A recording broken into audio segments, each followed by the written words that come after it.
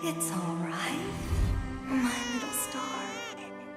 Look, Daddy's over there.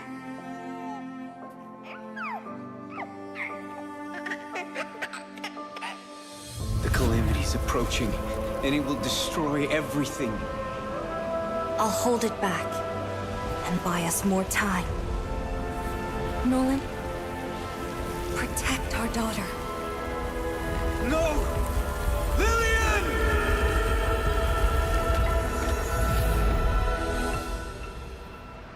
In 16 years, the calamity will return. I've already wandered countless universes, seeking an end to the impending catastrophe. There's no time to mourn, no time for regrets. I must fulfill my last promise before I can even hope to see my daughter again. But what chance do I have against the boundless might of the cosmos?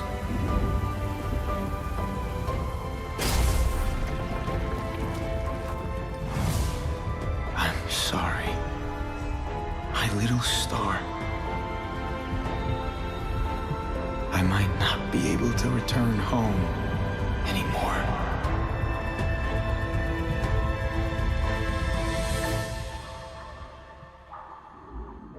I promise I will take her to see the star lanterns. I promise I'll teach our child how to wield this power. I promise I will sacrifice everything to protect her. I promise I will sacrifice everything to protect our daughter.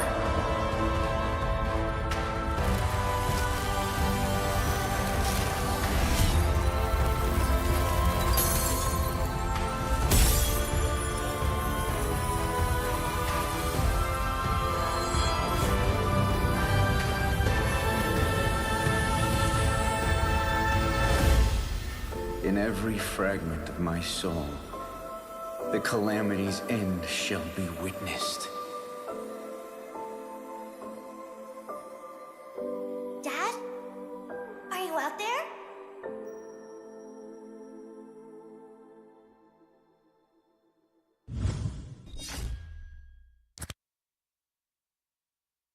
You have been slain.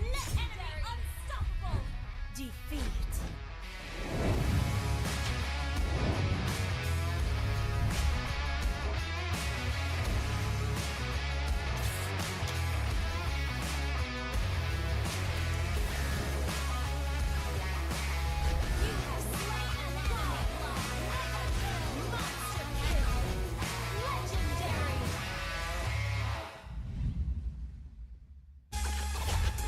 Tarian kepersada dunia. Masa untuk membuktikannya. Menari mengikut irama.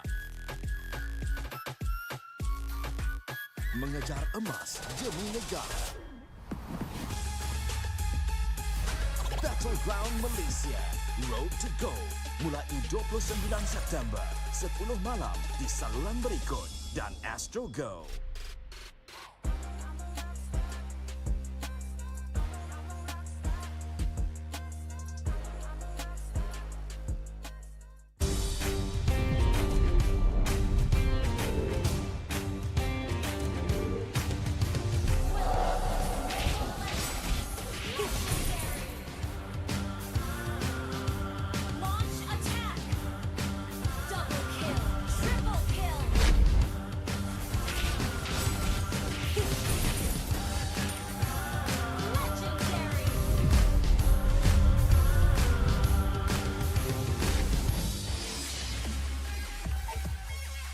Hello guys, mari bermain rank bersama saya. Kita orang sekarang mempunyai double star raising point dan double star protection points. Bonus ni cuma ada untuk 5 perlawanan rank game anda saja. So korang jangan lupa untuk bermain rank bersama teman-teman anda dan takluki Land of Dawn. Ciao.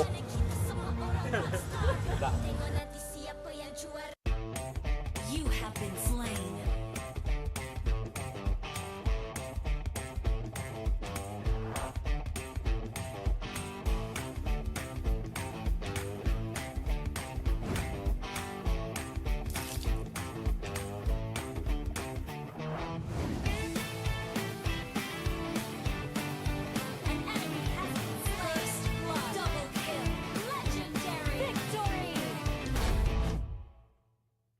Boleh. Gas.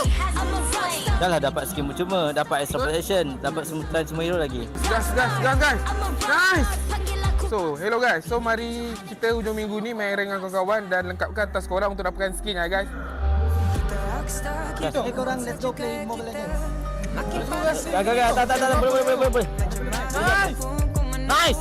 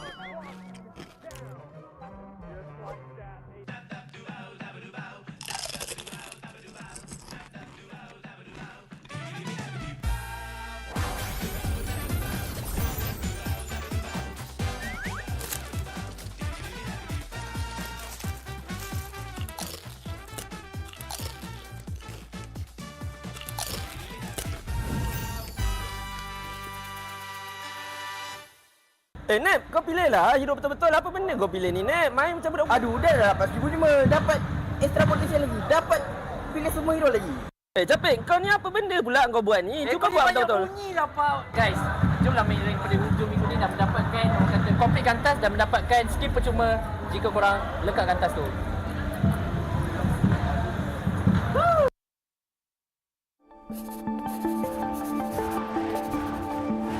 Kita selalu dengar ayat jangan kejut harimau yang sedang tidur, melambangkan jangan kacau Malaysia, nanti kita bantai kita orang.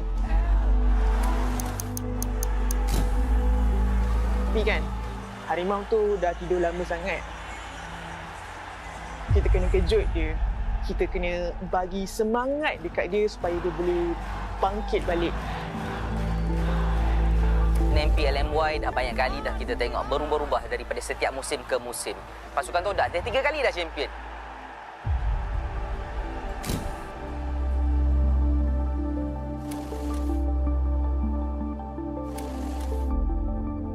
Pergi international macam tu juga. Pergi bawa balik sijil penyertaan.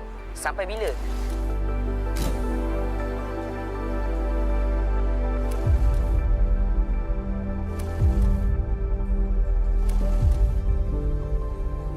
Kenapa kita graf kita tidak menaik? Kenapa tak boleh nak implement benda tu dekat Malaysia Awal ataupun bermain Mobile Legends sebenarnya.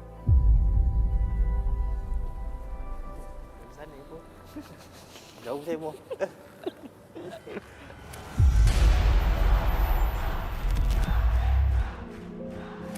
Saya daripada M1 sampai ke hari ini, saya masih lagi berjuang untuk industri ni. Kesedihan saya bila mana pasukan yang kita harapkan kurang memberi saingan lah. Kenapa benda ni berlaku? Kenapa graf kita tidak menaik? Kenapa menurun? Adakah terlalu berat tanggungjawab tersebut? Soalan personal lah. Kenapa Todak macam tu dekat international? Itu je. Dia macam target kat Todak. Kalau dari sudut pandang saya daripada M1 sampai ke M4, semua mutun punya terma international saya start bulan lepas kot. Tapi kalau saya yang main macam saya rasa. So, saya rasa dia sebenarnya kalah dekat mentality je kot. Bukan saya. Maybe ada beberapa dari tim saya. Bila diorang main je, diorang rasa macam, oh ni tak boleh, ni tak boleh. Takut kalau kita buat macam ni kan, diorang buat macam ni. Faham tak? Maksudnya diorang nak buat something tu, diorang kena tunggu enemy buat. Bukan kita yang mula kan. Itu kalau dari sudut pandang saya. Kalau apa beza daripada M1 sampai sekarang, M1 tu masa tu memang main semua lepas je. Tak kisahlah enemy buat ke apa ke, kita orang main ikut cara kita orang. Tapi kalau ikut dari sekarang, saya rasa macam tu lah. Dia mental block kot. Chifu, Repo dengan Zon. Korang dapat wakil Malaysia kat SEA Games dan korang dapat silver, which is very good. Tapi cukup ke? Korang punya pride, korang punya rasa excitement bila wakil Malaysia, bila dapat silver, adakah dia akan mati dekat situ? Ataupun korang rasa still terbakar, bukan setakat nak pergi M5, tapi nak menang? Where's the fire? Where's the passion? Is it still there? Ataupun korang dah reset sangat sampai fire tu dah hilang? Kau Aku pula. okay, Po. Macam mana, Po? Macam mana, Po? Dia lepas dah habis SEA Games tu kan, kita dapat nombor 2. Benda tu sebenarnya tak cukup lah. Dapat nombor 2, kita kalah dengan Filipin kot. Takkan kita nak kalah dengan Filipin? Malaysia kuat kot. So dari situ tak berhenti lah. Bakar dia tak hilang lagi. Dia makin bertambah bakar dia. Walaupun dah dapat nombor 2, memang kita bangga. Tapi dekat situ... Kita patut bangga. Kita patut bangga. Yelah, kita patut training bangga. seminggu. Tapi dekat situ tak membuatkan kita orang stop lah untuk terus berjuang untuk M5.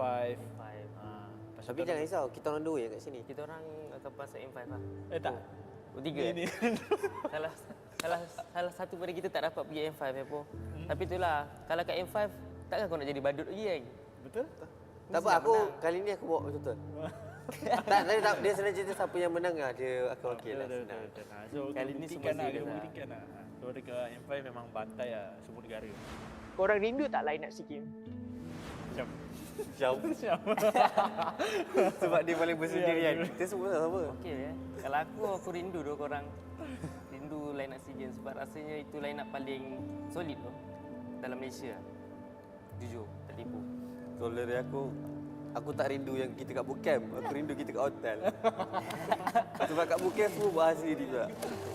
Dekat hotel tu yang dia rapat sikit. Oh, kau nangis Syah. Oh, nangis Syah. Mana ada nangis?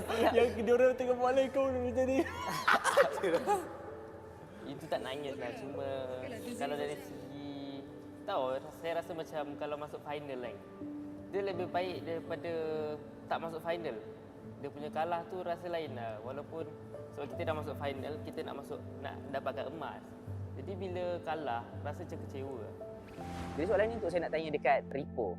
Kalau kata dah pergi ke international bermain di Indonesia, dapat banyak sangat pengalaman. Kenapa tak boleh nak implement benda tu dekat Malaysia ataupun pasukan Malaysia yang tak boleh nak hit that kind of standard untuk bermain di taraf antarabangsa? Ada macam mana pun? Tak apa dia cakap apa?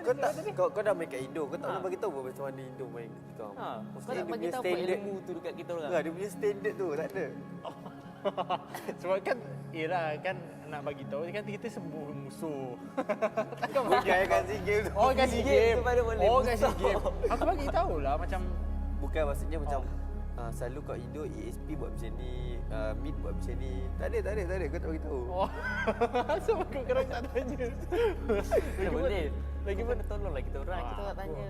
Aku tetap nak tolong. Maksudnya sebab mungkin daripada cara korang main tu dengan bila aku main dengan Indonesia dah hampir sama, tapi mungkin ada sikit-sikit je lah, tapi benda tu tak terlalu mengimpact kan. So aku macam bila korang main macam tu aku rasa macam oh betul lah tu, dia dah sampai sikit sama lah. So macam mungkin kalau ada perubahan sikit nak buat, aku boleh cakap dah hampir sama, mungkin macam hampir sama ke kita orang bawah lagi?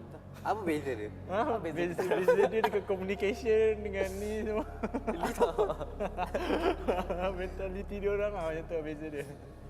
Apa masalahnya bila kita pergi kat international, kita tercek induk? Memang tu. Level Malaysia lain tu. Kalau MPL Malaysia memang lain gila dengan international.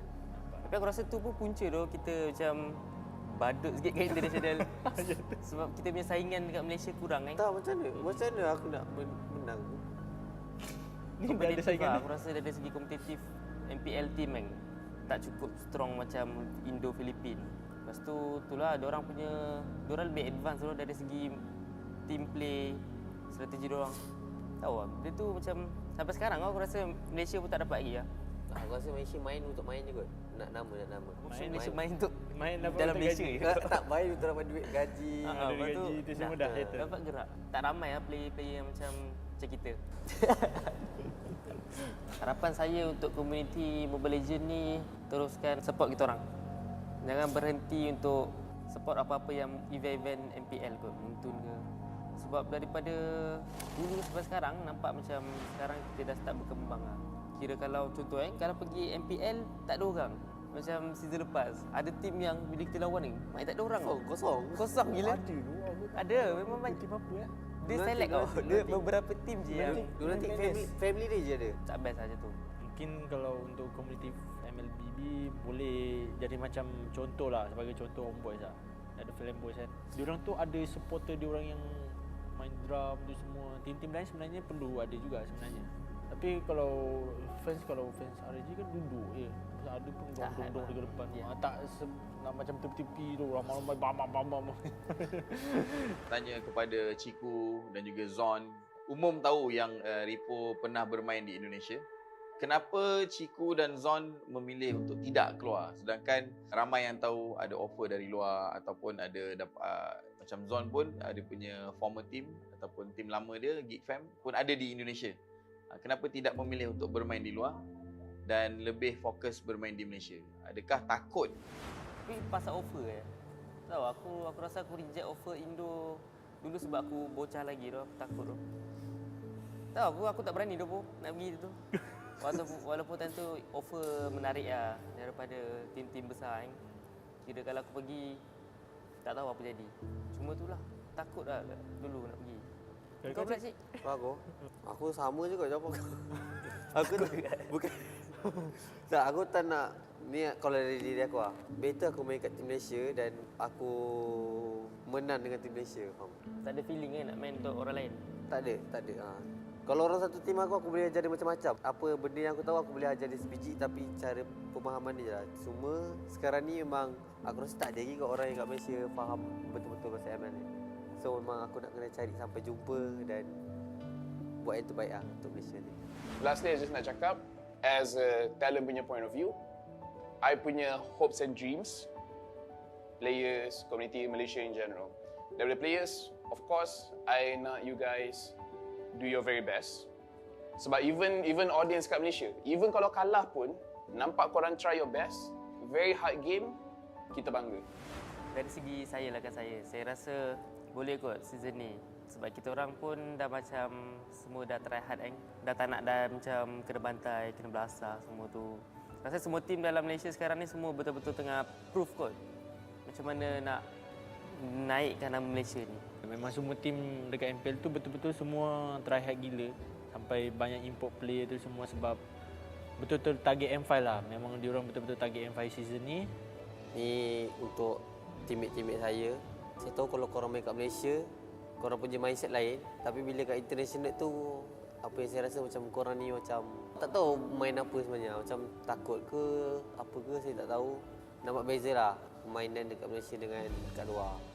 Season ni kalau betul-betul lepas lagi, kalau boleh, orang-orang lama tau. Orang-orang lama tu macam you, rival, Momo, ubah lah. Kita kena bagi kekuatan dekat dia, tak kisahlah kita sebagai public ke, sebagai team owner ke, organisasi ke, media ke, ataupun komuniti sendiri, kita kena bagi. Kita kena kejut harimau ni supaya dia bangkit semula, supaya dia lebih garang untuk tunjukkan yang hey, Malaysia pun boleh buat. Malaysia boleh buat benda ni sebab kita boleh buat sama-sama kasih jadi.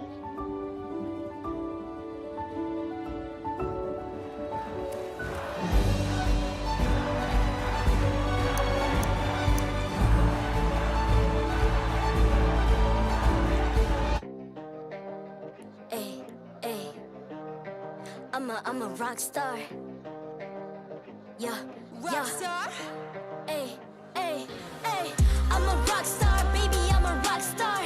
I'm a rock star. I'm a rock star. I'm a rock star. Panggil aku rock star. Ini kejohanan kita semua orang rock star. Kita rock star, kita buat saja gaya kita. Makin panas apinya sudah membara. Macam mana pun ku menempuh segala. Demi negara ku buat semua bangsa.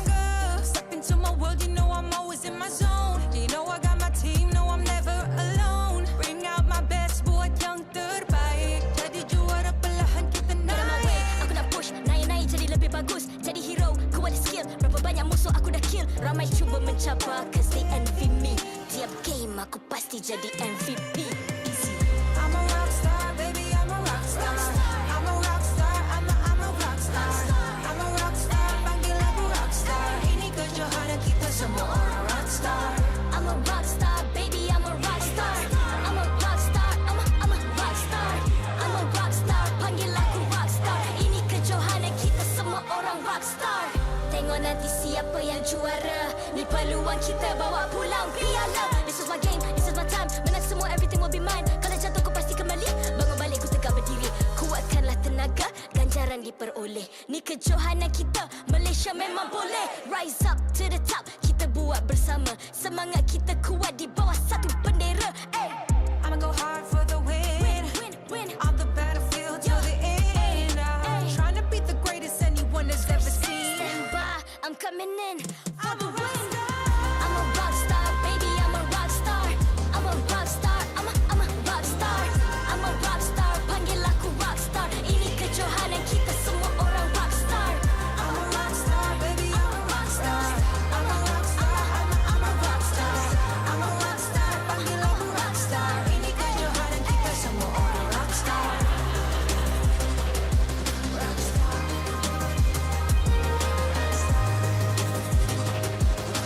Ini kejohanan kita semua orang rock star.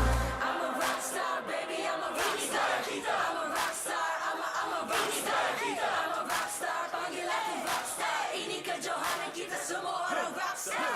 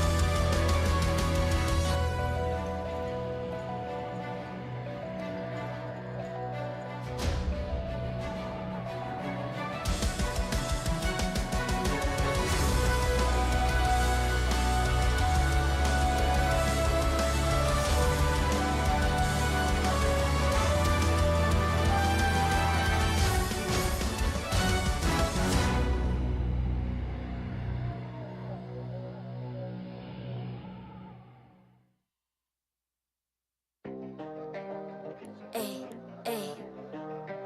I'm a rock star. Yeah. Rock star. Hey. I'm a rock star, baby, I'm a rock star. I'm a rock star, I'm a rock star. I'm a rock star, panggil aku rock star. Ini kejohanan kita semua orang rock star. Kita rock star, kita buat saja gaya kita. Makin panas apinya sudah membara. Macam mana pun kau menempuh segala. Demi negara kau buat semua bangga. Step into my world, you know I'm always in my zone. You know I got my team, no I'm never alone. Bring out my best, buat yang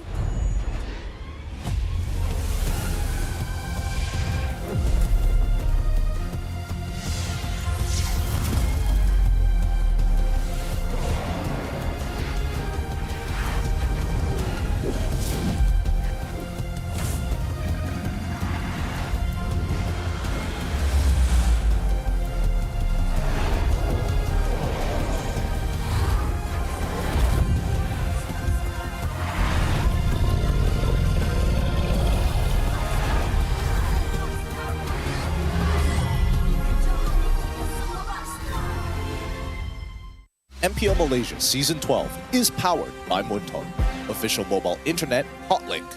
Score an epic MLB skin for only 1 ringgit with Hotlink. Summon your legends, unleash your style. Lightning fast gaming experience with Hotlink all new prepaid. Now with 5G. Visit the Hotlink booth today. Grind on. Confirm lah Nescafe. Never stop fighting. Grind on. Power up with only Nescafe. Thank you to all our sponsors for your support in MPL Malaysia Season 12. Selamat datang ke playoffs MPL Malaysia musim ke-12 bersiaran langsung dari Dewan Sri Putra Bukit Jalil. Anda bersama dengan saya Rose, host anda sepanjang musim ini, dan sekarang kita sudah berada di hari pertama MPL Malaysia Playoff musim ke-12. So guys, kita tahu 10 pasukan fought their way to secure the top 8 in the regular season. Tapi satu sahaja yang akan jadi juara MPL Malaysia dan akan mewakili Malaysia ke M5. Now, kita tahu semua pasukan musim ini sangat-sangat kuat sebab kita tak tahu pun siapa yang pegang slot upper bracket dan juga siapa layak ke playoff sampai hari terakhir regular season kita. So with that, kami nak mengucapkan ribuan terima kasih kepada semua penyokong dan peminat yang menyokong serta menonton pasukan-pasukan kegemaran anda di MPL Malaysia musim ke-12. Tanpa sokongan anda, kami takkan ada di sini. So, sebelum kita nak mulakan match pembukaan hari ini, mari kita tengok video pembukaan playoffs yang kami sediakan untuk semua penonton-penonton. So guys, let us watch this video.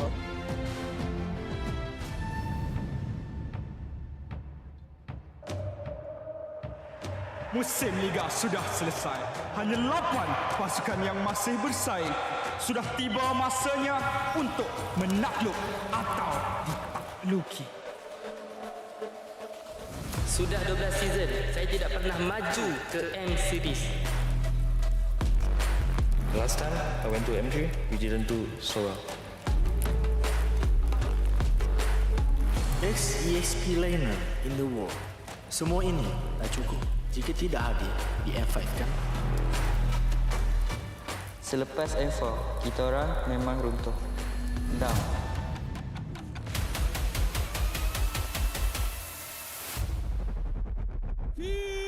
Tapi sekarang sudah recover.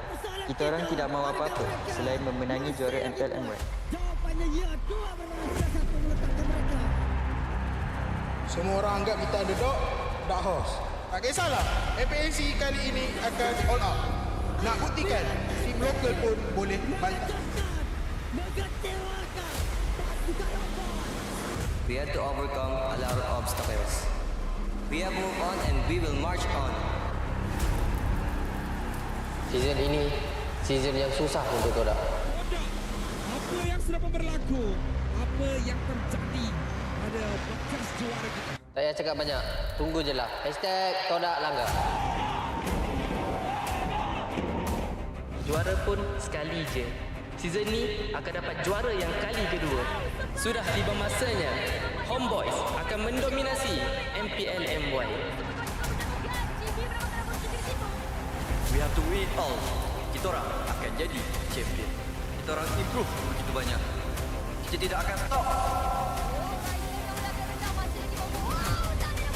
I want to prove that we can do better.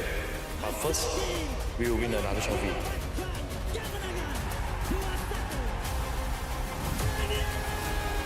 Permainan yang cukup bersedar pada RSC untuk mendapatkan terus win streak daripada SMC.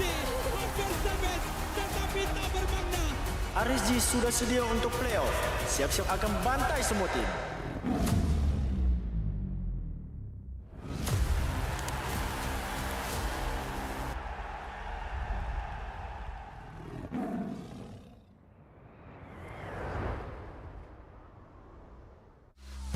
Playoffs introduction video yang I rasa semua orang boleh rasa panas dari semua pasukan yang layak ke playoffs. And I'm pretty sure semua orang dah tak sabar untuk mulakan kita punya playoffs. Betul ke tak? So with that, mari kita tengok jadual kita untuk hari ini.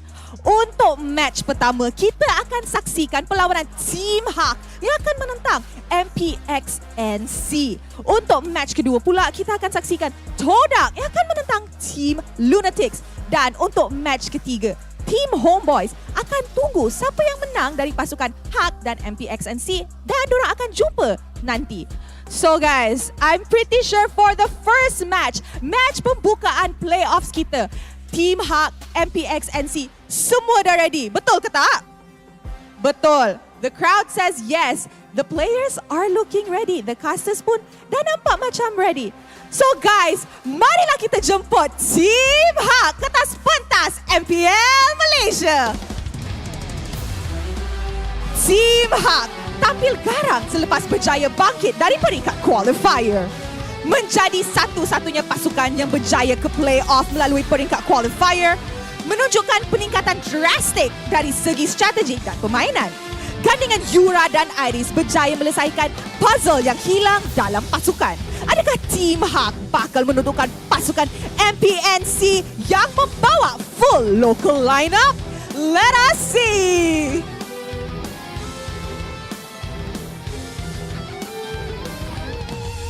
Give it up for MPXNC! Pasukan MPNC menunjukkan mereka merupakan dark horse untuk musim ini. Membuktikan pasukan dengan barisan pemain lokal mampu memberi saingan di era pemain import. Mencabar slot ke M5 menjadi target utama hari ini. Mampu ke MPNC menumpaskan bekas juara Team HAK untuk kepusingan seterusnya? Mari kita nantikan.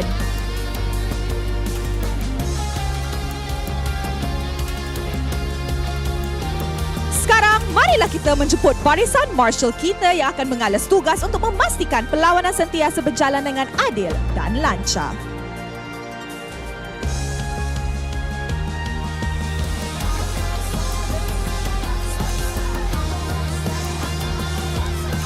Mari kita teruskan dengan fist bump di antara pasukan sebagai tanda profesionalism. Inilah gaya kita. Inilah semangat kesukanan kita. Kawan di luar gelanggang, lawan di Land of Dawn.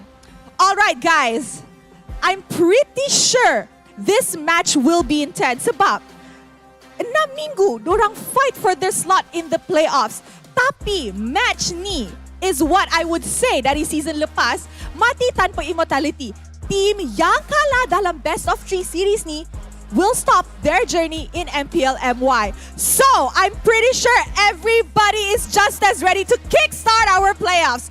So, with that, teams, this is your moment. Game on.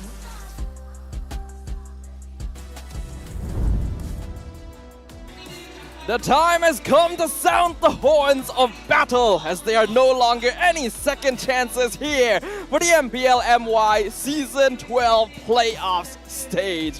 Welcome ladies and gentlemen, thank you very much for joining us here on the English broadcast. My name is Stafa. Joining me are Terrence aka Icy Baby 12 as well as Gideon, bringing you all the action as we figure out which of the remaining 8 teams will become our M5 representative. Of course, before we move on into the festivities itself, we gotta talk a little bit about Hotlink. Gideon, you wanna bring this up to the peeps? Well, you know, earlier they gave us a SIM card and they're like, make sure you showed this. I left it in my pants the other day and unfortunately when it came out of the wash, I got this. Ooh. Ooh. That is huge. It's huge because guess what they're offering you? A epic MLBB skin. Yeah, that is true. And it's crazy about it as well because it's only 1 ringgit if you actually subscribe to Hotlink right now. It's pretty much the easiest way to unleash your style and upgrade your heroes. And of course, if you want to win your games with lightning fast internet speed, what better else? Get Hotlink. You look at it, it's huge. Yeah, and I heard that the Hotlink all-new 5G prepaid is available right now. So, sounds like a pretty good deal overall. And if you guys want to make sure that your connection is as fast as possible to not miss a single moment of the playoffs, you are really caressing uncomfortably close to Hotlink right now. Don't worry about it. We'll let you guys get a room somewhere else, you know. But for now, we gotta focus on the playoffs. We got our first game of day 1, Team HAK versus MPXNC.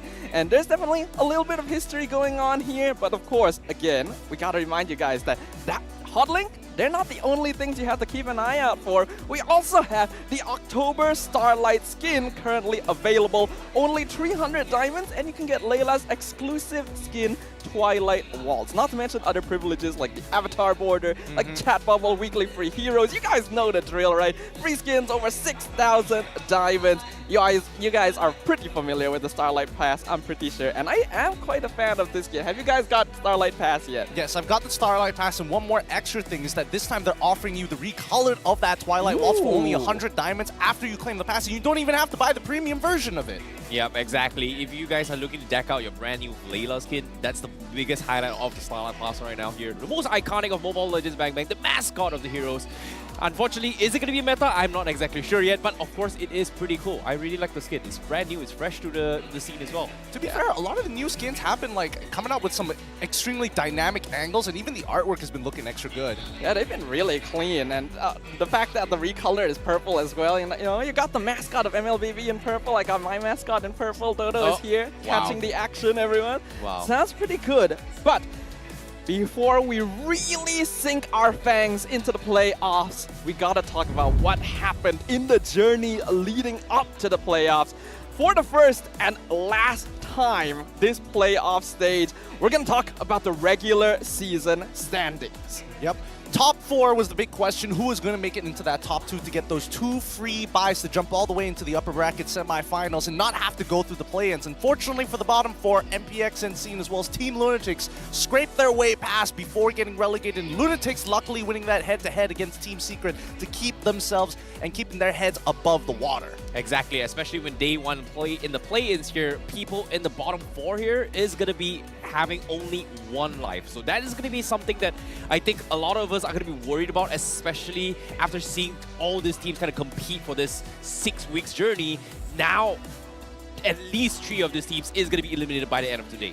It's also very clear, right, just how competitive this season has been overall compared to previous seasons where it wasn't clear exactly which of these teams were going to be like in the middle of the pack because it was so obvious, right? Top 1, top 2, bottom 2.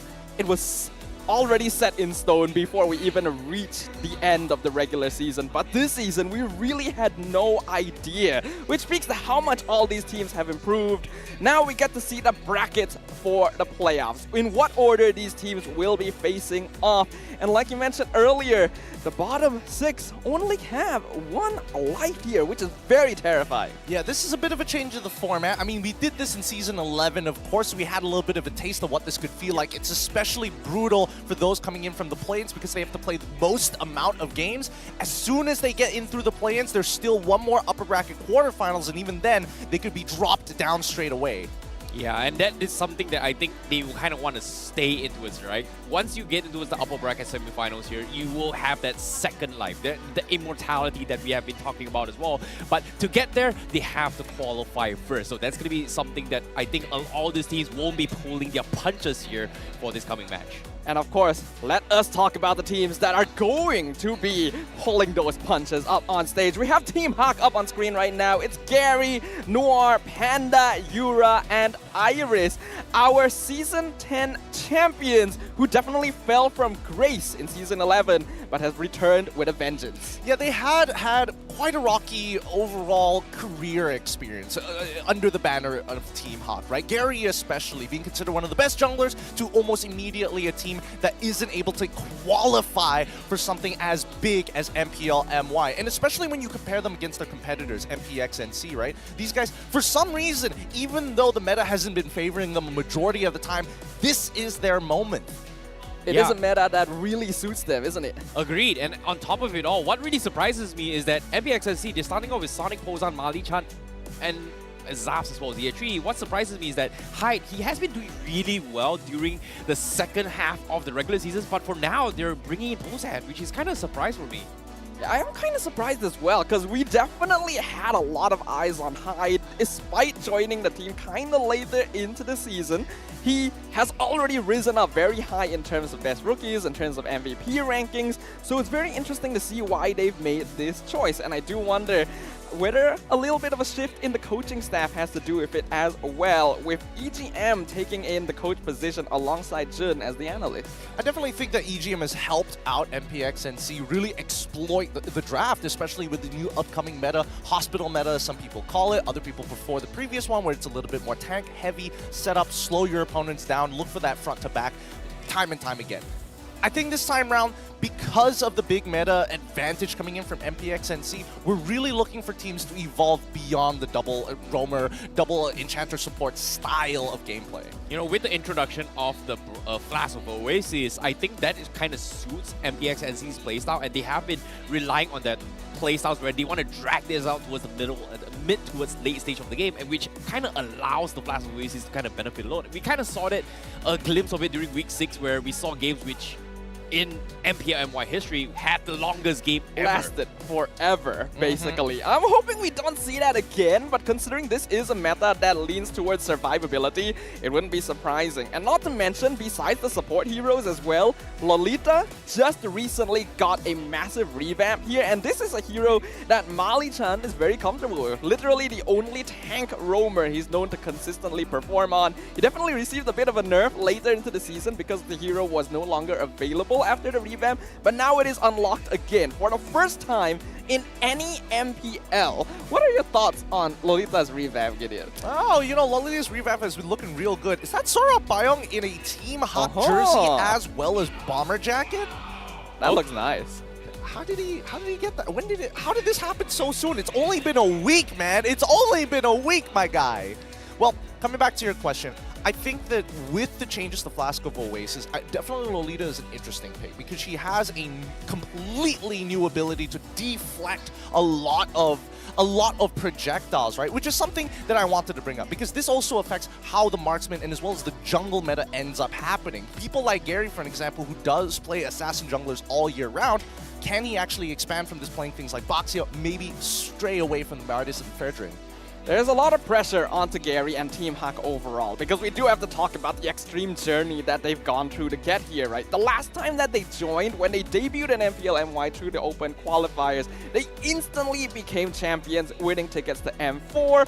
But unfortunately, like we mentioned earlier, fell from grace very quickly. Their performance in M4, while pretty solid for a new team, was not quite good enough. I think it definitely affected them, resulting in instant relegation the next season. Now, they've come back a lot stronger, but do you think that there'll be some pressure behind them to really perform after what happened? You know, that's the thing, right? You know, we are going to be expecting a lot more coming from Gary here, but whether or not can Team Hawk kind of adapt to the current meta is going to be the biggest question, because of course we are going to be leaning on MPXNC a little bit more, but it feels like from Team Hawk's performance during regular season, it feels very, very disappointing. But of course, when it comes to playoffs, anything can happen.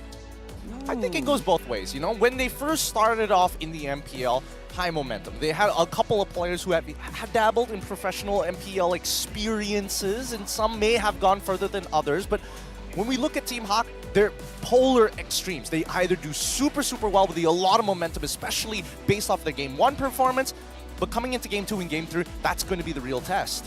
That is going to be the real twist, especially since NC has decided to bring in something a little bit different. We talked about this earlier, how Hyde has seemed to be the much more consistent player overall, with Pozan, the previous player of MPXNC when they were part of Season 11, taking an analyst position. He played one game at the end of the regular season, and while his performance definitely impressed me for someone who hasn't played for a while, I still don't know if it's enough to form a champion lineup. So it's gonna be up to them to prove us wrong as we enter the draft phase for game number 1.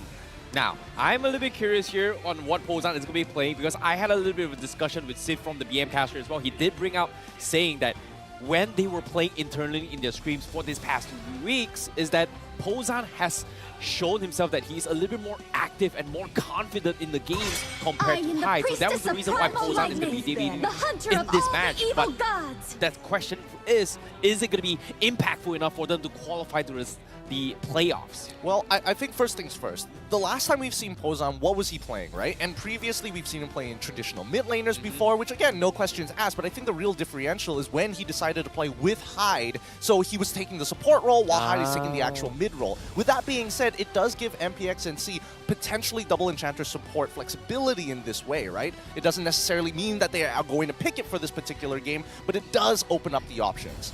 The question is whether they want to go with that option, right? This is something we kind of brought up. Even though the meta really leans towards MPXNC, there are times when having too many tools becomes a bad thing because there's no longer that focus, that direct goal of what you want to achieve in the draft, in the game itself, and that could be quite confusing, right? Like when you run into this sort of situation, what should you do as like a coach?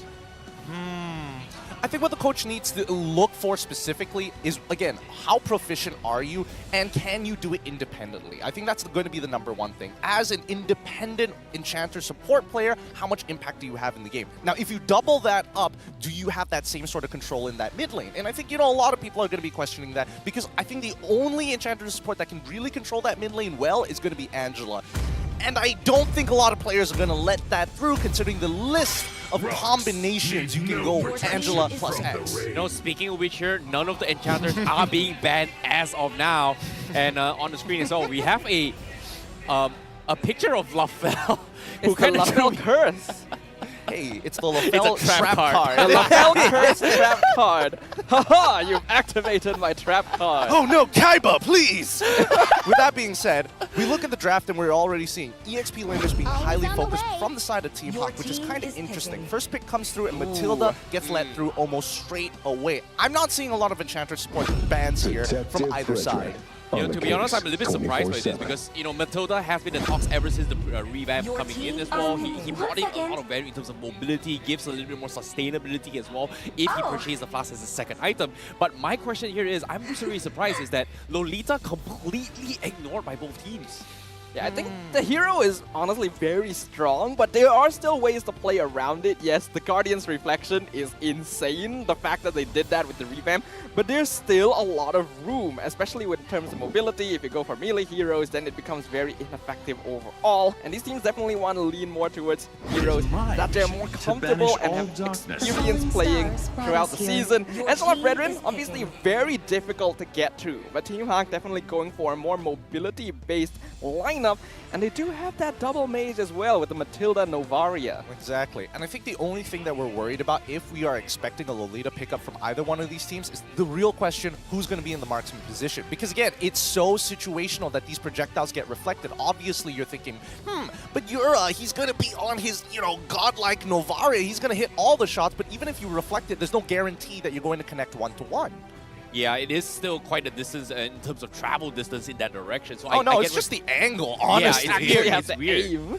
But at the same time as well, it feels like as of now, MPXNC, they're hovering in the fact that maybe they are going to go for that double Enchanter style. Like you said as well, maybe put Ozan in as an Angela, as a flex pool.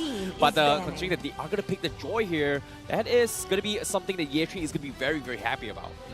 I like this a lot, actually. The Joy into the Matilda matchup. Generally, you're going to be jumping on one target. If Matilda tries to pull them away, even better. You get to maybe get 2 birds with 1 stone in these situations, assuming that you haven't used all your dashes just yet. But as we jump into the second half of the draft phase, big questions come into my mind. What's the EXP laner for the side of Team Hawk, right? Everybody's looking kind of squishy. I'm expecting that Lancelot coming from Gary to be more of a hybrid tank Lancelot. First thing I think is that Esmeralda has to go. You have the Heart Guard, you have Joy, you cannot give Esmeralda away, especially to someone like Iris here.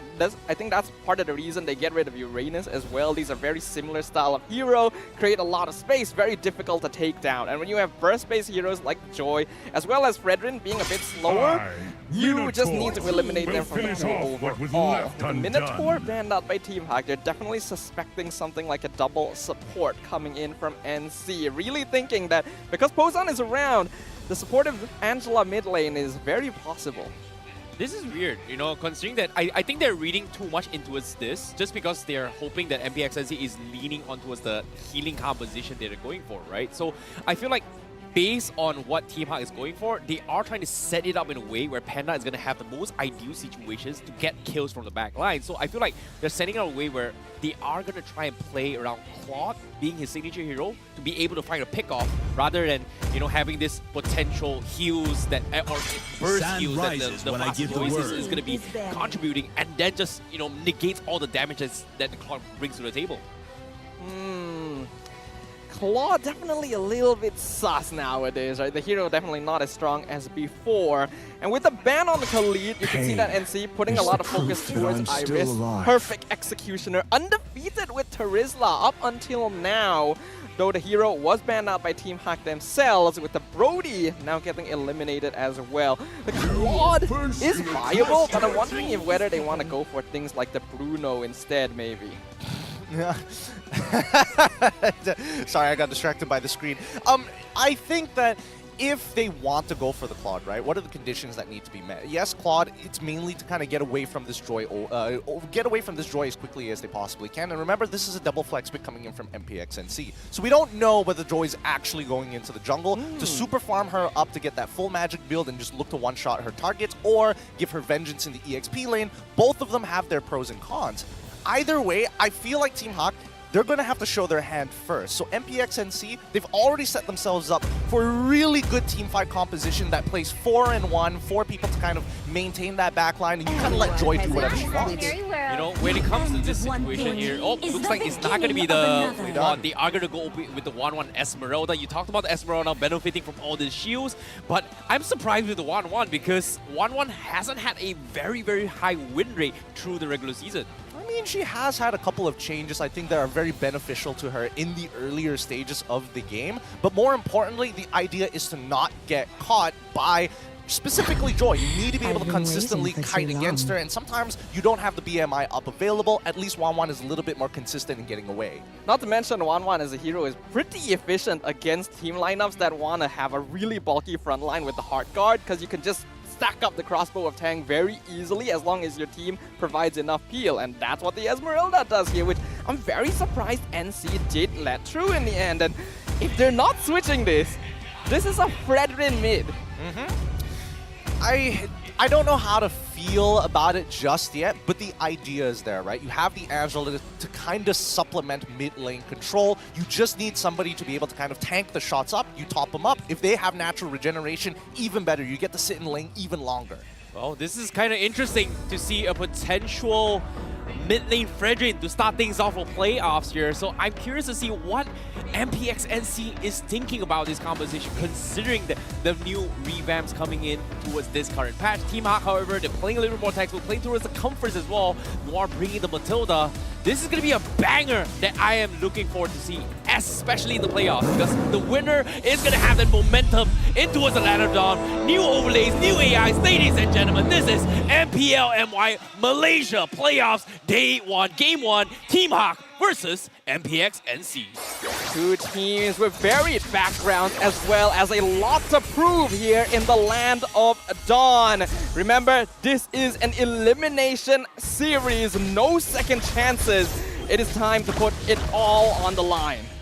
Now, I'm curious to see how Esmeralda's performance is going to be overall. Generally, in the earlier stages of the game, she's quite a weak hero. Her numbers aren't very, very good. Her regeneration almost feels like it's forever, but that's why people use Common Emblem to kind of supplement it so that you can stick around and you can get these long, consistent trades, especially against Blue. You know, this is interesting here because I do see emblem pickups coming from MPXNC where they are trying to take advantage of rotations in between the lanes while in the river. So I guess MPXNC is going to be leaning on more on grouping up as 5 and rotating quicker, I guess? Absolutely, because they got to protect Zob somehow, right? He's playing a pretty annoying matchup here, which is going to be the 1-1 into the carry. She's naturally short range. In team fights, it's going to be difficult to get those free hits in comparison to Panda, but it's all about the way that you trade, right? If Zob ends up losing this early stage of the game, then it's pretty much all up to Sonic to kind of pull it back together. What is interesting is that when you see the Wilderness Blessing, it's pretty common for the roam and mid to go for it, but Zavs actually had the Wilderness Blessing as well on the gold lane. So is this indicative that they want to move around with the carry, or is it more of a safety response? Well, let's not forget that carry does take a lot of items to actually get to the position that she wants to. And how this first fight actually is going to go, yeah, there's no point actually committing too hard on it because yeah, won't die. But to come back to your question, it's mainly after you clear that bot wave, expect to see Carry run up through the river, pick up the mid wave, and then come back down to get both of those waves at the same time.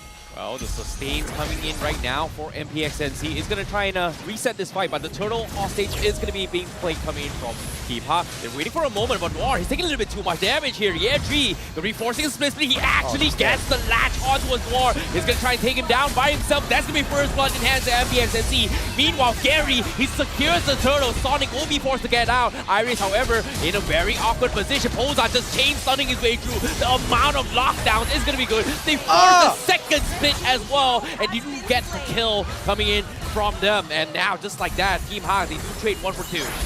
Quite messy there coming from both these teams. These are the types of fights that NC are looking for with this draft. I really like the way that they rotated Tree into the mid lane, switching with Pozan to make sure that they were both level 4 before the turtle fight, because they can just flaunt their bulkiness with Mali-chan at these early stages. But the fact that Gary still got the turtle after all of that is going to be huge for Team Hawk. Yeah, at least we got to see how MPXNC actually wants to run this composition.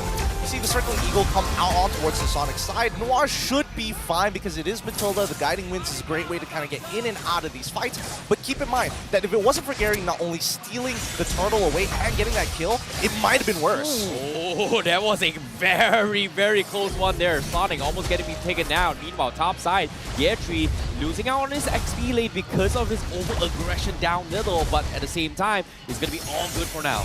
Meanwhile, bottom lane though, they do try and force the issue. Noir trying to bait out reactions, but MPXNC, they are going to be able to defend this. Really good call there. I like the spacing from Team Hawk. They know that they can easily escape, so it actually allows them to make slightly more aggressive movements.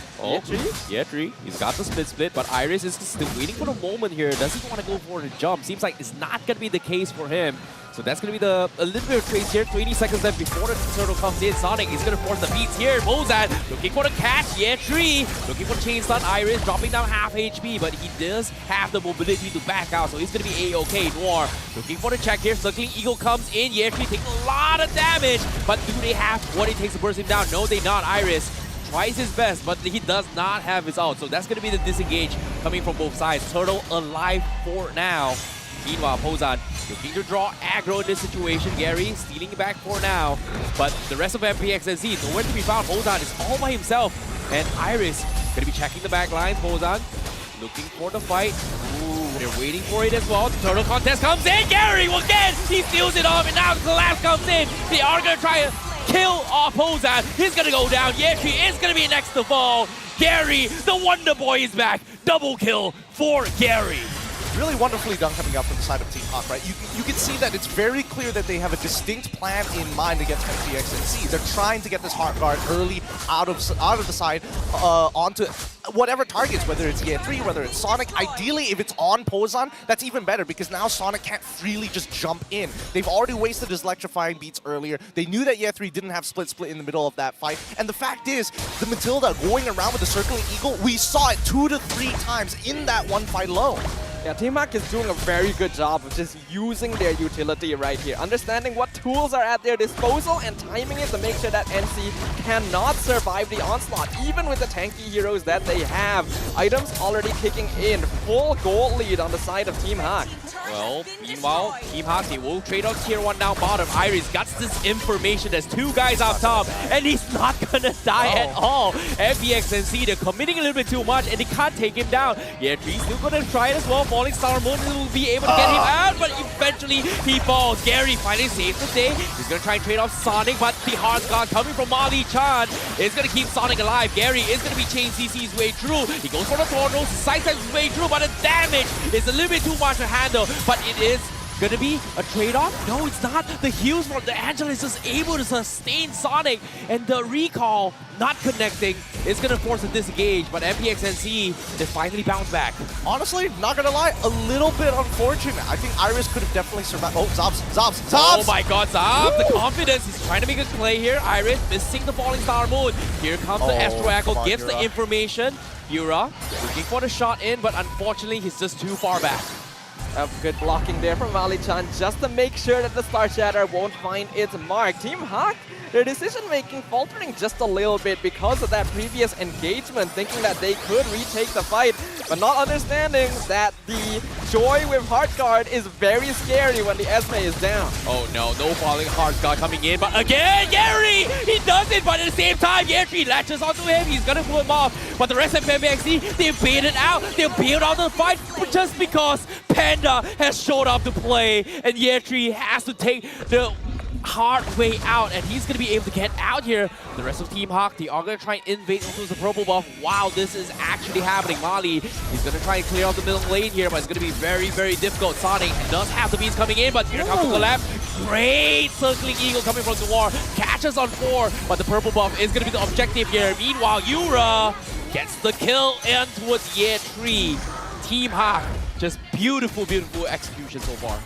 So far, just nicely done from the side of Team Hawk. Everything they're doing right now has some sort of plan. The only time that they falter is when they make those split decisions like we saw earlier with the Esme and as well as Gary, both resulting in them dying in a very short period of time. But these neutral objectives, right? They're so free for the side of Team Hawk. So far, Gary has won out all of these turtle fights. He's taken all the neutral POIs across the map, and you can see that his level lead is making quite a difference against Sonic, who is constantly getting mirrored by Noir, and not only that, Yura being a pain as well. Okay, Gary, he's gonna get dived on, and that's gonna be MPXC chain stunning, getting him as well, but now the trade-offs are coming in. The Astro Echo connects on 4, but Team Hawk will not pursue. But is it going to be enough to scare him off? Because MPXC is going to try and take tier 1 before the turtle. Meanwhile, middle lane here, Panda finds a kill on Sonic. That's the jungler down. And MPXC, they have to back out. But Noir is going to be showing a little bit more presence to try and interject this fight. Hozai goes up for the taunt as well. Noir, he wants to pick up Zaf, but he won't be able to get him out. So that's going to be MPXC respecting this, giving away control to Team Hawk. Yeah, the game plan really falling out of MPXNC's hands right now. This is a lineup that should have a pretty good foothold earlier in the game because of how bulky they are, but their team fights have just been very split overall, and I have to question whether Sonic is kind of uncomfortable here. This is a more high mechanic hero than usual for him. Oh, no. I think that's less on him and more so how Team Hawk are pressing him, right? Because every time Yura has just been making sure that he has vision on him with the help of Noir, stealing away camps, and not only stealing camps, forcing out retributions coming out from Sonic early on into the game, allowing Gary to walk in for free and steal camps or secure all the neutral objectives like we were talking about earlier. Yep, seems like Gary is going to be the POI coming in from MPXNC, but as of now, the Lord Dance comes in. MPXNC cannot commit to this because Iris is shoving the lanes down bottom here. MPXNC, they have to make a play soon. This time, they do get the Lord aggro. They send in Sonic to defend down bottom, so it is going to be taking a little bit of a while here because both junglers are nowhere to be seen from both sides here. But now, Gary finally shows himself in the midst of it all. 20% left on the Lord. Yetri collapses, he tries to latch him off, but again, Gary steals him off. Yetri gets taken down by Panda. MPXNC a little bit late with the hard scars coming from Mali-chan. Panda also looking extremely sharp today. He hasn't made too many mechanical mistakes overall. Well, none at all so far, but I want to hold my tongue. We can't talk in absolutes. We know how these caster curses get very, very real, very, very quickly. Okay, speaking of real, Noir getting a little bit surprised, but MPXNC, they don't have the damage to burst him down quickly. Yeah, I think this is a big problem, honestly, for NC. They just don't have enough damage overall. When you have Fredrin mid lane along with Blue and Angela, there's a lot of dependence onto Zaz, who's not able to find the space he needs to actually engage onto Team Hawk, especially with Noir's presence on the field. I mean, he does need time to scale. I think a lot of the eggs were put into Sonic initially for that early game damage, but Team Hawk, a majority of them have already completed Radiant Armors just to negate that fact. So right now, it's switching the itemization. You have your Radiant Armors, now you're starting to look for things like Dominance Ices to reduce the healing, and more importantly so, just to be able to kite a little bit more, brute force breastplate coming out from Iris. Oh no, Sonic, he needed the purple buff, but he retreat on Gary instead. So that's going to be a little bit unfortunate events. However, with the Lord knocking in down bottom lane here, Team Hawk, they have all the control to force this fight here. Circling Eagle comes in with the big Astro Echo. Connects on them, they keep Zaps alive, but Zaps will not be able to save Yetri here as he gets bursted down by Team Hawk. Now, escorting the Lord here, Team Hawk, they are going to try and get a little bit more. Gary gets out towards the middle lane, tries to shove the tower here, but unfortunately, MPXNC, they will be able to hold on for now. Ooh, this has become a very difficult situation for MPXNC, and Team Hawk are doing a great job of coordinating their movements. That extra movement speed from having Matilda, Novaria, and Wanwan definitely helping out in outplaying their opponents, because right now, basically almost every player on NC needs Hardguard to actually be able to take the fight into Team Hawk. And once they see that come out, they know that they can focus everyone else. It's resource management, and I think that so far Team Hawk are abusing the mechanics a lot better than MPXNC, considering the early game start that they had. With the 7K gold lead at the very least, Team Hawk have one opportunity to try and close out this game before we hit the later stages, and I don't think Team Hawk wants to be in that position where they are potentially having to deal with Sonic with full items, Sabs with full items as well. They're gonna do everything they can to avoid that. Right now, doing a great job of controlling the jungles overall, continuing to steal away camps from Sonic right now. Still not able to hit that level 15. Definitely costing him in terms of how much he can influence the map overall. At this stage, it's not impossible yet for NC to make that comeback, but like you said, it really depends heavily on whether or not they can create the space that Zavs and Sonic needs. They find it though. We see an early Winston nature coming in from Zabs, and definitely understandable when you're up against the Wanwan so far. But the hardest part is how do you catch the Wanwan, right? That's the majority of your damage on the side of Team Hawk, and not to mention that Iris is coming to a point where he's pretty unkillable too. So unless you are targeting one by one, if MPXNC decides let's take out Iris first and then maybe look for another opportunity, that might not even be the play because Team Hawk can still play 4-1. Yep, seems like that's going to be the case here, but Team Hawk, they've got all the information to work with here. They know MPXNC does not have the numbers advantage. They are going to try and collapse on this. Sonic gets completely bursted down, and Bozan is going to be next to fall. No one's home, and Team Hawk was able to get 2 easy pickoff, and now the hostage begins here. Gary going to be making work on towards the Lord. Zap tries to show a little bit of a force here, but there's just nothing much MPXNC can do. Wait, have you been watching a lot of Criminal Minds or something? What's up with this hostage situation? I thought it was called Lord Dance these days. Close enough, honestly, right? You have a 7,000 gold lead, it definitely feels like a hostage situation. And right now, Team Hawk, I mean, they started to play disrespectful, specifically coming in from Panda. He didn't need a face but check that bush. He honestly didn't have to. Nurar was nearby, they had Yura at the same time. The fact that they used Panda specifically is to make sure that MPXNC bites on the bait. They are confident that Panda will not die even if he gets caught. I don't even think he was being used as bait at that point. That's just Panda falling into his usual habits. He is one of the more aggressive gold laners we have in the league overall. And now that he has the Rose Gold Meteor, why not, right? That explains why he was able to get that extra shield, that extra health. Not too sure if Noir has a flask of the Oasis. Gonna have to check that afterward. But wouldn't be surprised considering how easily Panda was able to get out of that sticky situation. And wow, that is a high number on the hit rate. Yeah, he has been hitting some good shots, and even the ones that miss. Agreed. Now to start things off as well, Bozan getting chained the way through.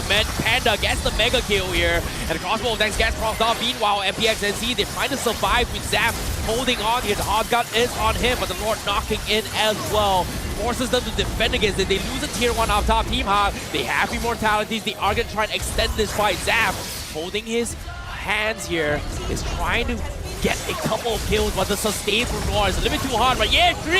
He gets bursted down by Gary immediately. Zap, he's trying his best to do damage, but he's focusing on the minions instead. Meanwhile, Sonic, he gets catch off outside the base, and they are now in a 2v5. And Team Hawk, they're trying to kill him off, and Zap, he is holding on, but he is not be able to clear it all because the crystal is gonna fall, and Team Hawk takes the first game in the plains. A disaster for MPXNC as the Season 10 champs come in fighting, swinging their punches left and right, not giving a single opportunity away to their opponents. Beautifully predicted, beautifully played. Some really nice coordination coming in from Team Hawk to perfectly control the map, and their draft perfectly responded to what NC wanted to bring to the table. I think this is just great pre-preparation coming up from the side of Team Hawk. They banned out some high-impact heroes coming in from the A3. They made sure that they played the 4-1 strong. They had a good early game to close this out very early against MPNC. Now it's about MPXNC looking to adapt.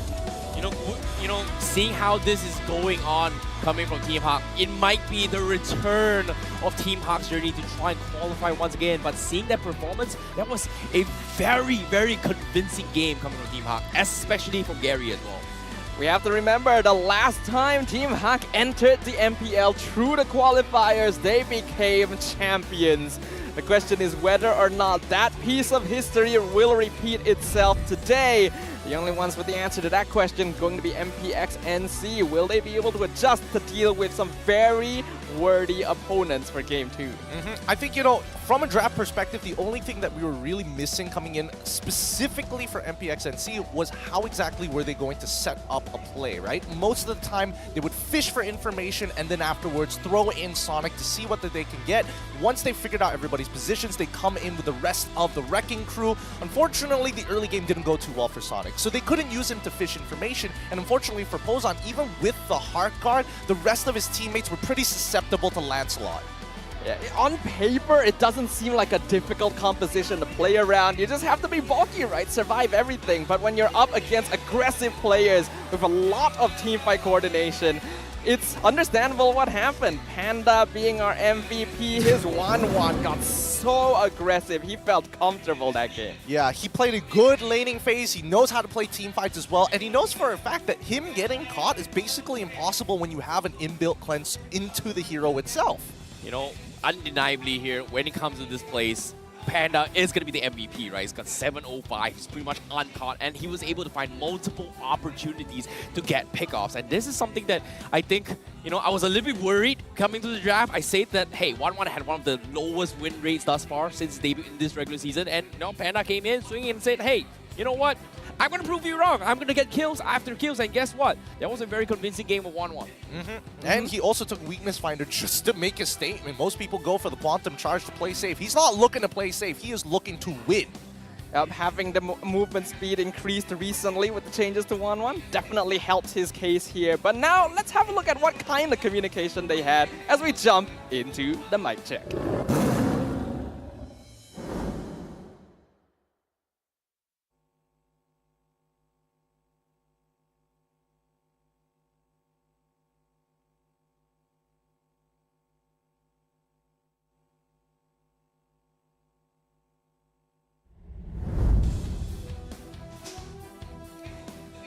Man, communication's so clean that they don't even need to use words to tell each other what to do. This is literally non-verbal communication. Like one-to-one. That's how good their chemistry is. No, it's called telepathic messaging, man. Telepathic messaging? Yeah, they take themselves into a next level where they can read each other's minds. More so, I would say it's closer to lip reading.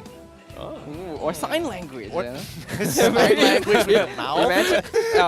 Imagine you're playing ML and you have to do sign language with your hands.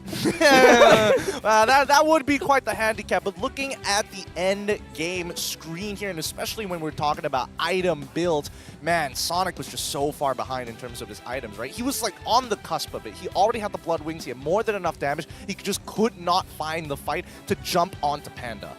Yeah, I feel like the eye for opportunity was a little bit lacking because we do know that Sonic tends to want to be the one engaging, be the bulkier hero that jumps in first, but now he actually has to take a step back. And it's Pozan who's in that position instead. And we know this player to be a bit more of a stand at the back with artillery mages. So already NC went into this game more uncomfortable than usual. And when you're against Team Hawk, the Esmeralda, we already pointed it out. This is a hero they shouldn't let through. They let it through. Noir did a great job of enabling his team. Gary securing every single turtle. Panda, no more words need to be said. And the team just seems to be operating at full potential today. I don't know. I think that Esmeralda, with or without it, would not have made a difference. Like, they could have played Grok, and I think it still would have had the exact same outcome because it's all about lane control, and half the time, it's not like we saw Esmeralda really counter the Heart Guard half the time. Yeah, I agree. And at the same time as well, I want to talk a little bit more on how MPXNC played that situation here because, you know, the idea on how they wanted to play was being able to out-rotate Team Hawk. in the laning phase, as well as getting to team fights, right? That's the whole reason why they got the wilderness blessing to begin with. But that didn't exactly happen because all Team Hawk did was just stay their lane and have Iris just completely dominate MPXNZ, giving so much information, which kind of resulted in them just completely blundering in what they wanted to achieve, which is the numbers advantage. I don't really know if Iris was completely dominating the lane as we would like to imagine, right? Let's say, because in the early stages, like EA3 was getting some better trades overall. I think the biggest gold leaps that we did see in the match actually came through when those fights ended up dragging on, and then Lancelot starts getting pulled into these fights, and then all of a sudden you see 3 members of MPXNC with the Heart Guard running up to the top side of the map, and I think that's what really costed them the most, because all that time wasted means that Sonic is not farming and Lancelot is. Yeah, they weren't really able to control the map overall, because when you have 3 Wilderness Blessings, when you have the Heart Guard, you expect them to have more of a presence across the map. But Team Hawk was moving faster than them throughout the first few minutes of the game entirely, like no contest at all. And that's against a Jungle Joy. You would expect Sonic to have more pressure overall, but no, that just wasn't the case. In fact, a lot of the time, when Gary secured the turtle, the Joy wasn't even there part of the fight. Yeah, I mean, Lancelot's a level ahead, right? Those small early interactions, and especially when you're contesting POIs. And for those who don't know what POI is, points of interest in the neutral zone, which could be Little Wanderer, Gold Crabs, and including Lord as well as Turtle. They're basically uncontestable when you are a level ahead of your opponent. And worst yet, we did see a good amount of Matilda saves, right? Sonic is waiting for that guiding wind to be used. Yeah, it's just a lot of multiple times as well. Mobility seems to be an issue, but when it comes towards the highlights here, you know, it felt like MPXNC had a great start in the first 4 levels of the fights. Yeah, things were moving pretty smoothly initially, being able to get a first kill onto Noor, and then extending the fight because they believed, hey, we're tanky enough, we'll be able to get more kills. They get Iris, that's not too bad, but every single time they are losing out on this turtle trade. And then after that, they're losing 1 or 2 members as well. And on paper, this seems like, oh, it's a fine trade for NC. They just wait until Zavs comes online. But the more advantage they give to Team Hawk, the faster this team moves, the more control of the map they have, and the easier it is for them to force NC into uncomfortable engagements. And that's why we are seeing in the later stages of the game that Panda really has a lot of relevance, because not only is he able to farm for free, he's able to hit for free, and the early as well as mid game is basically saved by Gary, who has been trading 1 for 1 and stealing every single neutral objective from MPXNC, winning them out in the EXP lead overall. You know, it feels a little bit disconnected here coming from MPXNC in that play itself, especially when Pozan is back in the roster here. Would you say that it might be a wrong move? I think that a lot of it just comes down to draft more than anything else, and the way the early game was played. I think if they fixed the early game and actually went pretty dead even in terms of like gold lead, it probably would have been a pretty long game overall, because it's a very difficult lineup to actually penetrate unless you develop an advantage, which Gary was able to achieve. So first things first, adaptations, I think you gotta make sure that Gary isn't able to kind of power farm in that same manner and clean up that early game, and I think they should be okay. I think in the draft coming in from MPXNC may have been a little bit responsive in the end, right? Because they picked up the Fred, they picked up the Joy. It seems obvious this is going to be their jungle EXP interchangeable. Then they had to grab the glue because they figured the Esme is a possibility and we need more flexibility to be able to deal with it in lane. I don't know if Pozan mid was already part of the plan from the beginning, but I wasn't a big fan of it. This is putting another player in an uncomfortable spot. Not to mention that Pozan still has only played 2 games so far this MPL season. So we'll have to see. I do feel like Hyde should get a chance on that stage, match the aggressiveness of Yura overall, but hey, we'll see what the plan is. I don't know how aggressive you would call Yura. I would say that you give him information, he'll make stuff happen. You don't give him information, it's a very different playstyle overall, right? Yeah, that's the thing about information. I feel like Team Hawk just had the better information game, not just about the Astro Echo providing it free with Ultimate, it's also how they position himself and getting information. Because there were a couple of moments where it was pretty apparent that MPXNC was not in position to contest for a Lord fight, and they showed both Sonic and Yeatri in there without the rest of the teams, and because of that, hey, you know what? Because there's no one in all the surrounding bushes, Team Hawk just said, hey, I'm just gonna take the fight, I'm just gonna get the kill. So I feel like communication and rotation-wise, obviously Team Hawk is looking so solid in game 1. It might be the warm-up jitters, it's just day 1, it's a pretty early morning, but I feel like now, being MPXNC in this situation, they cannot afford to have that right now, because if they lose this, it's over. Yeah, that's the thing. That's the danger of the play-ins. Everybody wants to be top 2 just so they don't have to go through this phase at all, and you immediately get that immortality. But we got to talk about Gary here, because again, he is one of the few members that have been sticking around with Hawk since the beginning, right up till this very moment here. He's a phenomenal jungler. He's especially mechanically talented. So far, we've just been waiting for Team Hawk to find the right parts to make this car work. Gary has been having a difficult time in the previous seasons when the jungle position became more of a utility spot, but now that you can flex those assassins once again, we get the return of a player that caught the eye of even the international scene. On the opposite side, we do have Sonic. Overall, his number is going to be a lot lower. Comparatively, he is the one that wants to play those utility heroes, stand in front, tank damage, the Fredrin, the Baxia, more comfort to him. So putting him on the Joy previously definitely didn't look very clean. Well, I think, I don't blame him for it. I definitely saw moments in that game where it's like, oh, I can do this. I just need to wait for the guiding winds. The problem is Noir is holding him hostage a lot of the time, right? You don't want to have electrifying beats and all of a sudden, wow, the person that you're targeting flies halfway across the map and out away from your fight, away from your electrifying beats. Yeah, that's why I was very surprised that Matilda got slid off in towards the ban phase, especially with the recent patch coming in. Even in public games, every single game people was just banning up Matilda, banning over and over again. So what's really surprising was that, but at the same time, I understand the thought process that MPXNC was trying to bring to the table, right? Because MPXNC, oh, wait, I know Mali likes playing Angela. If you want to play the mage role, we don't have enough magical damage. That's why they forced in the glue, they forced the Joy into the jungle to kind of compensate the magical / physical damage department in terms of balancing it out in terms of team fight. So I feel like that situation kind of messed them up in Game 1's draft. Hopefully, Game 2, it is going to be better for them. I get where you're coming from. It's important to have balance in your draft. Make sure that your damage is mixed overall. But I think a lot of it did also come down to the fact that their lineup was a bit too bulky and not enough damage in that early game. And too much confidence that Pozan or Year 3 would just be able to stand in front and take everything until Sonic is ready to contest hurdles. I don't know if it's like just the fact that... I agree with all your points, don't get me wrong. I think that Team Hawk had really good itemization to begin with, because Esmeralda, what do you build as a first item? Immediately, Iris is like, give me a Radiant Armor now. I don't even want the Enchanted Talisman because of my common emblem. So this is all pre-planned. Team Hawk had a very good idea of what items that they need at what phases. Early game, Radiant Armors. Later stages of the game, now we start thinking about anti-heal. Because as long as this early game, as well as these usual objectives are taken away by Gary, honestly, we don't even have to be in the fight. True. Overall, just really nice planning coming in here from Team Hawk, definitely helping out in making that game go so much easier, so much smoother. But we'll see. This guy. And they're even calling out Shamilo. That's the way, Rose. That's the way. Not everybody can be Poji. They're having a good time down there. Just like Team Hawk, gonna have a good time again as Noir picks up the Matilda for the second game in a row. This time being able to ban the Angela on top of that.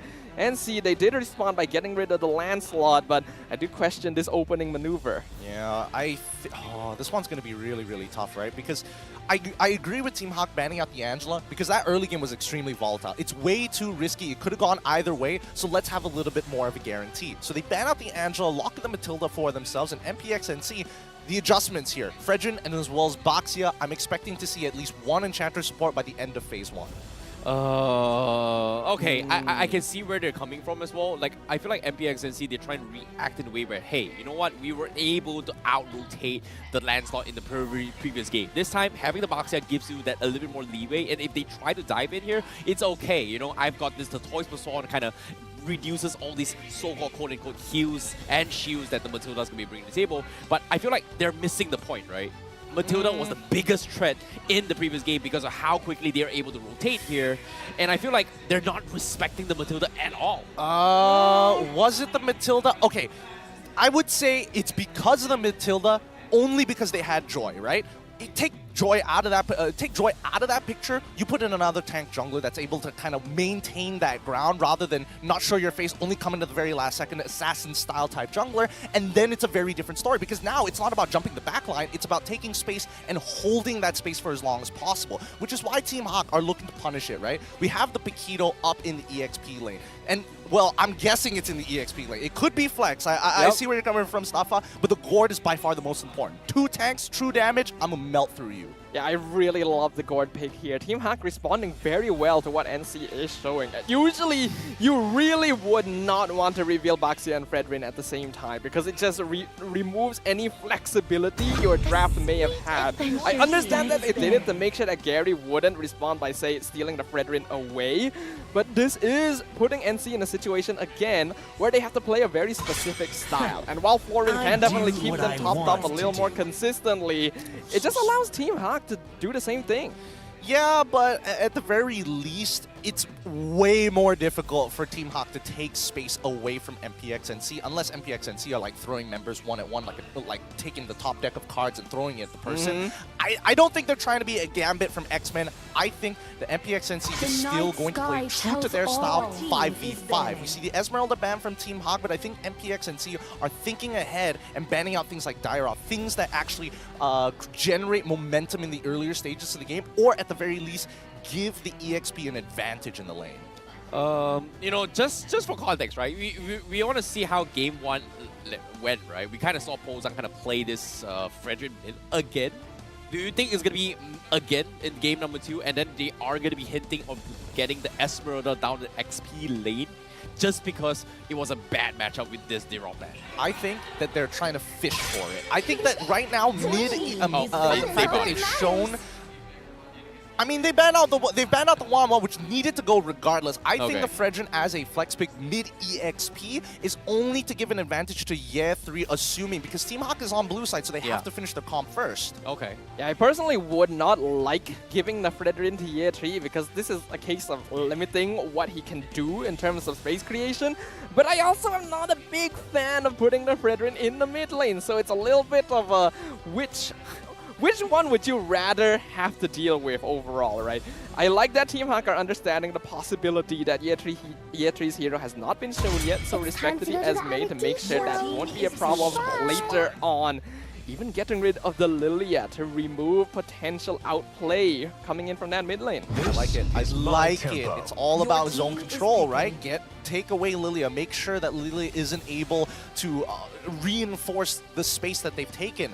Brody gets picked up for the side of MPXNC. A pretty good blind pick here because we don't know what to expect from the side of Team Hawk. Just a wild guess, potential wild guess, I'm hoping that Ixia shows up here. Ooh. Oh, wow. That's a wild shout, but at the same time, yeah, I can see where you're getting at, but at the same time, because they have this Sentry Gord, right? It's kind of status like there, but you called it. Nice. Good job. And the Martis. Well done, Team Hawk. I do like this a lot. I am a fan of Ixia overall because we really don't get to see enough of this hero. You have something to say. Yeah, that's the thing, right? Since Gideon is bringing it up here, you have played a lot of Ixia.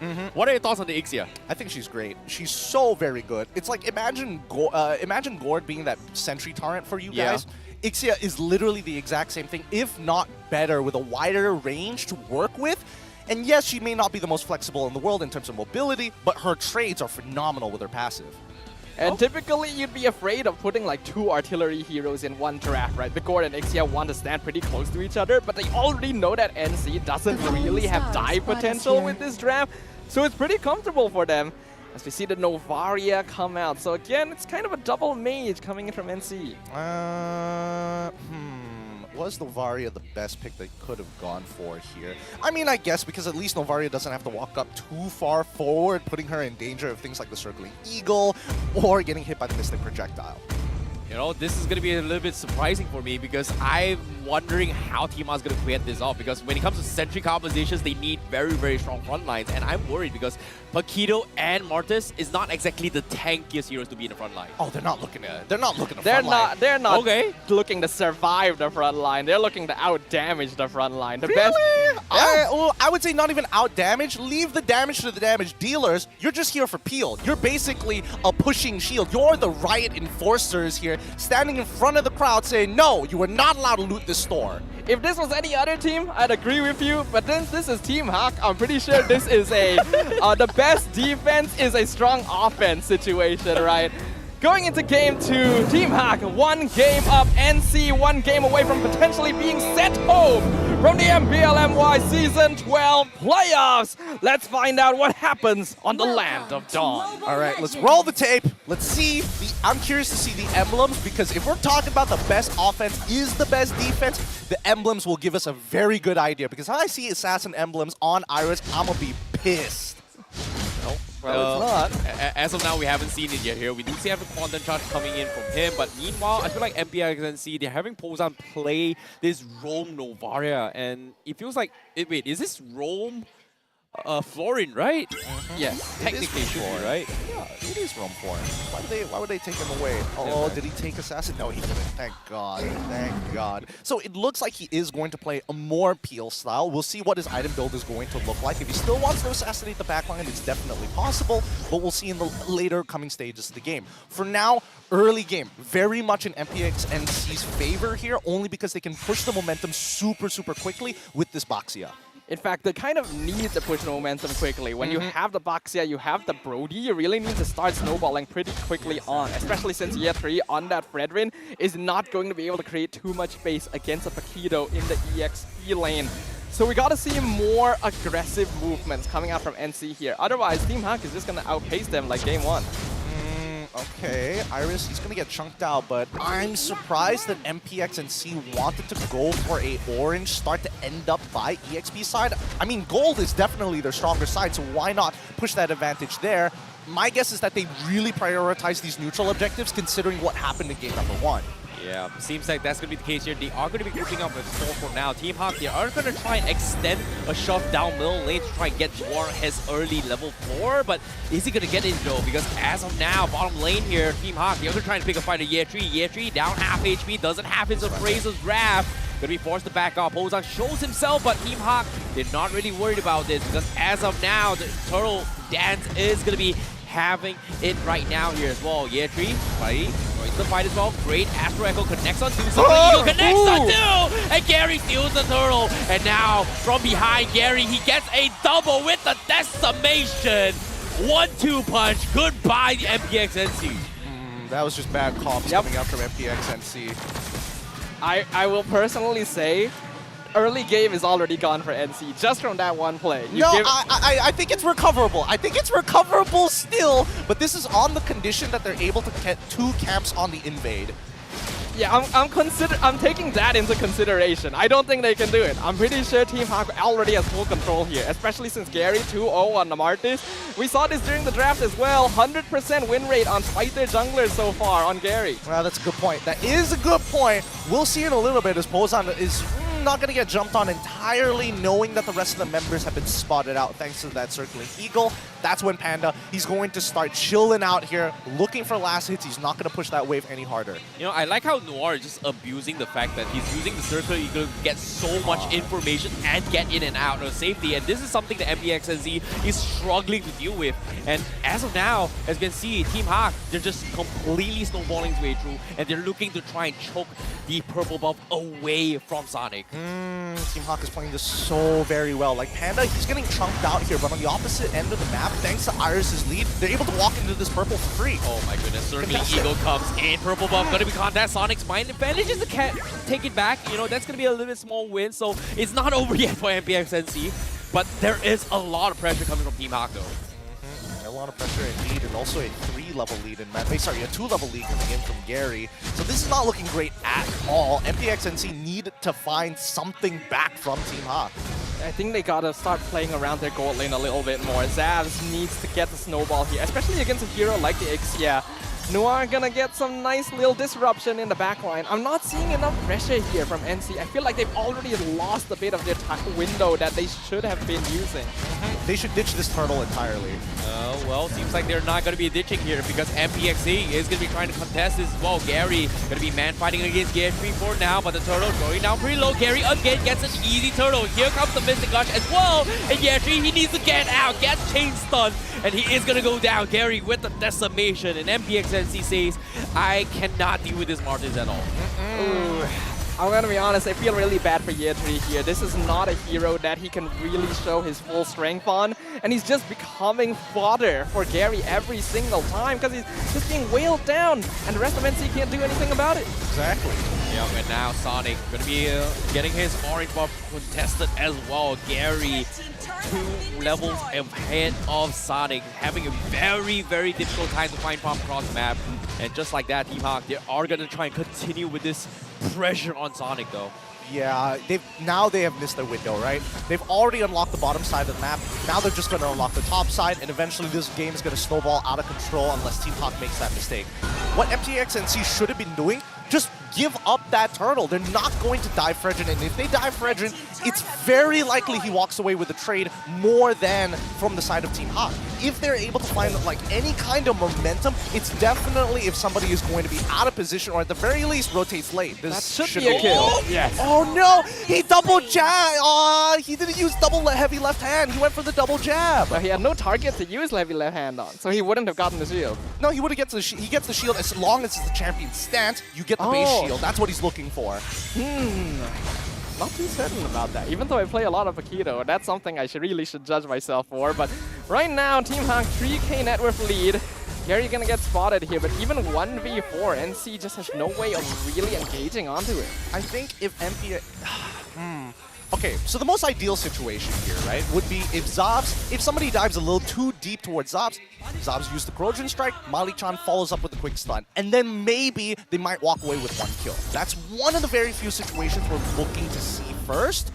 But in the meantime, if they can unlock him from this lane, that would be even better. Oh boy, Sonic, he's taking a little bit too much damage from his turret here. Half HP, Team Hawk, Panda, they're looking for the Inks out there. They will burst out Valley. Sonic, however, still trying to survive this, but it's not good enough because that is going to be him getting punished for his positioning.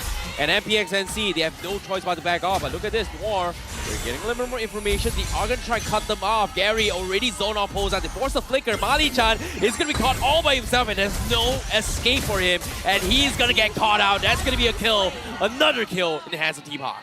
Great momentum from Hawk. Again, just great map movements, just cutting them off at every single angle. You try to start sieging our top tier 1. We're just going to try and flank you, intercept you as quickly as we can because we have so much of an advantage and we don't mind trading a support, maybe even an EXP for your jungler. Yeah, they did get the kill onto Iris earlier, but Hawk are still the ones in full control at this stage. Oh boy, Mystic Gush being popped off as well. Sonic gonna be backing out, but yeah, Tree dropping down low. That's amazing. Oh, the heal! He gets pulled back. The heal's coming from Mali-chan. Messes up his estimation, and it's gonna be him going down here. Dead. And Zaf is looking for a kill. Torn apart memories comes in, and that's gonna be MPXNC with a return kill. However, Zaf, he won't die here, but Team Hawk, they're still continuing with the pressure. Iris continues to shove the bottom lane. Tier 2 secured, but he needs to get out here because MPXNC, they know he's here. They want to try and get the kill. Sonic misses the shield unity, and Iris mocks him for it right now. And that was very good with the Florian ult there to get the kill onto Gary, but losing Zavs there instantly evens out the trade. So that's not what NC was looking for there. The team wasn't able to collapse fast enough to make sure that Zavs wouldn't get easily picked off there. And he had too much of an eye for a kill right there. That's a bit of a desperation play. NC needs to pull it back together. I think that MPXNC going for a trade like that is actually more worthwhile. Going 50-50 against an opponent who is ahead is more beneficial for the team that's losing out in the gold compared to the team that's ahead, because you're able to maximize the amount of time, that gold lead maintains to be the same. At the same time, Iris, he's gonna be picked up. That's gonna be a great ambush coming in here. Meanwhile, Team Hawk, they're gonna try and trade a tier 1 down middle here. Now, Circling Eagle has been used. MPXNC, they are looking for the force. Viper pulls on, cannot get out. The burst coming in from Yura is a little bit too good. Mystic Gush comes in now. It's going to be a 4v4 situation at the Lord pit here, because Gary is trying to hold them down for now, but MPXNC, is this the perfect time to fight here because as of now, they just don't have Hozan to give them those information here. Noir looking for Circling Eagle, getting information, checks the bush briefly as well, but Team Hawk says they want to position the Lord first. They're using Euron to try and zone them out, get value damage, but for now, nothing super huge yet. They're waiting on the reactions here, but here comes the collapse to get the taunt onto his Noir, but he manages to get out, and he is going to be in a little bit of trouble here. Gary taking a little bit too much damage, and Yetri finds the pickoff, and now the Lord is going to be out for grabs, and that's going to be an easy one for Sonic to secure it when Gary is down. MPNC, they find the opportunity, they find the mistakes from Team Hawk. Beautifully done from the side of MPNC. It could have been done cleaner, but they got the most important target by bluffing their opponents. You jump onto somebody who's not as important, right? Hoping and desperately praying that Gary is going to turn away from the neutral objective to fight them. And once they man-fight him, then MPNC immediately pounce on the target. Saving the floor in all there for the precise situation shows why this is Malijan's signature hero overall. And the scaling is starting to kick in a little bit. Zav's 4-1 is a legitimate win condition for MPNC. Yep, especially with Weapon Master as well. I mean, this first Lord isn't going to get too much, but at least it evens the score and especially saves them from the early game disadvantage that was generated. Yep, and as of now, Team Hawk, they took almost everything to actually try and contest this, but at the same time, you know, they were able to get a little bit of value here in the bottom lane, but for now, MPNC, it seems like this is exactly what they want, especially for Zap here. I think what's going to be the scariest now is when these teams are able to push into the base. I think especially right now, NC has managed to regain some momentum, but if they're able to start sieging inhibitors, then Panda becomes a very big problem. Because right now, they're winning these fights by grouping up as 5, and they're able to really take advantage of their numbers. If they're not too careful, a very good full barrage will instantly dismantle them. Yeah, and I think even with the heal, he's just going to power right through that heal. The longer they stay in the full barrage for that full 4 seconds, it's essentially over for them. We look at the item build so far, and honestly, very cost efficient coming in from Zaz, right? Blade Heptacy is very traditional into Malefic Roar. He's not looking to get the demon. He's not looking to get a Blade of Despair anytime soon. He's thinking about survivability and what truly maximizes against his current target, which is Gary on this Bardis. Yeah, I'm a fan of this build overall, making sure that he has the items necessary, starting to take some towers in exchange. I think NC are quite okay with losing all of their external structures at this point. The more they can trade out against Team Han, the better the chances will be once we come to another Lord fight. This is going to be a little bit of a problem here because if you think about it, I'm surprised that MPNC is still trading 50-50 to Team Hawk, but that's exactly what they were going for, right? Because if they go to late game on the territory, this is where the Bloom is going to have the significant advantage on Zaps to one-up Panda in all the scenarios. Well, I do think that the full Bloom is going to get transferred over to Pozan later on just to be able to abuse the extra magic ability power in this particular case to benefit Pozan with every single one of those Star Shatters. So I think Zav's in the meantime, he's going to get the natural passive. He's going to be able to get the spell vamp at the same time, which is totally fine for him in this case. But as soon as it gets to that final form, it's probably going to transfer over with Luminous Lord available and an Astral Echoes to open up that that top side of the map. At least MPNC, they've only spotted out 2. They still need to figure out how they're going to approach this fight.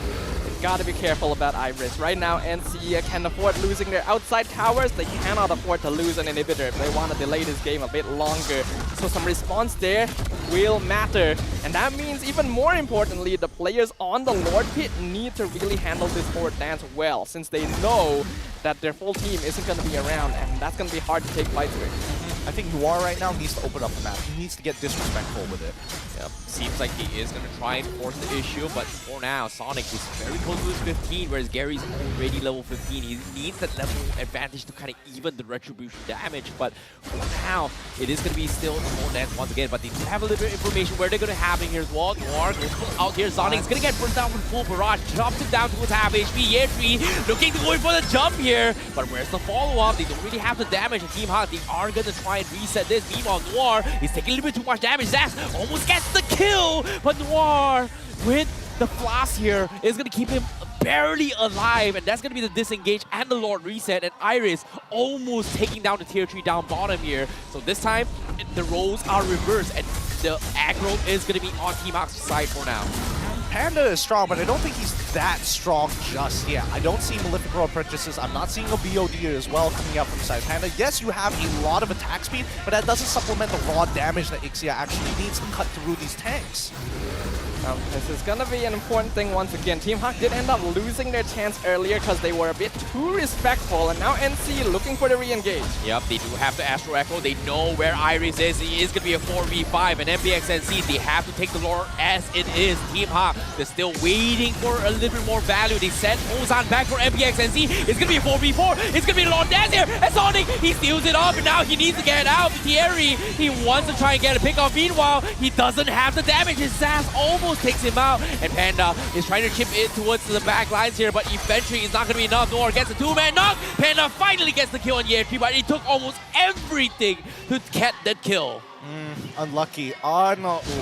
Gary losing out on that 50-50 against Sonic at such a bad time as well. They really needed that Lord to be able to try and create even more of an advantage as they move and progress deeper into the later stages of the game. But now that MPXNC online, this is where it's going to get tough for Team Hawk.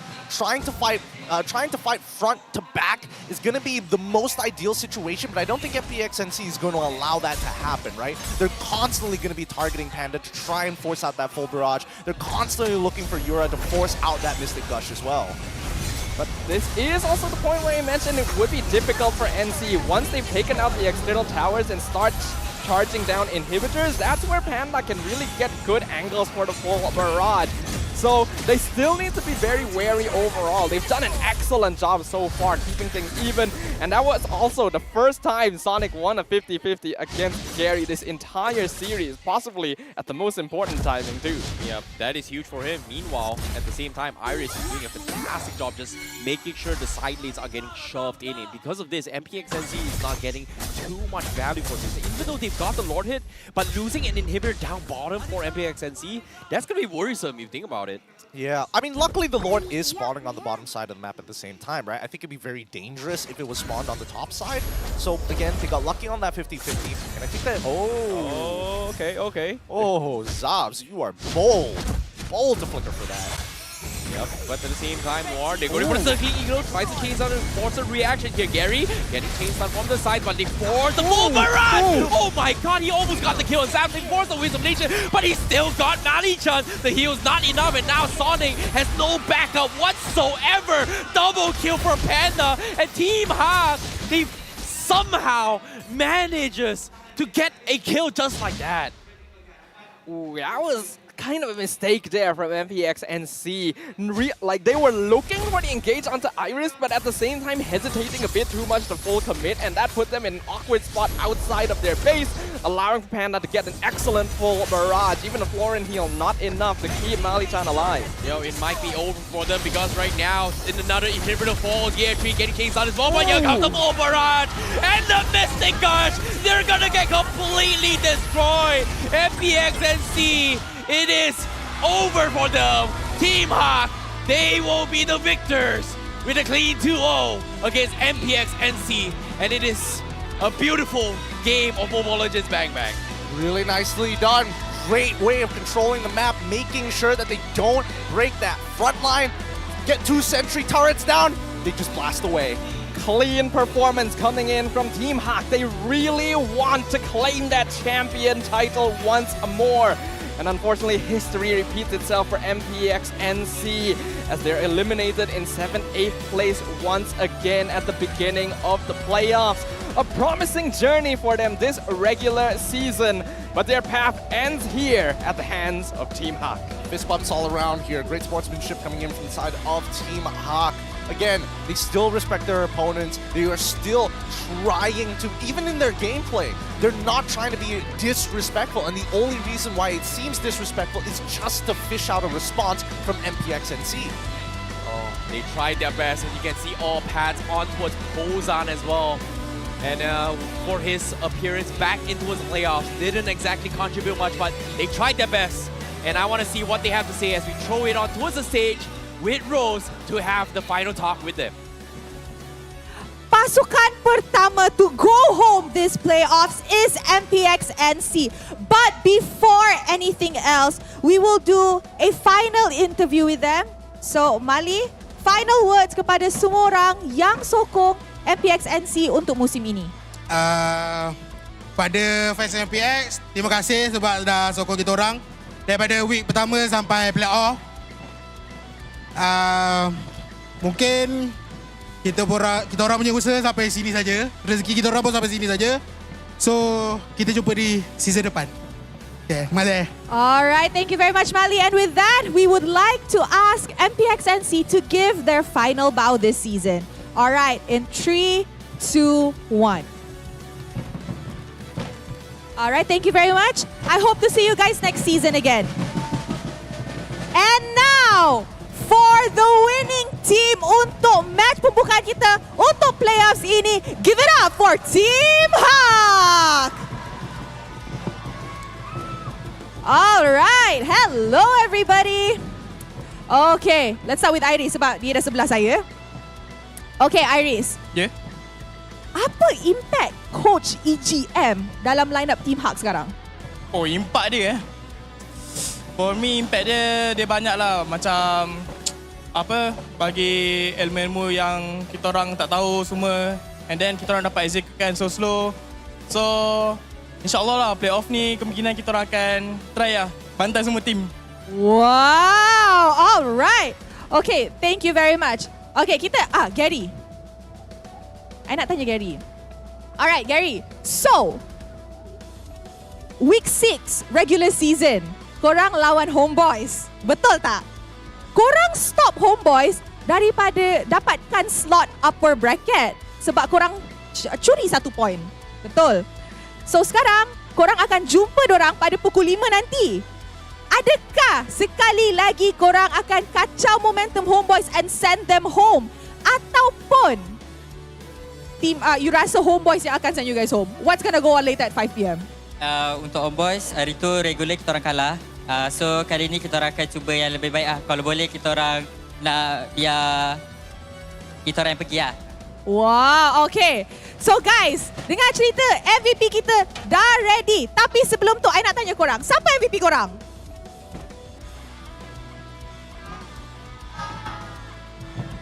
Oh, okay. I dengar sini Panda, I dengar sini Noah. So, in 3, 2, 1, MVP kita ialah Panda! Okay, I think this is a very well-deserved MVP sebab game pertama, dia tak mati langsung pun. Alright, Panda. As the MVP of this game, later you will be meeting Homebois with another good gold laner, Ryzel. Apa yang nak cakap kepada Ryzel?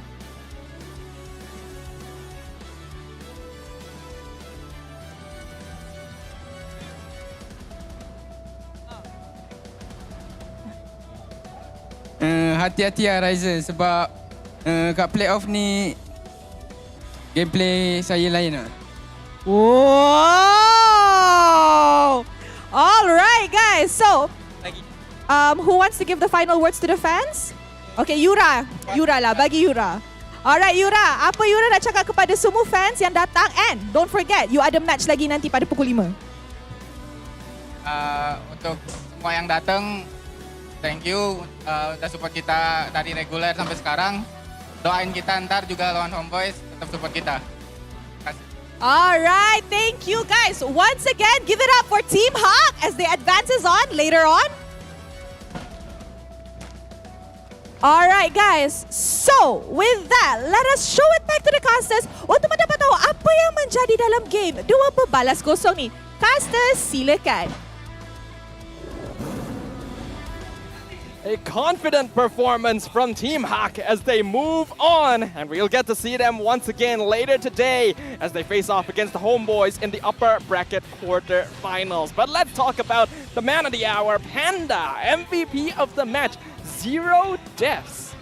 That's quite a thing. Yeah, I think he's got the freest games of his life, right? Every single time he gets a marksman, he basically gets the free hit without not really having to worry about anything, honestly, other than Zav's maybe flickering forward, corrosive strike. But besides that, clean game number 1. Game number 2, he was looking for his opportunities, his windows, his angles, the space in between the fights to get his ult off, and he finally finds it, and the game ends off of that one fat ult. Yeah, this was a very, very convincing performance come from Panda, because Panda's performance during the entire regular season was him playing Claude, winning a majority of this game. The other heroes, we haven't seen him kind of be this confident and also consistent in this matchup, and I really like it. Yep, and hopefully we'll get to see that confidence, right? Because of course we're going to be jumping into the mic check, so let's check in with Team Hawk.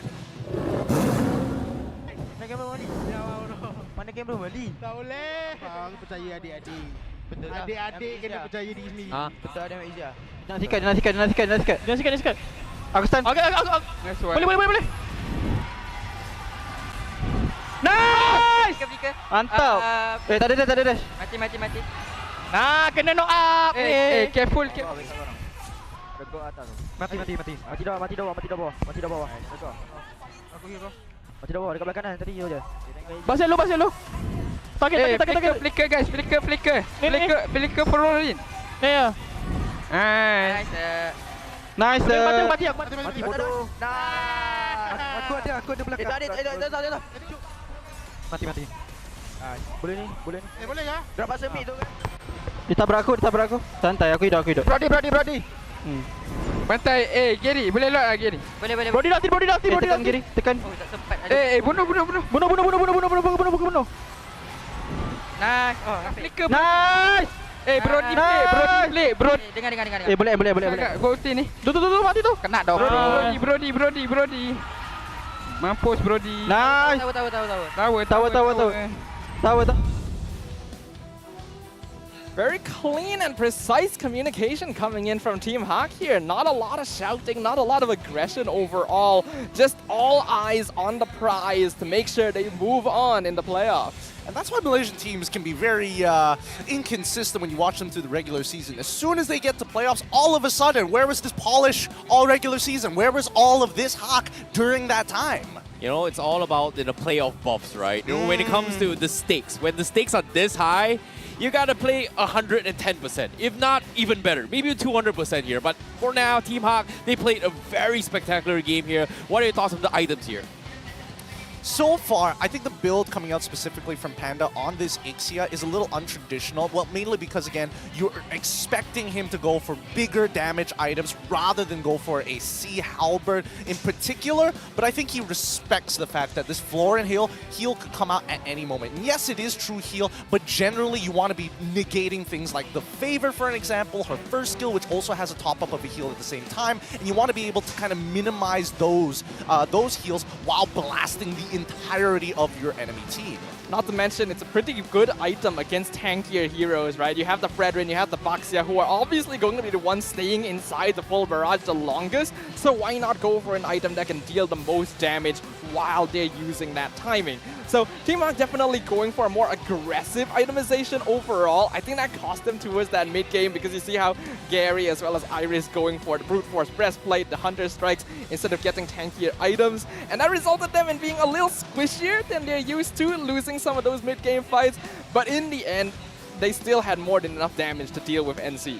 It's all about positioning, right? The fact that they're going for things like Quantum Charge, the fact that they even care about it is more importantly to get away from their opponents. Baxia doesn't lock you down per se, but he sure makes it difficult for you to disengage from the fight. And the same goes for Fredrin. They're very good at chasing you down. So making sure that you have things like Brute Force Breastplate to be able to kind of close out the distance or separate even further away from these big chasers gives you a big advantage, because you're dodging things like, oh, I have to dodge away from Brody using his first skill, or even from Novaria with the Star Shatters and things like that.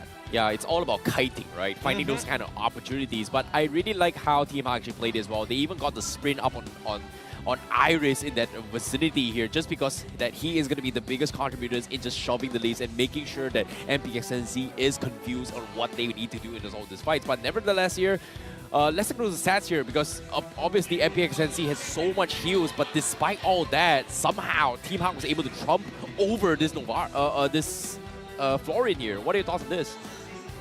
Because in the end, a lot of the healing from Florian actually does come from that ultimate, and a lot of the time Mali was saving it for more precise situations, which benefited hugely in those mid-game fights, being able to catch Gary off guard, but Noir has been more consistent overall. Not to mention, we do have heroes like Iris with the Bloodlust Axe, Panda being able to steal health with the Demon Hunter Sword, and just doing much more damage more consistently towards MPNC.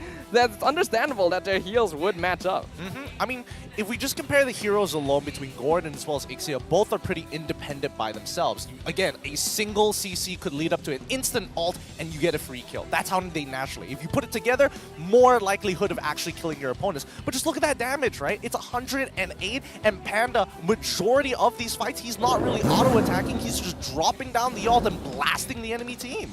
That is the value of the Ixia overall. We can see exactly how this game went for Team Hak, right? And the highlights brought to you by Republic of Gamers. They already started off the game incredibly strong, where I straight up mentioned that early game already gone once Gary got those first 2 kills, and it really did. NC just found no momentum after that until the mid game, where Zams was finally able to pick up a few kills for himself.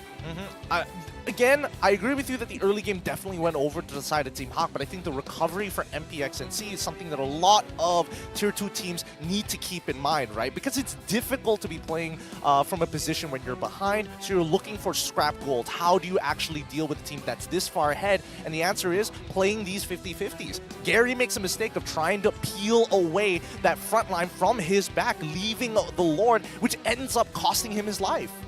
Yeah, and at the same time here, seeing how all these fights going through as well, what was really surprising is that how Team Hak actually played Yura, right? Normally, when we see a Gord here, he is going to be in a position where, hey, I'm going to be the sentry of the team fight. I am going to be the point of interest where MPX is going to be diving his way through. But how Team Hak played it is that they positioned Yura to kind of zone off Zaps a majority of the time, or as a safety net, and just let Panda be in the front lines, dishing a majority of the damage instead, which is a very interesting switch on how they played that sentry strategy. I mean, Matilda is a thing, right? Again, so very good, allows you to be that aggressive. But with that being said, Team Hak move on into the upper bracket quarterfinals, where they need to face off against Homebois, who are looking to knock them out early after the end of week 6. A rematch from the final week of the regular season. Even though Team Hak did great here and secured their continued journey in the playoffs, they're not free from the danger of relegation yet, because they still only have that one life. That's why it's so important to aim for those top spots during the regular season. Of course, you'll get to go on a break before then, because we have another matchup after this, which is going to be Todak versus Lunatix.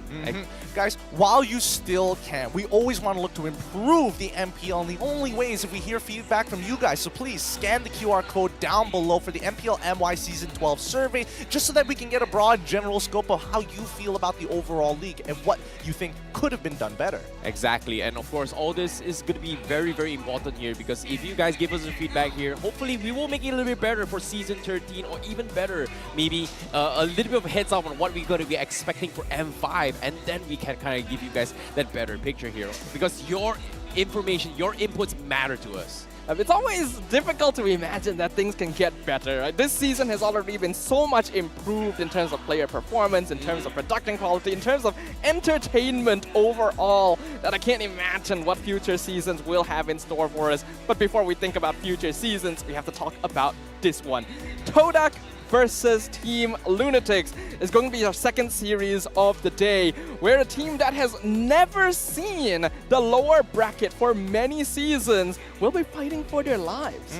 These are two teams who have generated a lot of people on the internet to be stirred and riled up in their own different ways, but the most important thing is one of these teams will be going home and they will not be able to continue. Or do you think Todak might even make it up into grand finals? I mean, they haven't missed the grand finals in like how many years at this point? What, 3 years? Hey, have faith, man. Have faith. They will do it. They will do it. You know, lower bracket meta has always been a thing for Todak. Never achieved it. This is the only time they've got to do it if they want to make it to M5.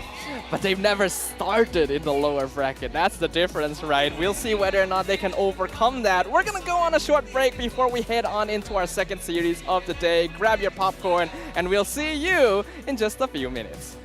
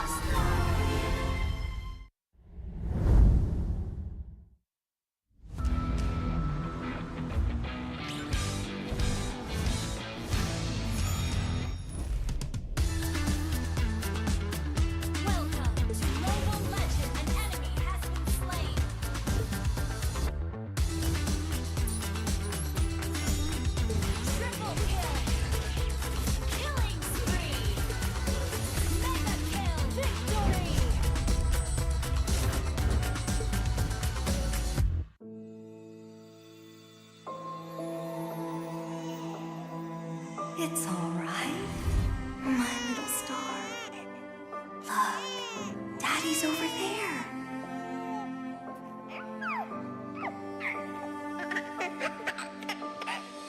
The calamity's approaching, and it will destroy everything. I'll hold it back and buy us more time. Nolan, protect our daughter. No! Lillian!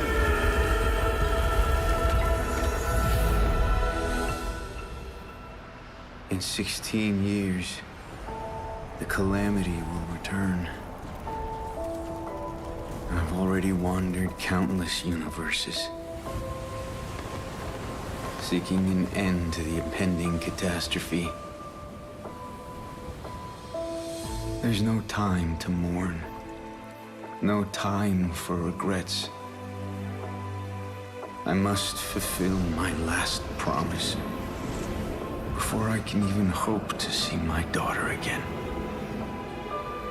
But what chance do I have against the boundless might of the cosmos?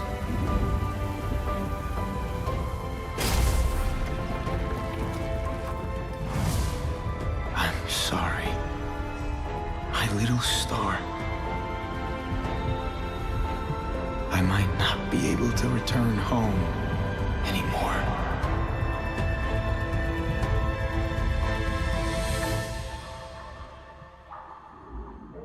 I promise I will take her to see the star lanterns.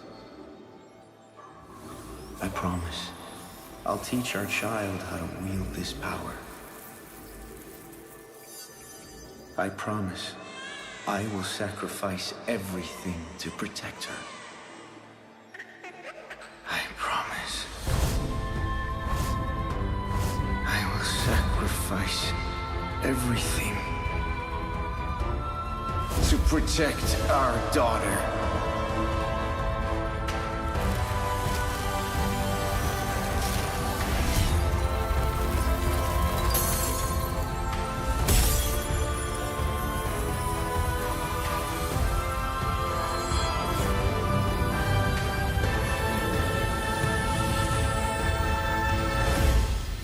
In every fragment of my soul, the calamity's end shall be witnessed.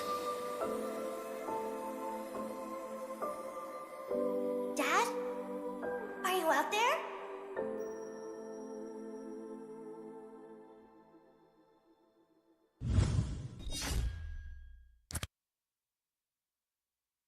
You have been slain.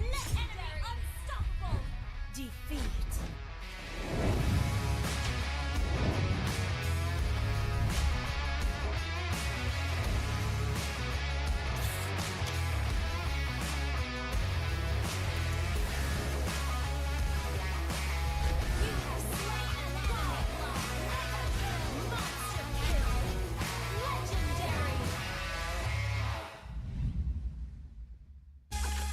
Sukan tarian ke persada dunia.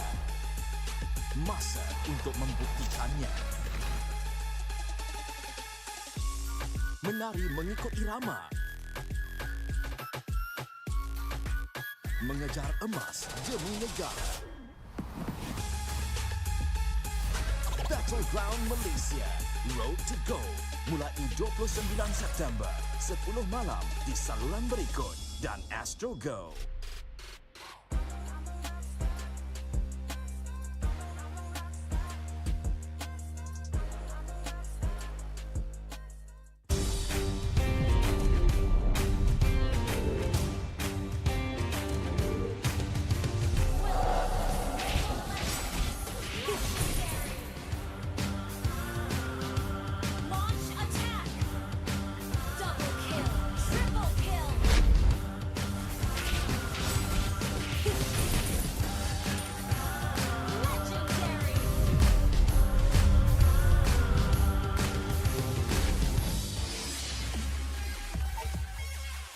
Hello guys, mari bermain rank bersama saya. Kita orang sekarang mempunyai double star raising point dan double star protection points. Bonus ni cuma ada untuk 5 perlawanan rank game anda saja. So korang jangan lupa untuk bermain rank bersama teman-teman anda dan takluki Land of Dawn. Ciao.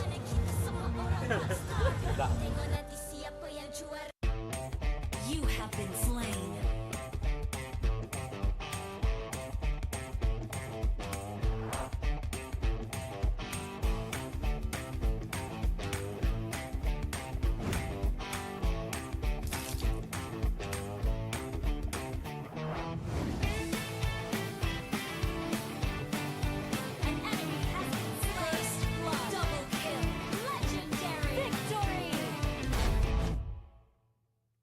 Boleh. Gas.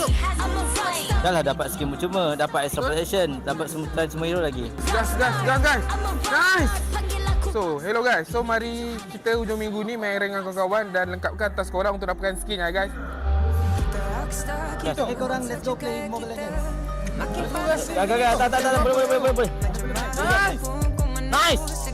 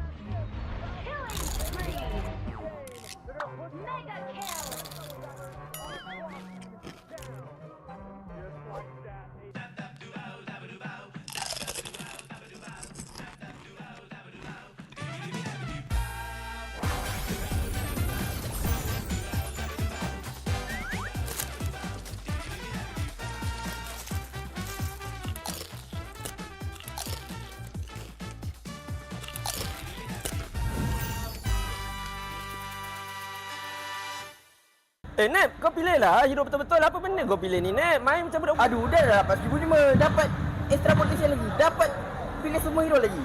Capek, kau ni apa benda pula kau buat ni? Cuba buat betul-betul. Bunyi lah, Pak. Guys, jomlah main rank pada hujung minggu ni dan mendapatkan, orang kata, completekan task dan mendapatkan skin percuma jika korang lekatkan task tu.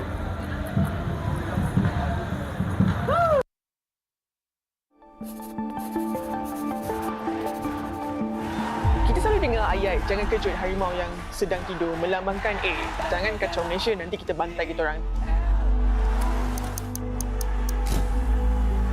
Tapi kan, harimau tu dah tidur lama sangat. Kita kena kejut dia. Kita kena bagi semangat dekat dia supaya dia boleh bangkit balik. MPL MY dah banyak kali dah kita tengok berubah-ubah daripada setiap musim ke musim. Pasukan Todak dah 3 kali dah champion.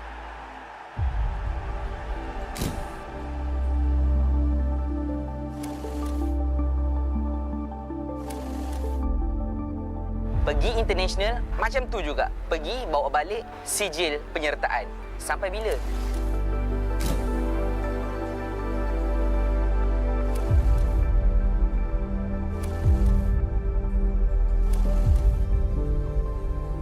Kenapa graf kita tidak menaik? Kenapa tak boleh nak implement benda tu dekat Malaysia ataupun awak bermain Mobile Legends sebenarnya?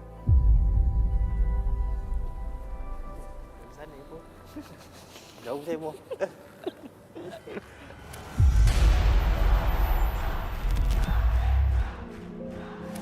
Saya daripada M1 sampai ke hari ini, saya masih lagi berjuang untuk industri ni. Kesedihan saya bila mana pasukan yang kita harapkan kurang memberi saingan lah. Kenapa benda ni berlaku? Kenapa graf kita tidak menaik? Kenapa menurun? Adakah terlalu berat tanggungjawab tersebut? Soalan personal lah. Kenapa Todak macam tu dekat international? Betul tu je. Dia macam target kat Todak.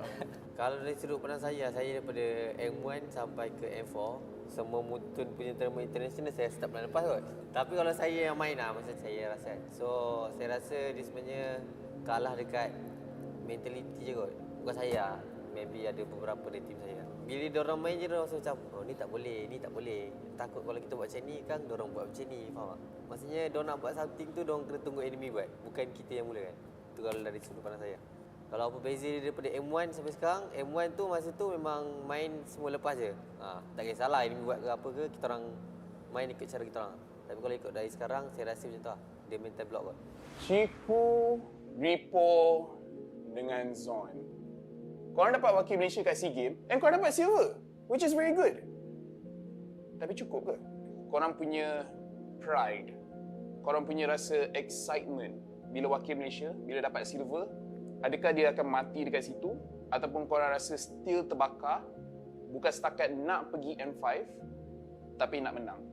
Where's the fire? Where's the passion? Is it still there? Ataupun korang dah reset sangat sampai fire tu dah hilang? Aku pula. Okay, Bo. Macam mana, Bo? Macam mana, Bo? Dia lepas dah habis SEA Games tu kan, kita dapat nombor 2. Benda tu sebenarnya tak cukup lah. Dapat nombor 2, kita kalah dengan Filipin kot. Takkan kita nak kalah dengan Filipin? Malaysia kuat kot. So dari situ tak berhenti lah. Bakar dia tak hilang lagi. Dia makin bertambah bakar dia. Walaupun dah dapat nombor 2, memang kita bangga. Tapi dekat situ... kita patut bangga.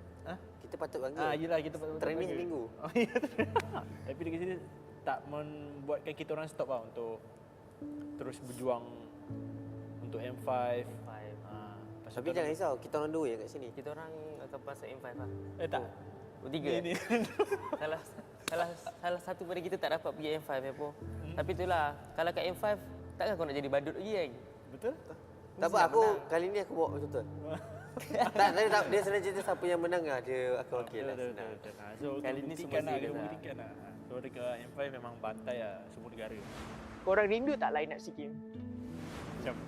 Jauh. Sebab dia paling bersendiri kan. Kita semua tak sama. Okey ya. Kalau aku rindu dua korang. Rindu line up SEA Games sebab rasanya itu line up paling solid tu dalam Malaysia. Jujur, tak tipu. Kalau dari aku tak rindu yang kita kat bootcamp. Aku rindu kita kat hotel. Sebab kat bootcamp semua bahas sendiri pula. Dekat hotel tu yang dia rapat sikit. Oh, kau nangis Syam. Nangis Syam. Mana ada nangis? Yang dia orang tengah buat lain kau macam ni. Itu tak nangis lah. Cuma kalau dari segi... Tahu, saya rasa macam kalau masuk final kan. Dia lebih baik daripada tak masuk final. Dia punya kalah tu rasa lain lah. Walaupun sebab kita dah masuk final, kita nak dapatkan emas. Jadi bila kalah, rasa macam kecewa. Jadi soalan ni untuk saya nak tanya dekat Repo. Kalau kata dah pergi ke international bermain di Indonesia, dapat banyak sangat pengalaman. Kenapa tak boleh nak implement benda tu dekat Malaysia ataupun pasukan Malaysia yang tak boleh nak hit that kind of standard untuk bermain di taraf antarabangsa? Macam mana, Po? Tak apa, dia cakap mana? Kau dah main kat Indo, kau tak boleh bagi tahu macam mana Indo main kat kita orang. Kau nak bagi tahu apa ilmu tu dekat kita orang? Dia punya standard tu, tak ada. Sebab kan, kan nak bagi tahu kan kita semua musuh. Bukan kat SEA Games. Oh, kat SEA Games. Oh, kat SEA Games. Aku bagi tahulah macam bukan maksudnya macam selalu kat Indo ESP buat macam ni, Mid buat macam ni. Tak ada. Kau tak bagi tahu. Oh. So kau kena nak tanya. Boleh. Lagi mana tolonglah kita orang, kita nak tanya. Aku tu tak nak tolong. Maksudnya sebab mungkin daripada cara korang main tu dengan bila aku main dengan Indonesia dah hampir sama, tapi mungkin ada sikit-sikit je lah, tapi benda tu tak terlalu mengimpact kan. So aku macam bila korang main macam tu, aku rasa macam oh betul lah tu, dia dah sambil sikit sama lah. So macam mungkin kalau ada perubahan sikit nak buat, aku boleh cakap dah hampir sama. Mungkin macam hampir sama ke kita orang bawah lagi? Apa beza dia? Beza dia dekat communication dengan ni semua. Mentality dia orang lah macam tu beza dia. Apa masalahnya bila kita pergi kat international, kita tercedok. Memang tu. Level Malaysia lain tu. Kalau MPL Malaysia memang lain gila dengan international. Tapi aku rasa tu pun punca tu kita macam badut sikit kat international. Sebab kita punya saingan dekat Malaysia kurang kan. Tak, macam mana aku nak menang? Ni dah ada saingan. Aku rasa dari segi kompetitif MPL team kan tak cukup strong macam Indo-Filipin. Lepas tu itulah diorang lebih advance tu dari segi team play, strategi diorang. Tahu lah, dia tu macam sampai sekarang aku rasa Malaysia pun tak dapat lagi lah. Aku rasa Malaysia main untuk main je kot. Nak nama. Malaysia main untuk main dapat dalam untuk Malaysia. gaji. Tak main untuk dapat duit gaji. Dari gaji tu semua dah settle. Dapat gerak. Tak ramai lah player-player yang macam kita. Harapan saya untuk komuniti Mobile Legends ni teruskan support kita orang. Jangan berhenti untuk support apa-apa yang event-event MPL kot, Muntun ke. Sebab daripada dulu sampai sekarang nampak macam sekarang kita dah start berkembang lah. Kira kalau contoh kalau pergi MPL tak ada orang. Macam season lepas, ada tim yang bila kita lawan ni, main tak ada orang. Kosong gila. Ada, memang main tim apa ya? Dia select dia beberapa tim je yang Lunatix family dia je ada. Tak best saja tu. Mungkin kalau untuk komuniti MLBB boleh jadi macam contoh lah, sebagai contoh Homebois lah. Ada Homebois kan. Diorang tu ada supporter diorang yang main drum tu semua. Tim-tim lain sebenarnya perlu ada juga sebenarnya. Tapi kalau fans RG kan duduk je. Ada pun duduk di depan. Tak nak macam tepi-tepi tu ramai-ramai bam. Tanya kepada Ciku dan juga Zon. Umum tahu yang Ripo pernah bermain di Indonesia. Kenapa Ciku dan Zon memilih untuk tidak keluar? Sedangkan ramai yang tahu ada offer dari luar ataupun ada macam Zon pun ada punya former team ataupun team lama dia, Geek Fam pun ada di Indonesia. Kenapa tidak memilih untuk bermain di luar dan lebih fokus bermain di Malaysia? Adakah takut? Tapi pasal offer tahu aku rasa aku reject offer Indo dulu sebab aku bocah lagi tu, aku takut tu. Tahu aku tak berani tu nak pergi tu. Walaupun time tu offer menarik lah daripada tim-tim besar kan. Kira kalau aku pergi tak tahu apa jadi. Cuma itulah takut lah dulu nak pergi. Kau pula cik? Aku sama je kot jawab aku. Aku bukan. Tak, aku tak nak ni kalau dari diri aku lah. Better aku main kat tim Malaysia dan aku menang dengan tim Malaysia, faham? Tak ada feeling nak main untuk orang lain? Tak ada. Kalau orang satu tim aku boleh ajar dia macam-macam. Apa benda yang aku tahu aku boleh ajar dia sebiji, tapi cara pemahaman dia je lah. Cuma sekarang ni memang aku rasa tak ada lagi kat orang yang kat Malaysia faham betul-betul pasal ML ni. So memang aku nak kena cari sampai jumpa dan buat yang terbaik lah untuk Malaysia ni. Lastly, I just nak cakap, as a talent punya point of view, I punya hopes and dreams, players, community Malaysia in general. Daripada players, of course, I nak you guys do your very best. Sebab even audience kat Malaysia, even kalau kalah pun, nampak korang try your best, very hard game, kita bangga. Dari segi saya rasa boleh kot season ni. Sebab kita orang pun dah macam semua dah try hard kan. Dah tak nak dah macam kena bantai, kena belasah semua tu. Rasa semua tim dalam Malaysia sekarang ni semua betul-betul tengah proof kot. Macam mana nak naikkan nama Malaysia ni. Memang semua tim dekat MPL tu betul-betul semua try hard gila. Sampai banyak import player tu semua sebab betul-betul target M5 lah. Memang diorang betul-betul target M5 season ni. Ni untuk teammate-teammate saya. Saya tahu kalau korang main kat Malaysia, korang punya mindset lain. Tapi bila kat international tu, apa yang saya rasa macam korang ni macam tak tahu main apa sebenarnya. Macam takut ke, apa ke saya tak tahu. Nampak beza lah permainan dekat Malaysia dengan kat luar.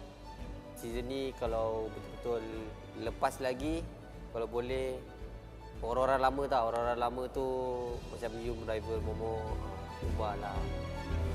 Kita kena bagi kekuatan dekat dia, tak kisahlah kita sebagai public ke, sebagai team owner ke, organisasi ke, media ke, ataupun komuniti sendiri, kita kena bagi.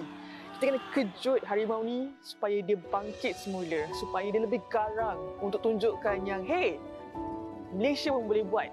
Malaysia boleh buat benda ni sebab kita boleh buat sama-sama kasih jadi.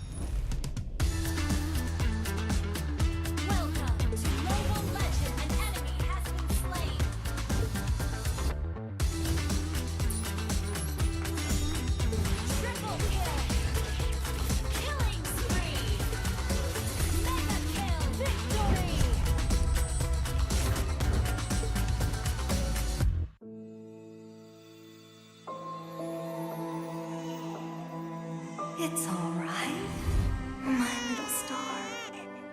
Look, Daddy's over there.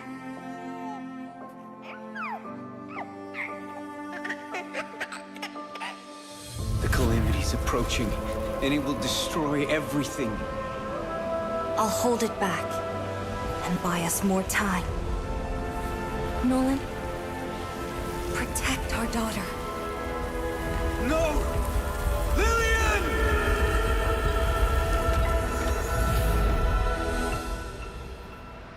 In 16 years, the calamity will return. I've already wandered countless universes, seeking an end to the impending catastrophe. There's no time to mourn, no time for regrets. I must fulfill my last promise before I can even hope to see my daughter again. But what chance do I have against the boundless might of the cosmos?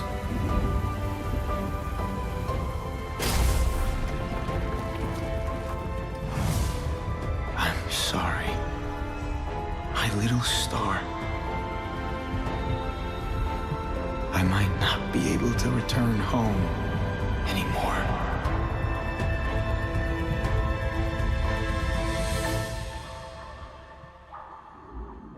I promise I will take her to see the star lanterns. I promise I'll teach our child how to wield this power. I promise I will sacrifice everything to protect her. I promise I will sacrifice everything to protect our daughter.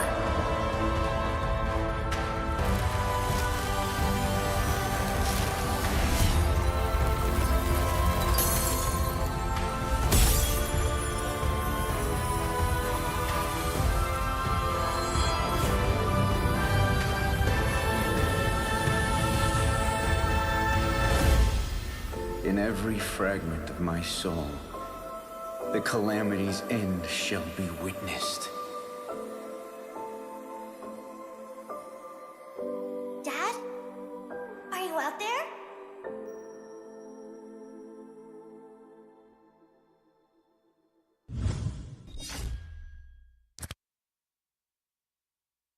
You have been slain.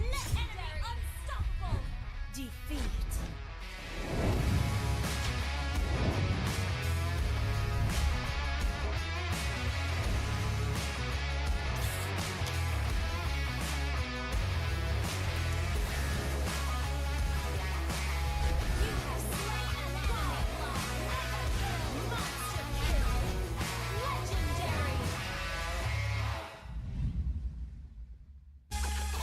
Sukan tarian kepersada dunia.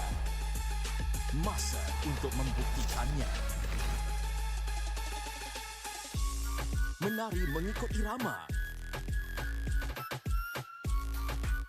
Mengejar emas demi negara. Battleground Malaysia. Road to Go. Mulai 29 September. 10 malam di saluran berikut dan Astro Go.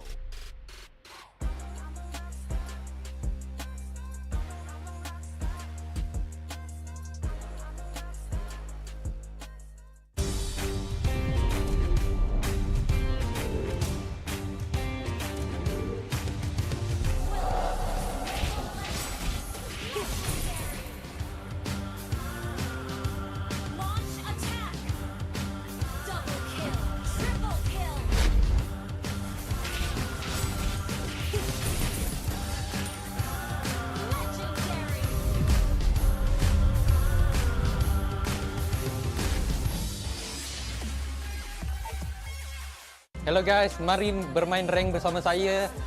Kita orang sekarang mempunyai double star raising point dan double star protection points. Bonus ni cuma ada untuk 5 perlawanan rank game anda saja. So korang jangan lupa untuk bermain rank bersama teman-teman anda dan takluki Land of Dawn. Ciao.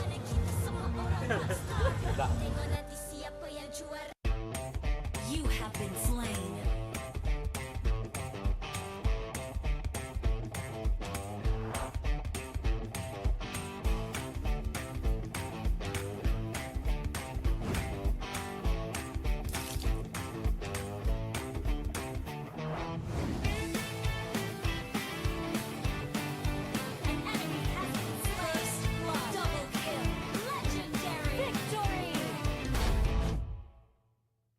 Boleh. Gas. Dah lah dapat skin cuma, dapat extra protection, dapat semua hero lagi. Gas guys. Nice. So, hello guys. So, mari kita hujung minggu ni main rank dengan kawan-kawan dan lengkapkan task korang untuk dapatkan skin ya guys. Gas. Korang let's go play Mobile Legends.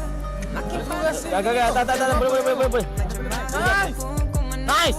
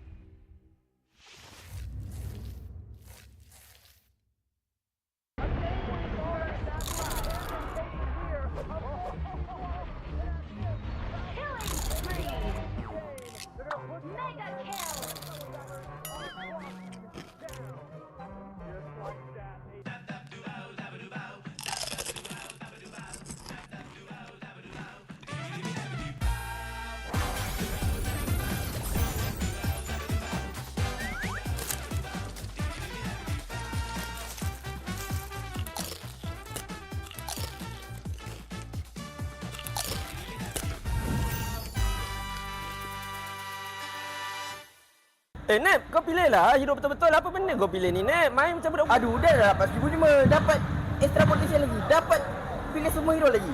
Capek, kau ni apa benda pula kau buat ni? Cuba buat betul-betul. Bunyi lah, Pak. Guys, jomlah main rank pada hujung minggu ni dan mendapatkan orang kata complete kantas dan mendapatkan skill percuma jika korang lekat kantas tu.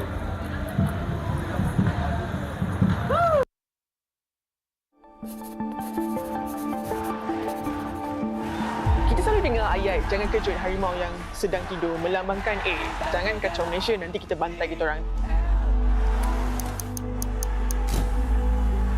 Tapi kan, harimau tu dah tidur lama sangat. Kita kena kejut dia. Kita kena bagi semangat dekat dia supaya dia boleh bangkit balik.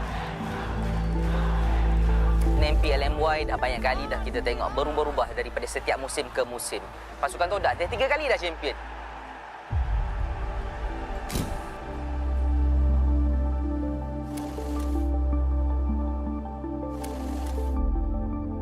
Pergi international macam tu juga. Pergi bawa balik sijil penyertaan. Sampai bila?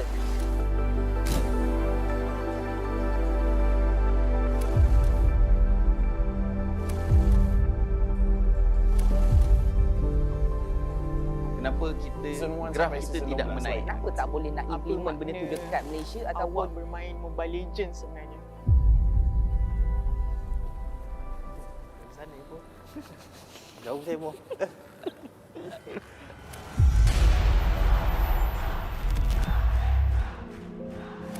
Saya daripada M1 sampai ke hari ini, saya masih lagi berjuang untuk industri ini. Kesedihan saya bila mana pasukan yang kita harapkan kurang memberi saingan lah.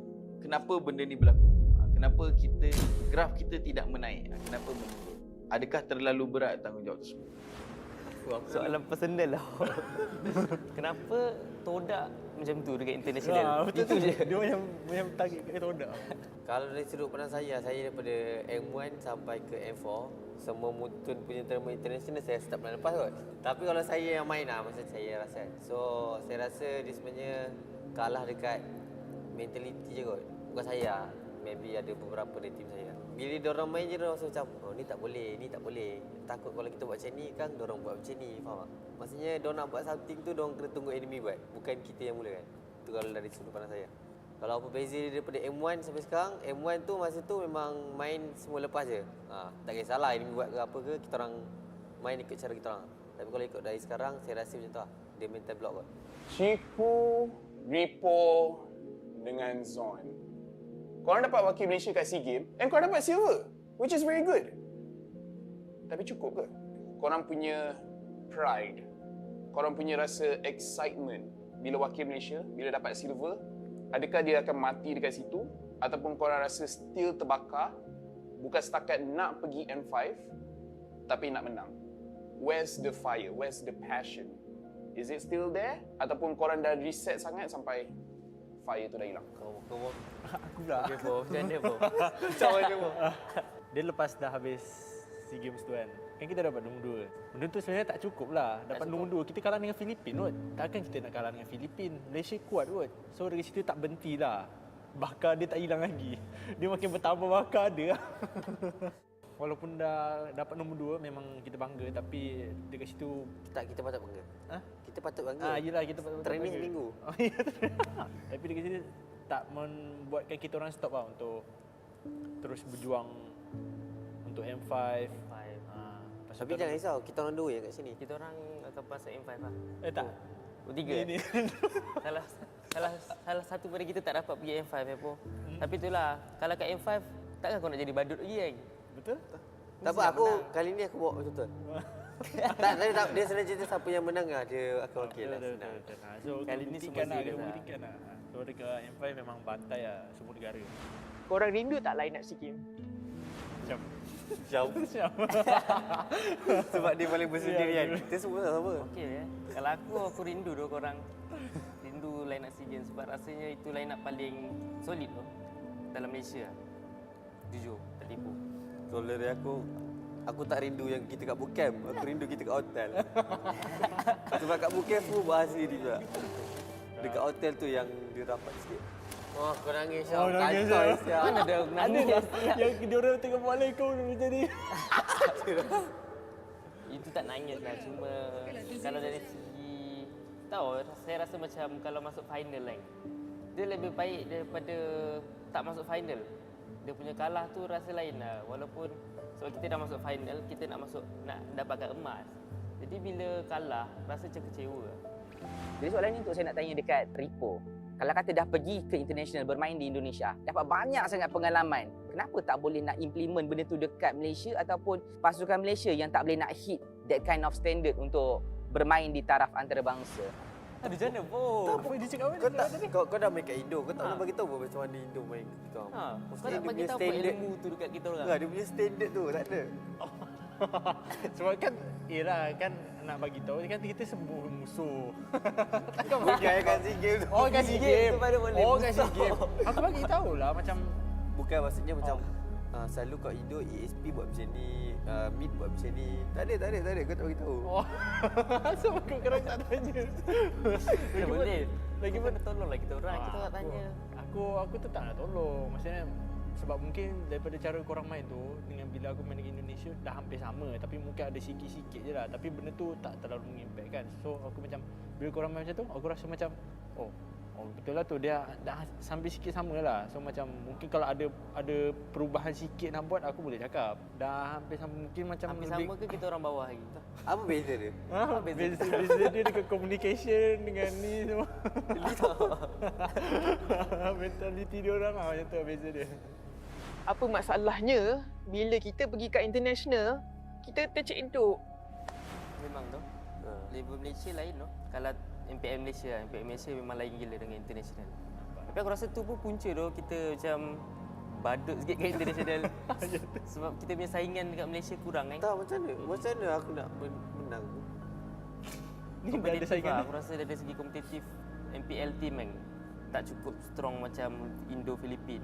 Lepas tu itulah diorang lebih advance tu dari segi team play, strategi diorang. Tahu lah, dia tu macam sampai sekarang aku rasa Malaysia pun tak dapat lagi lah.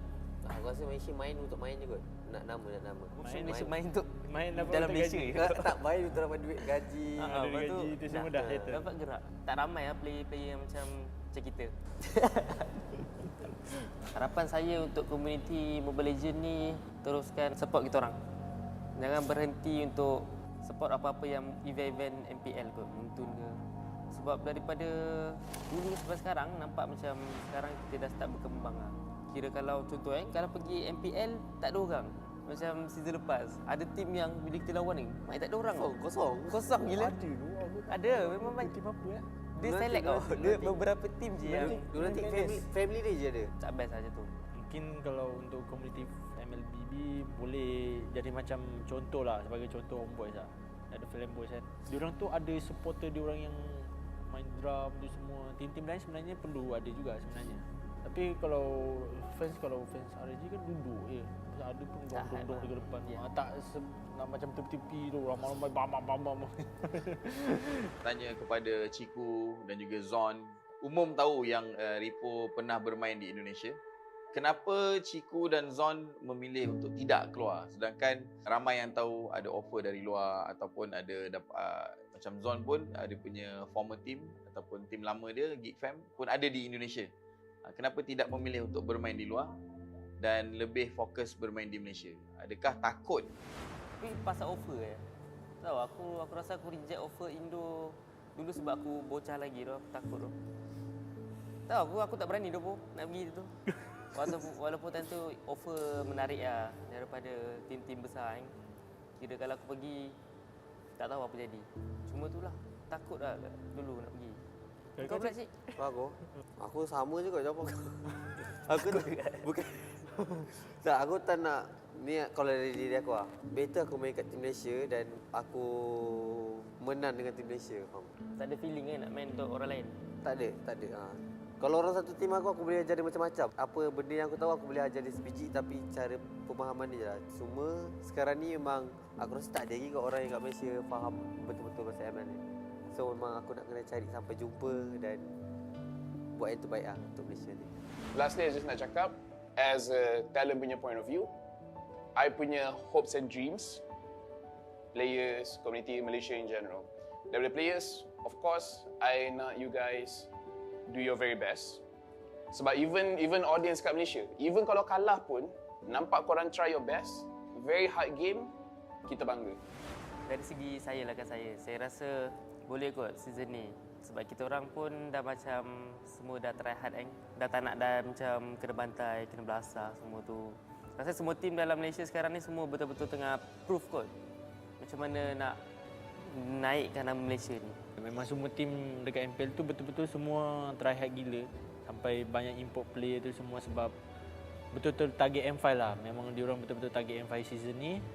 Ni untuk teammate-teammate saya.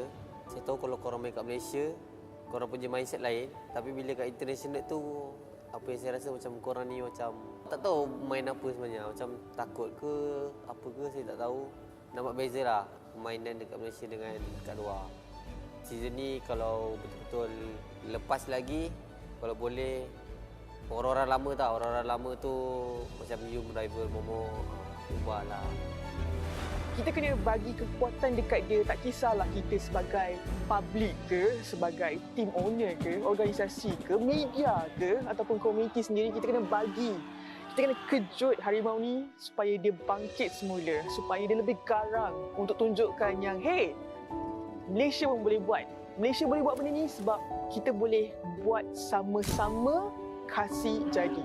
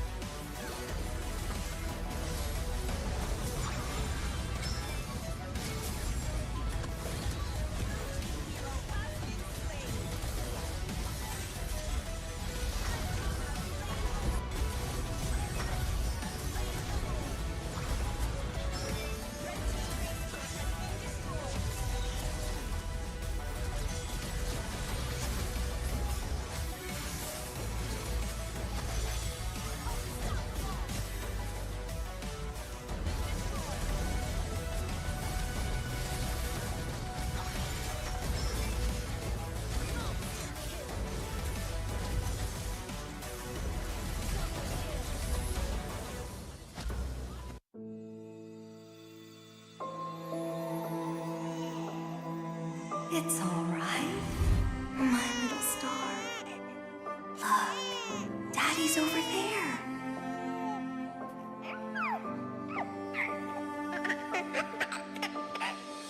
The calamity's approaching, and it will destroy everything. I'll hold it back and buy us more time. Nolan, protect our daughter. No! Lillian!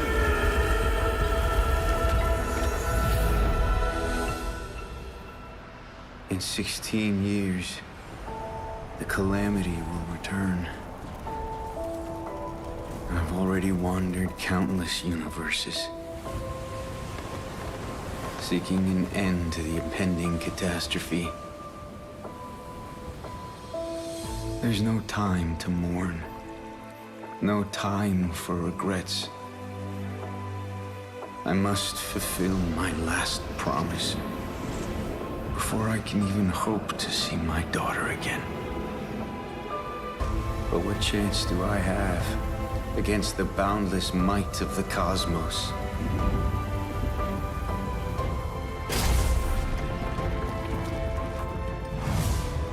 I'm sorry, my little star. I might not be able to return home anymore.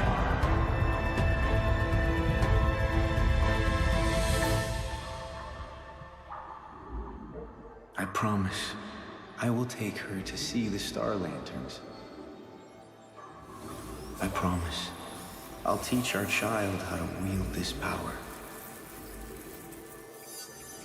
I promise I will sacrifice everything to protect her.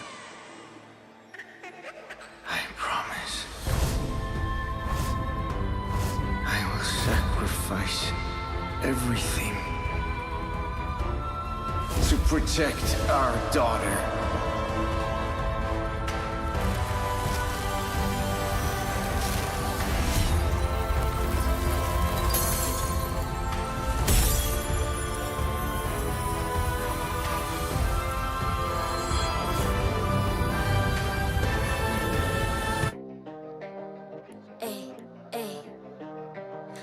I'm a rock star. Yeah, rock star. Ay, ay, ay. I'm a rock star, baby. I'm a rock star. I'm a rock star. I'm a rock star. I'm a rock star. Panggil aku rock star. Ini kejohanan kita semua orang rock star. Kita rock star, kita buat saja gaya kita. Makin panas apinya sudah membara. Macam mana pun kau menempuh segala. Demi negara kau buat semua bangga. Step into my world, you know I'm always in my zone. You know I got my team, no I'm never alone. Bring out my best, buat yang terbaik. Jadi juara perlahan kita naik. Get on my way, aku nak push. Naik-naik jadi lebih bagus. Jadi hero, ku ada skill. Berapa banyak musuh aku dah kill. Ramai cuba mencapai, cause they envy me. Tiap game aku pasti jadi MVP. Easy. I'm a rock star, baby, I'm a rock star. I'm a rock star, I'm a rock star. I'm a rock star, panggil aku rock star. Ini kejohanan kita semua orang rock star. I'm a rock star, baby, I'm a rock star. I'm a rock star, I'm a rock star. I'm a rock star, panggil aku rock star. Ini kejohanan kita semua orang rock star. Tengok nanti siapa yang juara. Ni peluang kita bawa pulang piala. This is my game, this is my time. Menang semua, everything will be mine. Kalau jatuh kau pasti kembali. Bangun balik ku tegak berdiri. Kuatkanlah tenaga, ganjaran diperoleh. Ni kejohanan kita, Malaysia memang boleh. Rise up to the top, kita buat bersama. Semangat kita kuat di bawah satu bendera. Ay. I'ma go hard for the win. Win. On the battlefield till the end. I'm trying to beat the greatest anyone has ever seen. Stand by, I'm coming in for the win. I'm a rock star, baby, I'm a rock star. I'm a rock star, I'm a rock star.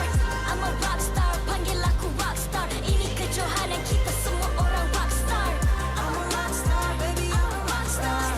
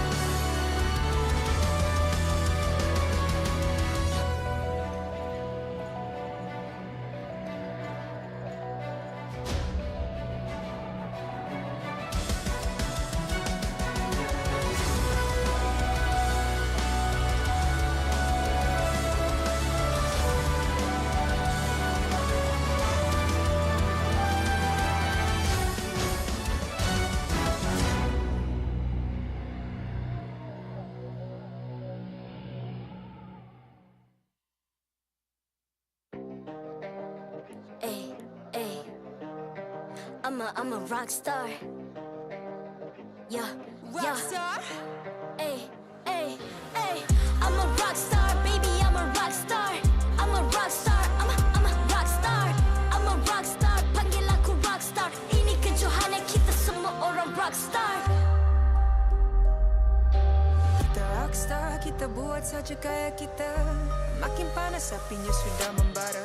Macam mana pun kau menempuh segala. Demi negara kau buat semua bangga. Step into my world, you know I'm always in my zone. You know I got my team, no I'm never alone. Bring out my best.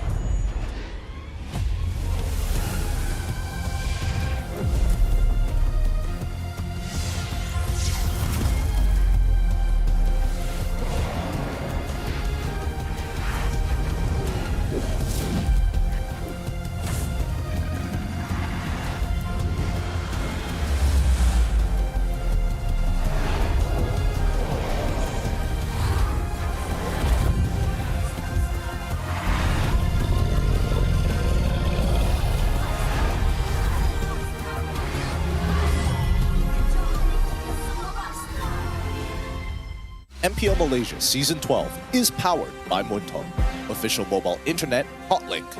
Score an epic MLB skin for only RM1 with Hotlink. Summon your legends, unleash your style. Lightning-fast gaming experience with Hotlink all-new prepaid. Now with 5G. Visit the Hotlink booth today. Play like a pro with ROG Phone 7. The Republic of Gamers is the #1 gaming brand in Malaysia. Thank you to all our sponsors for your support in MPL Malaysia Season 12. Selamat kembali ke playoff MPL Malaysia musim ke-12 anda bersama dengan saya Rose, host anda sepanjang musim ini. Dan sekarang kita berada di match kedua untuk playoffs. So, kita akan menentang perlawanan Todak yang akan menentang Team Lunatix. So, I'm pretty sure ramai tak sabar nak start match ni. Tapi kita mestilah kena macam bagi, panas, exciting. So we actually prepared a video for you guys for this matchup. So, guys, korang dah ready ke nak tengok video ni? Macam tak ready. Korang dah tengok pula. Korang dah ready ke? Alright, so guys, mari kita tengok video yang kita prepare untuk matchup ini. So, let us see. Pasukan Todak berdaya untuk mendapat tiket ke F3 dan sekaligus berdaya masuk ke peringkat Grand Final. Dan pasukan Todak akan ke Grand Final, akan ke MSC. Todak meneruskan dinasti mereka. 4 berbalas kosong, 3 kali juara MPL Malaysia. Prestasi diorang menurun, kurang masa untuk persiapan, still cari chemistry lah. Soalan yang lebih besar, Todak sebenarnya bukan tak lemah, kebanyakannya semua tim dalam Malaysia yang dah improve. Apa yang sudah berlaku? Maybe something miracle will happen at playoff kan? Masih lagi belum ada kemenangan, masih lagi belum ada solusinya. Dan seakan-akan semakin hari semakin buruk. Dan nasib pasukan Todak selepas ini, apa yang terjadi pada bekas juara kita? Todak kena banyak training lagi kot. Sebab kita orang training 3 hari je, tapi boleh bantai Todak. Ini kali pertama kita orang start dari low bracket, so itu bukan penghalang kita orang untuk ke grand final lah. 3 pemain daripada pasukan Todak. 3 pemain dengan penggunaan dana ball masuk ke bahagian depan. Malichan akan dikejar. Jadi memang saya tak nak main jungle, tapi ini je cara kita orang nak menang, so saya main je lah. Saya tunggu Ciku main jungle. Kalau boleh Ciku main lah dekat playoff. Senang sikit. Ciku adalah mentor saya, jadi saya nak tolong dia untuk dapatkan champion pada season kali ini. Yuda mungkin akan didapatkan. Yuda dicantik oleh Ram. Dalam ada pertentangan nampaknya Ram untuk menggunakan rampan. Nama saya Raf. Saya tak kisah pun mana-mana tim yang saya lawan, semua saya langgar je. Jom cabar, kalau boleh bagi tahu player-player tu open mic Hida sini lawan dekat mid. Sebelum ni memang daripada lower ke final. Mungkin season ni mungkin tak ah. Sebenarnya Todak ni ada secret weapon lagi, so korang kena tunggu playoff je. Kalau tim mana yang jumpa Todak, hati-hati je lah. Bagi Isha main lah, aku nak lawan Isha lah.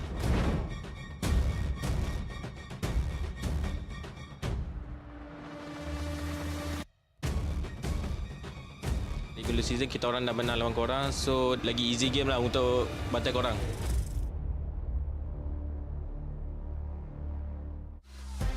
Wow, Wow, video yang agak panas untuk match kedua kita hari ini. So guys, a lot of statements yang keluar daripada the side of pasukan Lunatix. Now, korang kena ingat perlawanan ni still masih lagi penting sebab dua-dua pasukan ni adalah dekat lower bracket, which means pasukan yang kalah akan balik rumah mati tanpa immortality, and pasukan yang menang akan jumpa Selangor Red Giants di upper bracket quarterfinals. So, I'm pretty sure semua orang dah ready to kickstart our second match of the day. So with that, marilah kita jemput Todak ke atas pentas MPL Malaysia.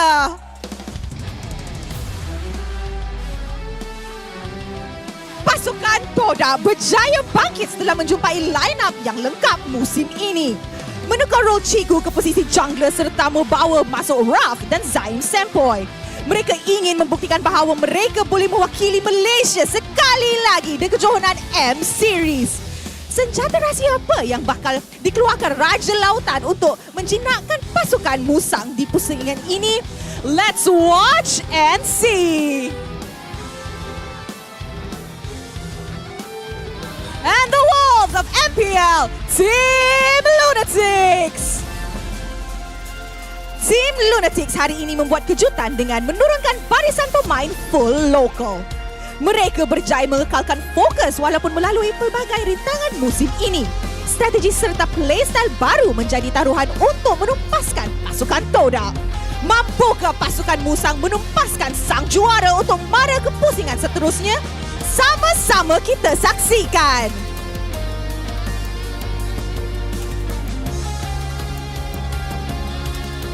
Sekarang, marilah kita menjemput barisan marshal kita yang akan mengalas tugas untuk memastikan perlawanan sentiasa berjalan dengan adil dan lancar.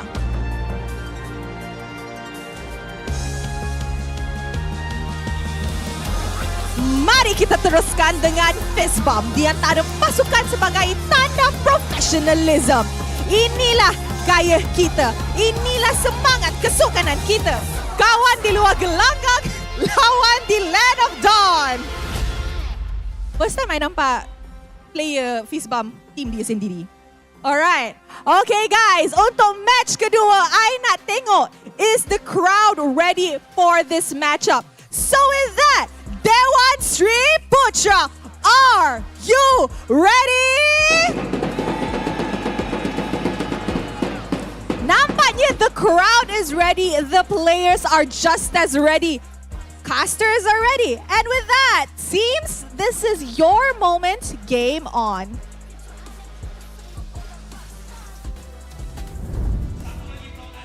The journey continues for the MPL MY Season 12 playoffs, but with paths ending left and right and less seats remaining on the playoffs train, we have to say goodbye to yet another team. The question, will it be Todak or Lunatix? Welcome once again to the English broadcast. My name is Stafa, along with Icy Baby 1-2, as well as Gideon.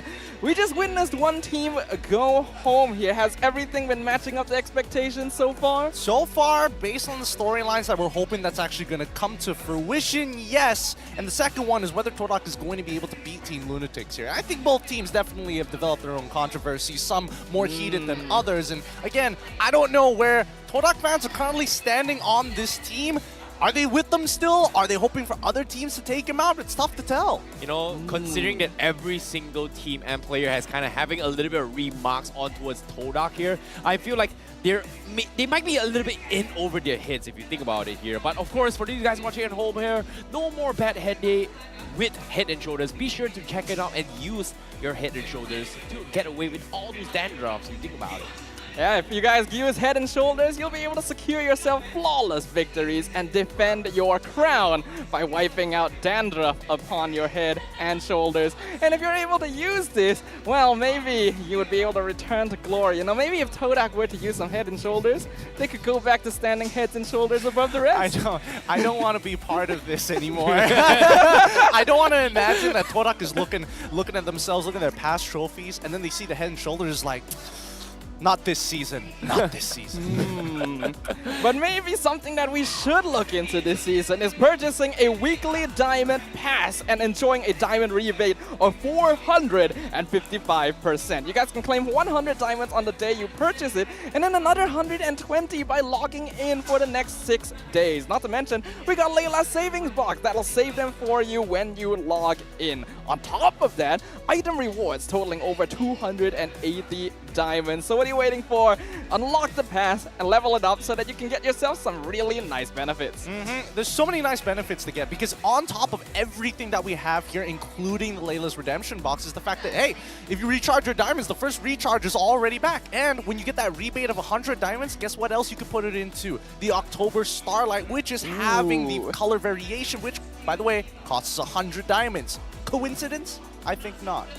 You know, it's all very well thought out if you think about it, right? It's all about making sure that you guys get the best value as much as possible. That's why you gotta watch MPL. You gotta find out about all these discounts every single time. Even though it's in-game, sometimes you kind of, you know, forget that you're looking into is the banners and the ads like that. Here we remind you to tell you that it is very, very nice. But at the same time here, this is where things get a little bit more interesting, because Todak, this is a long journey for them, if you think about it. The Todak Dynasty. Is this the end of an era? A team that has never missed a grand finals for many seasons, who has always started off in the upper brackets regardless, who has represented us in every single M series to date, now finding themselves at risk of relegation after a subpar regular season performance. Honestly, it's a true legacy that Todak has currently made for themselves. The truth is, whether or not they get through it today, or whether another day where a team takes them out, could be difficult to say. But let's look at the Todak lineup right now, because out of the 5 members, only 1 remain from the original lineup in M1. Yeah, this is going to be very, very interesting as well to see whether or not Chiku, guys, is going to be able to live up to expectation. There has been a lot of moments where, hey, you know, he's going to be forced to play gold lane. He said he's not going to be playing jungle, but at the same time, there was just so much switches that has been made coming in from Todak himself. And now, Zyme, Senpai, Yums, Ruff, Chiku, guys, and Momo to be playing in this roster here, despite the poor performance during regular season. I hope that they are going to be able to bounce back in this roster. They do seem to be coming in with confidence here from what we saw in the match video earlier. They're going to be up against Team Lunatix here, sporting a different lineup than we're used to. We got Zakus, AB, Esha Ohana, AJ, as well as Kien. Now, as far as we know, finding Hito, his loan contract has already expired, which is why he's not going to be joining Team Lunatix on the stage. And there's certainly rumors about whether or not Yuna has been encountering the similar issue here, which means that Lunatix has kind of been forced to scramble the players they have left into whatever roles they can. If you would imagine that Todak has been struggling throughout the regular season because they cannot figure out what is going to be their main 5, I think Lunatix are in a much worse position. And in that stage, I would say that Todak has an advantage in the matchup overall, because again, it's not only based on falling back onto comfort in comparison to Lunatix, where the draft is kind of, well, we'll see whether it's going to be pre-prepared, but the hero pool is definitely in question. Yeah, I agree. On top of it all as well, it comes down to whether or not consistency is going to be in play, right? Like how long they've been playing together, whether or not are they adaptable towards each other's playstyles in order to execute things that they want to do. I feel like Todak is in a scenario where they will have the upper hand over Lunatix, but all things considered, when it comes to playoffs, anything can happen, man. Yeah, but it's not just an advantage in terms of players, right? It's an advantage in terms of coaching staff as well, because as you guys can see, there is no analyst or coach on the side of Team Lunatix. So this is literally the most makeshift roster we have ever seen in the MPL playoffs. Can it create a miracle? Well, I think, you know, miracle or not, if they knock out Todak, I think that'll be a very huge blow to the Todak brand, and I think that's going to be something that's difficult to recover from. But from LTX side, they literally have nothing to lose here. They still guarantee a spot in the upcoming regular season 13. At the very least, it's just a roadblock for Todak. Yeah, it's something that they just have to overcome, right, for coming in from Todak. But I feel like Lunatix, they have had their ups and downs during the regular season here. And, you know, we finally get to see Esha Ohana. We did in the video as well. There has been a call out as well. Hey, let Esha play. We get to see him this time. The question is, where will everyone be playing overall? Now, let's take a step back, go back over to Todak's side. We got a comment here from Coach Kuja pointing out that the biggest problem that Todak has been facing is that they've lost a piece that really strengthened Todak, and they need to train someone that can fit that piece in. Now, what piece do you think Kuja is referring to here specifically? It's pretty obvious. It's got to be Moon, right? Ooh. Really? Moon? I don't think it's just Moon. I think as of right now, the biggest pieces that they're missing, I have two in my mind. One, somebody who is consistent that can hold down the lane. Momo is in a position where it's like, yes, he's consistent, but he's not as devastating as he was before, comparatively to how he was playing last season. And let's not forget, shot caller in Chiku, yes, he's still part of the team, but it's more difficult when you're in a jungle gold role. On top of that, we have a comment from Yums there. Wasn't quite able to catch it, but he was highlighting about the strength of his Estes overall. Yeah, it was during his match, during M3, when they face off against RRQ, that they ban his Estes. So maybe, considering that the patch has come into it here, we might see the Estes being brought up. But now we look at the matchup history between these two rival teams. Ever since Season 10, Todak has not lost a single game to Lunatix. And if we look at their statistics overall, damage dealt, win percentage, KDA, all trumping over Lunatix by a pretty good amount. A large amount, in a matter of fact. I think, the biggest one is going to be first objective rates. Having a 50% compared to a 37% is more favorable towards Todak because we know how they like to play around their gold lane. We know that has been a very signature style for them. Whether we're going to see them evolve from that is going to be a different story. But I think for LTX, the biggest question is, yes, is Kian going to be able to do it? Xborg has been his go-to mainstay, but that could easily get banned out. There are 5 bans in this game. If you take away comfort picks, Matilda, for an example, for Zakus, does this team crumble? Yeah, I think Zakus' hero pool is going to be a big major factor coming from Lunatix, right? Like, he has played in the past a lot of supportive and counter playstyles here, such as Angela before Angela has been popular. So I feel like in this scenario, Zakus has had a little bit more leeway compared to back in the days where roamers used to be this tanky, aggressive roamers in the front lines rather than being on the supportive role. So I feel like Lunatix is still an okay side for him, but anything can happen, man. Anything can happen.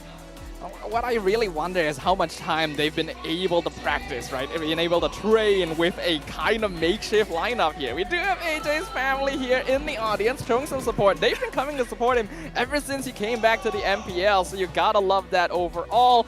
But now, we do get a chance to look back again at what Yum said earlier about that Estes. We haven't been seeing a lot of this hero, even though this should be a healer meta. He likes supports, but he likes setups better. I don't know how much that really tells us, right? It could mean that in the very first game, we could expect to see support style, enchanter style roamers, and the next game he's like, you know what, back to Choku for the usuals. Yeah, it might be the case as well, considering that now we have seen a lot of Edith pickups as well, but what really surprises me is that Edith wasn't exactly kind of picked. I think it was bad during the first phase here in the first series, but of course, that's going to be something that we are going to be looking forward to when it comes to this series. But I feel like Todak, will they pull pocket strategies against Lunatix, or is this going to be a roll in the park? I think it would be pocket strategies. I'm looking out for Moon. I saw that girl holding up that signboard and it had Moon's signature on it, but I don't see him anywhere, so I don't know how she got it. Where'd he go? It might be an old poster from previous seasons, man. It can't be. Right? Because the design is updated. Yeah, it's the updated design as well. Well, besides that, let's focus back on the game because the draft is about to start and hopefully we'll get a better idea as these teams confirm some of our suspicions. Yeah, I mean, technically, the moon is always in the sky watching over us anywhere, and so maybe living up to his name going into the series. You can expect that Todak is going to be needing some of that support overall. We have AV's family as well, so the side of Team Lunatix having a good amount of supporters in the audience. Will it be enough to overcome the difficulties they've had to deal with here in terms of lineup, in terms of players leaving, coaching staff no longer being available against one of the longest legacies in MPL MY? It'd be crazy to imagine that that legacy ends right here, right now with a 2-0 victory for LTX. That would be... Wow. I can't even fathom it, right? Getting through this first stage, yes, makes a lot of sense to me. And their upcoming matchups are not going to be any easier. Because whoever wins this will have to face off against SRG in another elimination matchup before they actually make it into the upper bracket semifinals, which they get their second life. Yeah, that's going to be something that they have to actually slowly crawl their way through. However, before they go that here, they have to play this match. And it is going to be Lunatix on the blue side and Todak on the red side. And to start things off, the bans here, we do see Claude, Kadita, Kaja, Angela, as well as the Matilda being banned off. Different priorities right off the bat here. A lot of focus towards those supports being banned out by Todak. And the Claude, which is a hero that definitely is worth some discussion nowadays. After the recent nerfs, this hero has really dropped off the face of the MPL. Yeah, the fact that he can't clear his wave super quick means that you have to interact with the enemy gold laner even more, and you have to take proactive trades, and it's so hard to trade with Claude, especially when you're not max stacks on the Art of Thievery. So looking at that first pick coming in for the side of LTX, I'm guessing they could go for something pretty standard here, or they can immediately lock in heroes for people like Zacchus, who's being clearly targeted by Todak. My big question here is we don't have any official confirmation of which player is going to be playing what role, right? We think that Zacchus most likely is going to be the roam here. We do see a first pick, Rafaela, which is very interesting overall. Not a hero you ever see as a first choice. Yeah, don't know what the priority is, but at the very least, the changes to Rafa has been extremely relevant. You know, the immune to slow is so great huge with the holy healing. You know, it's all about kiting, right? When we talk about playing team fights nowadays, it's all about kiting and trying to bait out rotations. I feel like Rafaela is in a situation where it's the perfect hero to kind of get in and out and kind of bob and weave in between fights. And especially now with the Flask of the Oasis, it does give Rafaela's heals a little more relevancy due into the mid to late stage of the game. We did see that Valentina pick up from the side of Todak along with the Grok. So starting things off by keeping the draft pretty open and flexible.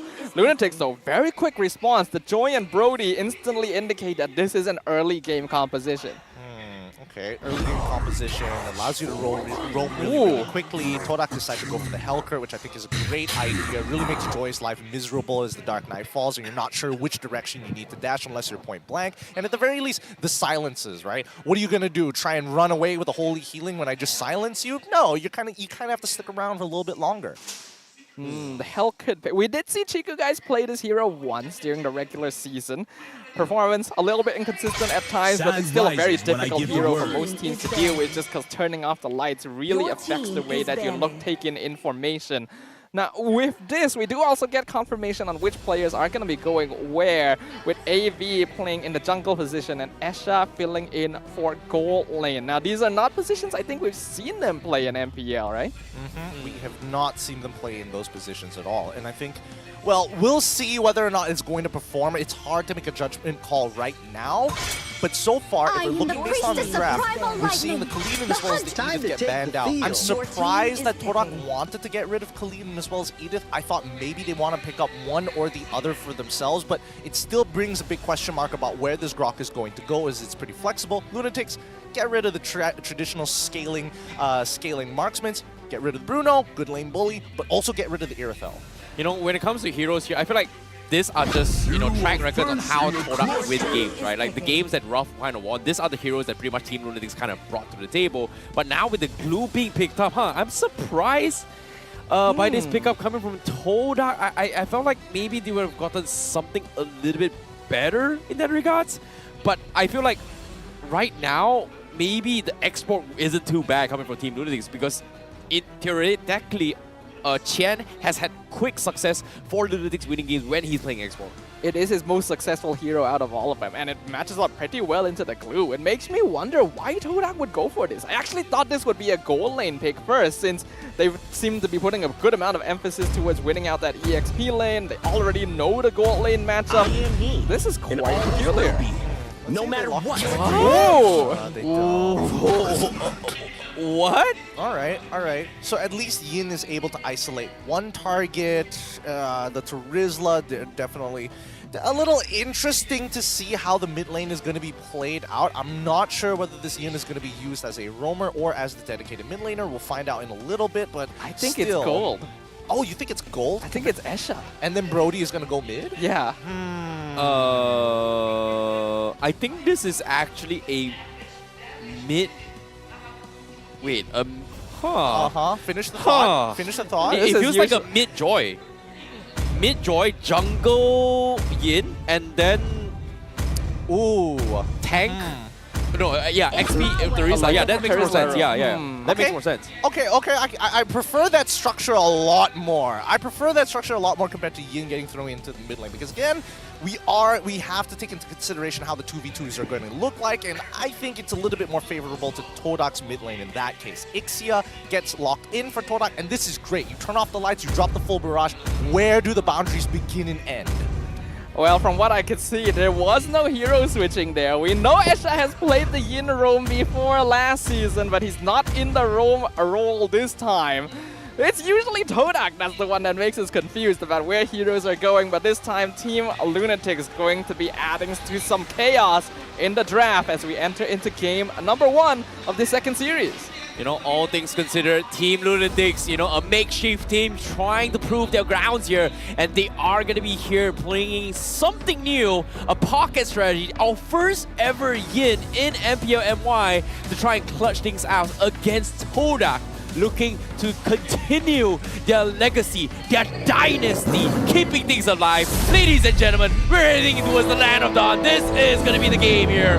This is game 1 of Team Lunatix versus Todak of the playoffs. Will the dynasty of Todak be able to overcome the pack of wolves? Or will they find themselves sleeping with the fishes? We will find out here, because this is indeed a Yin gold lane in the hands of Esha Ohana. Thoughts? What? Yin gold lane? What is... Wait, hold on. Let's see how these early interactions go, because I'm seeing a fast 2 on the top side with both AJ and as well as Kian to actually maybe contest and go for a potential lane swap. It's hard to say for now. Yeah, at the same time, what really interests me is that I do see a Brave Smite on Rafaela. I've never seen that before. It's more common nowadays because you want to be able to survive the fights. What interests me more is the lethal ignition on Brody. Yeah, man. I don't know about this one, Chief. I don't know about this one. I think, at the very least, the logic behind it is if Brody is going to have some strong early game, you might as well maximize it to the fullest. He did take Wilderness Blessing so he could rotate faster to make things actually happen, but we'll see, right? We definitely will see how this is going to play out, especially Ruff versus Esha Ohana. This should be a pretty convincing lane coming in from Ruff specifically, but that depends on how well he actually knows Yin. Yeah, but at the same time, no lane here. We do see Yums taking advantage of the Wilderness Blessing as well with the Grog. So I'm really surprised he's able to walk out in front, but at the same time, he's going to get a little bit of harassment coming in. AV, looking to try and chunk his HP, but there's only so much he can do right now. Meanwhile, Chiku on the top side, looking at pressured by Chen. Does he get the crab? Nope, he does not. So that's going to be Chiku walking away. All right, so far things are looking a bit more passive here, which definitely not the best sign for Lunatix, but I think they are waiting for their level 4 power spike to start things. Oh, Dark Knight Force comes in, misses the stingers coming from Chico, but here comes the slap from the sides here. They do get first blood on AV, and double kill coming from Zyme Senpoi with the collapse, and that's going to be an easy turtle secured by Todak, and Team Lunatix did not see what hit him at all. Much cleaner rotations from Todak here as they instantly translate over to threaten the jungle, but decide to give it up once AJ shows his face. A really nice rotation and a penalty zone steal from Zyme Senpoi. That definitely would catch you off guard for a moment. I thought that was Kian, but it was actually the Valentina. And 2 kills to start things off there for the Todak mid lane. Gonna be a good start. Extremely good start, and I think, you know, Todak, at the very least, they respect this Brody in the mid lane. They know he's got a lot of early damage, and Momo is just playing the lane perfectly against Kian. He's out of mana. He's going to be forced to recall at some point of time, and if he sticks around for the next wave, he might actually set up an opportunity to dive him later on down the line. Yeah, this time, you know, he is going to steal the Holy Baptism for the Zyme Senpoi. So I guess this time he is going to try and set things up for the Stingers for Chiku guys. But for now, Todak, they're just completely out-rotating Team Lunatix, whereas Team Lunatix, they're just so afraid of what Yums is doing right now. Look at him. He's just got so much confidence to try and pressure Lunatix in their jungle. A very nice vision being provided from Yums here. Now, this is not a good sign for Team Lunatix. When they have a lineup like this, they really should be the ones creating momentum by rotating around the map. Esha, though, he's dead. Oh, okay, the domain comes in. Ruff is going to be taking a little bit more damage. That's a lot coming in, but Ruff, he's able to out-sustain this, and he's going to be Pokemon because the rest of Todak is waiting for him, and he is going to get completely destroyed. No hope. Nice try, great catch, but not enough damage. Okay, nicely done by Ruff, able to survive that entire interaction, weaving in the autos when necessary. He gets put down low, but not enough for Aisha Ohana to take him out just yet. So that means Aisha Ohana didn't have a component at that point in time. In the meantime, top side though, Momo taking a lot of damage, a lot of pressure, but he doesn't mind. He is a damage sponge. Yep, at the same time here, I'm surprised Lunatix did not take the gamble to actually make the dive here, just because of they don't really know where you actually is. But at the same time, Yus is getting so much information for the team, and the purple buff gonna get contested. Here comes the wall shot. They are gonna try and collapse onto this, and now the retribution comes in. No, it is gonna be in the hands of EV, but he is taking a little bit too much damage as Homebois steals the electrifying beaks and takes him out. And now the counterplay comes in. Lunatix, they're trying to delay the inevitable, but Homebois just picks him apart and they just get completely shut down. Chien tries to pull Momo to the turret, but it's not enough, and Todak just walks out scot-free, gets 2 easy kills. Yeah, this is already falling out of the hands of Team Lunatix very quickly. Full control by Todak, perfectly trading things. Normally you expect when you split up your team like this, you either trade the buff for a neutral objective, for example, but Todak just got everything. Lunatix's rotations are not there at all. As you can see by the gold grab, well, not really the gold grabs, but at least the gold differentials. Todak is, again, all their laners are ahead. The only person not being ahead is Ruff on this Ixia, who has to play a little bit passive, but he doesn't need to be relevant now in this current early game. He has time to scale. Yeah, and seeing how this is actually happening here, because on the bottom lane, Team Lunatix, they're going to try and make sure AJ is alive, but here comes the wall shot coming in, and the stolen penalty zone from Homebois to help secure that, and AJ down. Chien is here to try and zone them all, force the counter penalty zone, but Momo drags him back across the wall, takes him out. That's going to be 2 easy kills in the hands of Todak. Meanwhile, Chiku looking for a solo kill, misses the stinger, and Aisha running for his dear life, flickers away, but it's not good enough because that's going to be Chiku getting another kill onto a Team Lunatix. And in the meantime, Yums is going to continue to bother AV.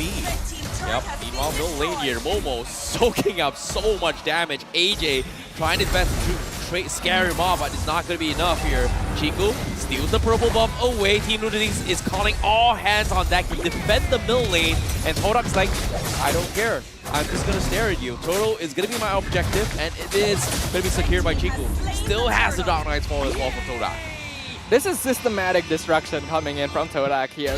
The longer this game goes, the longer it feels like it's not even a game at this point. 5k net worth difference already in 7 minutes. And Lunatix are basically not even putting up a fight. I'm not seeing any sort of team play coming out from a lineup that should be rotating pretty heavily. Well, I mean, they're rotating together at the very least. It's not like they're separately going in their own individual ways. They're still trying to maintain their waves as best as they can, but so far, just too much gold is kind of slip through their fingers. Yeah, and seeing how this is going here, look at this. Yums is going for the ball shot play. They are going to try and collapse on AB. Instantly gets melted here. Lunatix no way to respond, but Chien goes for the defensive penalty zone, and Todak just diving behind here, dude. Finally, the Yin shows himself, but Aisha Ohana does not catch Chiku at all. He doesn't even get the kill. He will settle with Momo, but guess what? Momo is toying with him in the other dimension. Latches onto him. Now he comes out, gives the freebie to Ruff, and Todak just walks over Lunatix like it was nothing. How do you not pull Chiku guys into the Yin ult in that position? I mean, you're just tapping it as fast as you can, right? He gets out of range and then you're in trouble. Yep, at the same time. He's right on top of it. Well, sometimes people make mistakes, man. Sometimes people do make mistakes. But, of course, when it comes to this play here, Todak, you know, having so much dominance, Lunatix just doesn't know what they should be doing right now. And even with Zakas on this Rafaela, checking the bushes is great, but they just can't do anything about it. They can't even push out. Systematically, Todak is just ruining the economy of Team Lunatix, right? This is basically an impossible position to play from if you're in Lunatix's side, because nobody can really open up the map. And that's the big problem with Enchanter supports, right? If you are this far behind, it's very difficult to recover without a laner who can actually force a fight or at the very least make a play. And even though they have the Terizla who should be doing that, Homebois is actually doing the better job with the stolen penalty zone himself. So Lunatix basically has no avenues of gameplay here. 9,000 gold lead in 9 minutes. This is the highest GPM difference we have seen this whole season. Yeah, that I don't know, man. This feels like, you know, Zyme just one-upping this game, and now Holy Baptism comes in. Zakus missing the mark, gonna go for the Dark Knight's ball, and now with the sprays coming in from Ruff, completely scaring Lunatix off. They have to back off. Asia Ona, he's still looking for that kill. He wants to break the zero curse, but unfortunately, he's not gonna get it because Todak will be able to escape this Momo. Looking for the latch here. Asia is going to be able to get out, but they have lost the inhibitor down middle though, which is very, very difficult to play this. But Todak immediately responds with a Lord push. Yeah, at this point, I'm just waiting for the GG go next, right? I mean, Todak, there is no way that they lose out in a lot of these situations unless they make a significant mistake. And we haven't seen Ruff do too much because he doesn't need to do too much, right? He just needs to sit in the back, wait for Team Lunatix to try and start a fight. And if they do, drop the full barrage. If you're underneath the crystal, even better. More targets all clumped up conveniently in one nice little spot. There's just not even a need to do any sort of analysis anymore at this point. This is not even bringing a knife to a gunfight. This is like bringing a loaf of bread. Oh boy, Asia, he tried to be a little bit sneaky here, but they were expecting this. My goodness. What? Huh? In the hands of 3 guys? Dai did get an easy kill on Zakus. All right. Dark Knight Falls means when he pounces, there's a silence. Couldn't even get the Holy Baptism out. Asia Ohana dying like that. I can see what he was trying to do, but Todak made a very good call with the information. Yep, at the same time now, it's 5v3 Chen going to be pulled back as well. The penalty zone barely tickles Todak. No follow-up whatsoever. The Lord still very, very healthy. And Todak, they are going to try and chip away and out of inhibitors, but Lunatix, they're just, you know, they're barely doing anything here. They can't actually chip on Todak at all. They have no damage. Look, it's a 12k gold lead. I don't know what you expect to at 11 minutes. At 11 minutes, which is even worse. They have no win conditions activated, no real way to actually get back into this game. So we're just hoping that Todak makes that mistake. Because imagine how big of a mistake that would be. Well, speaking of mistakes, Zyme Senpai with the stolen penalty zone, but here comes the full barrage instantly. Takes out the backline. Zakus is dead. AJ gone. Yumes with 1 HP, but still has the immortality. Asia Oana is trying to make a play, but Momo completely drags him out through the mud, kicks him out, and the crystal's exposed. Todak takes a clean game 1 with a 16-0 score. That was just not even a game. That was easy for Todak. No opposition at all. Probably the easiest victory I have ever seen on this stage. Yeah, I mean, they just stick to their own game plan, make sure that they follow the fundamentals to a T, win out on the smaller interactions, and the game naturally will fall into your hand because LTX do not hold the card to look for these big engagements. And if they do, there is so much more risk involved for their lineup compared to Todak's. Hey, swimming with the fishes, Todak's dynasty still survives. And as of now, they are still the strongest when you are in the ocean. And the Wolves, they don't stand a chance at all. The question is, what does Lunatix do now if they want to even get a victory here? Like, that was just not even a performance to me, honestly. I think a lot of that just comes down to hero pool, right? You can see that there's a high focus on Zakus' hero pool. Get him a hero that he can play so it doesn't get bad down the second half. Asia Ohana has a weird hero pool, but at the very least it's to a certain degree predictable. Hey, they brought it once before in season 11, you know. They thought they could actually pull it off again. So I guess that was something that might give us the element of surprise. You know, when it comes to playoffs, expect the unexpected, and so far we have seen surprises for this past 3 series. Sorry, 3 games that we have seen for day number 1. So I feel like this is a weird game to cast. Like, I did not expect a one-sided snap like that. Is it straight up mean to say that felt like an AI game? No, that just felt like a... Like it was, right? I wouldn't say that it's an AI game because at the very least they can pull back, you know? They don't keep fighting you until their last bit of health. I don't know. So you know how sometimes when you disconnect from the game and you come back and the AI actually has a better score than you did? Well, if that's going to be the case, then Zyme Senpai made this game extremely easy.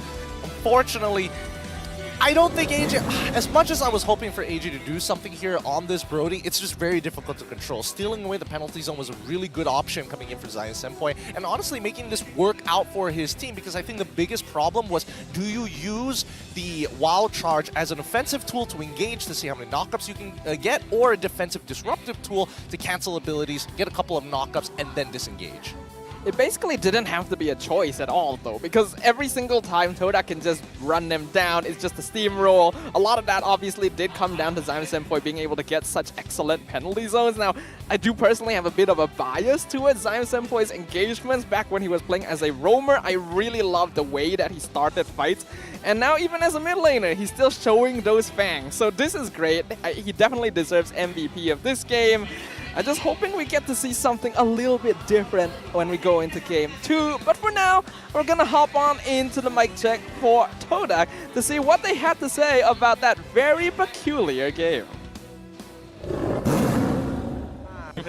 Itu nak bagi seru je ayat sebenarnya. Dah Tak payahlah penting nama orang lain. Dah, kalau mentor saya Ciku, saya akan bantu dia untuk dapatkan kejuaraan musim ni. Kalau tak dapat, salah Roger tak bantu. Lembab tau jalan. Kita tunggu dia orang sampai baru start jauh game ni. Ni aku bagi fan-fan Todak yang merana ni. Tunggu.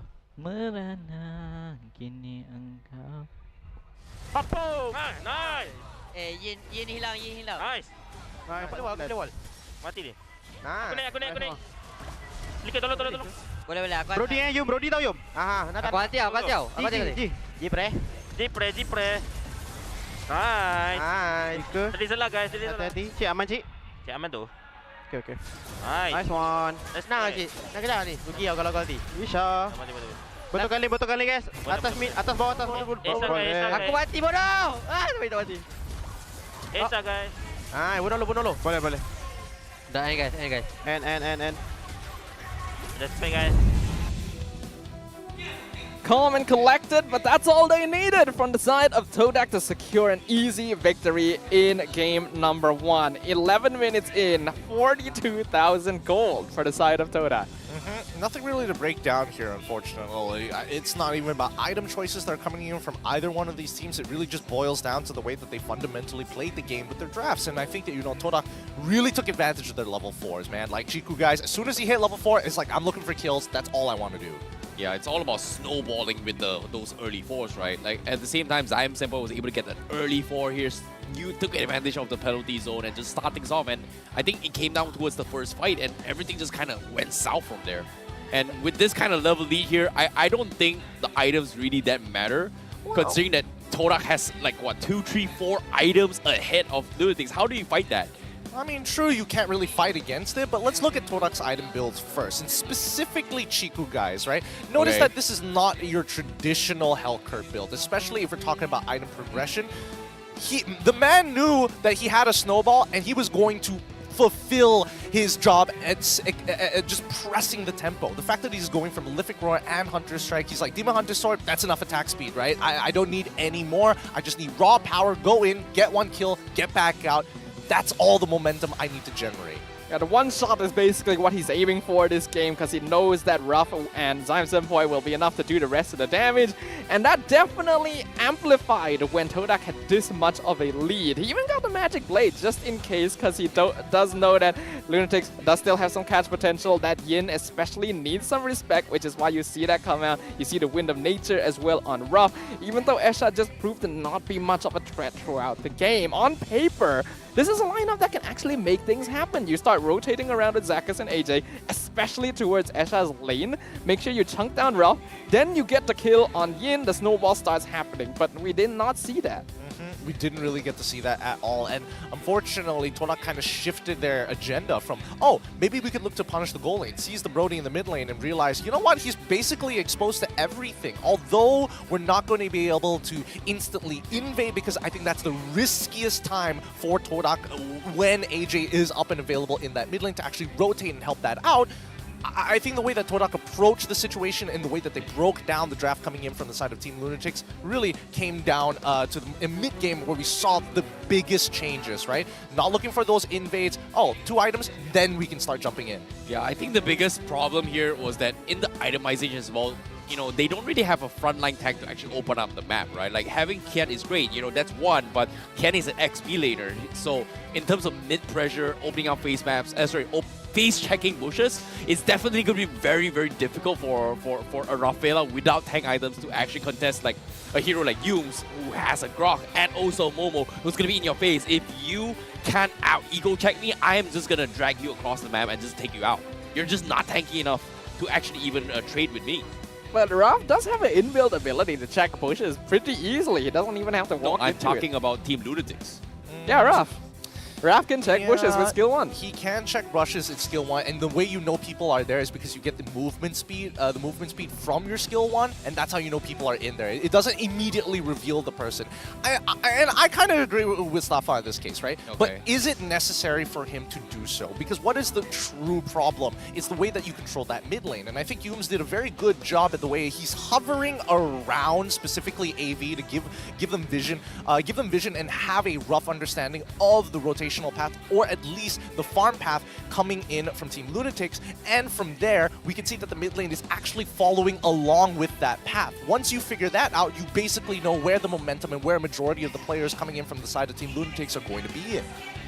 Yeah, I think Todak were just very systematic this game. They saw the lineup that Lunatix were bringing, and while other teams may think, oh, this is kind of strange, let's play a bit safer to figure out what the plan is, Todak seemed to go in already understanding what Lunatix's plan was, perhaps due to the fact that they experiment with their drafts the most historically here, and instantly cut off any points of momentum that they may have. Yeah, it's just very, very unfortunate to hear about that Zugots. But at the same time here, let's take a look at the highlights here on how things went down from the side of Todak, because, you know, it all kind of started from the first turtle here. The stolen penalty zone from Zion Senpai to just completely destroy AV's chances of even contesting the first turtle. You can definitely tell that AV is a little uncomfortable playing this Joy, right? Mainly because, again, there's a lot of situations he's caught in where he's not 100% sure, should I start my dashes now? And that's going to give me about, roughly about an 8-second interval before I have to start thinking about, like, resetting and doing it all over again. I think, you know, Yumes played a very good game here, making it even more difficult for Team Lunatix to really find that lead that they were looking for. The earlier stages of the game really just boiled down to mid lane control, and I think that if you are in Lunatix's position, Zakas, as much as he wants to kind of walk up to a lot of these situations, I think what they probably should have done was double up on the farm speed of AV, help him out after they clear up that mid lane. They basically needed to identify someone to play around here. I don't feel like there was a lot of initiative from Lunatix to start playing around stronger lanes or to focus on farming up a specific player, and I think that cost them.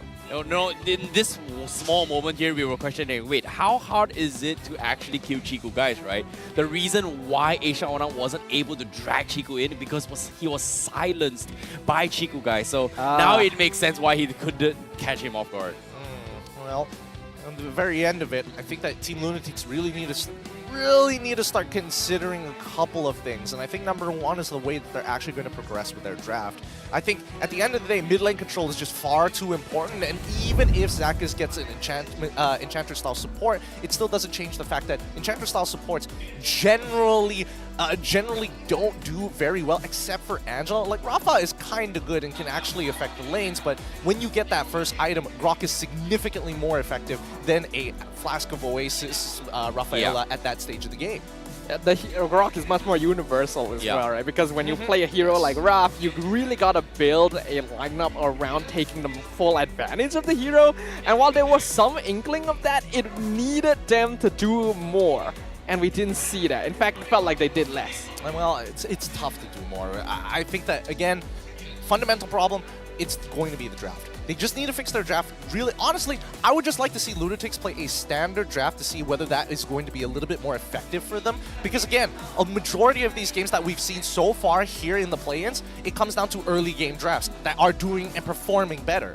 Yeah, I agree. But at the same time here, let's take a look towards the power distribution between two of these players here, AJ as well as Zion Senpai, the mid laners, or in this case, the mages of each other. And of course, highlighted in blue is going to be, well, Zion Senpai, and highlighted in purple is actually AJ. It's not actually purple. It's red. It's just fully covered by blue. so red and blue, when they cover, interact, it becomes purple, right? Yes. Oh, okay, so yeah, it's red, but because it's okay. Someone Go didn't on. go to Pendidikan Seni. I'm terrible at art. I'm terrible at art. Hey, look, not everybody understands how hexadecimals work. But at the end of the day, I think that, Zyme Senpai is continuing to show why he's an absolute rock, a very big pickup for the side of Todak, because now that Moon is gone, they needed somebody to be that leader, a secondary shot caller, or the main shot caller for the team. And I think Zyme Senpai, with all of his veterancy, all of his time under SMG's helm, you can definitely see that sort of style being played out here in game number 1, especially against the Lunatix, where it's like slow, standard, increasing your momentum, and then once you hit that critical mass, just shove them through. Yes, Zyme Senpai has a very big wealth of experience as a player here in MPL, having played the mid lane, having played the roam position. I think he was even a jungler at some point. So he has a lot of awareness about how to play different parts of the map, as well as his role, and has achieved a very unique balance between defensive and aggressive play, where most other MPL players tend to fall into one or the other. I think he's an efficient player is the word that you're looking for. An extremely efficient player. You don't see him waste a lot of his spells or waste his movement in general when he's kind of playing the game. Yeah, and seeing the fans here, they are going to be calling out for a little bit more games here. They're asking for Yums to play his legendary roam Fanny. Once upon a time, they caught us by surprise and actually won a game. And ever since then, we haven't seen any of it until now. I'm back since week 4. We got someone who's back since week 4. Oh, they got the picture of him in MSC 2023. I love it. I love it. I love it. I love it. But exciting enough, I am hoping to see that LTX coming into this draft probably want to take red side. And even though first pick might not necessarily be a good idea against such a behemoth like Todak, it's more beneficial when you get 2 power picks for yourself, especially considering the way this draft is actually coming out. There's not a lot of standard S-tier heroes that are getting banned out.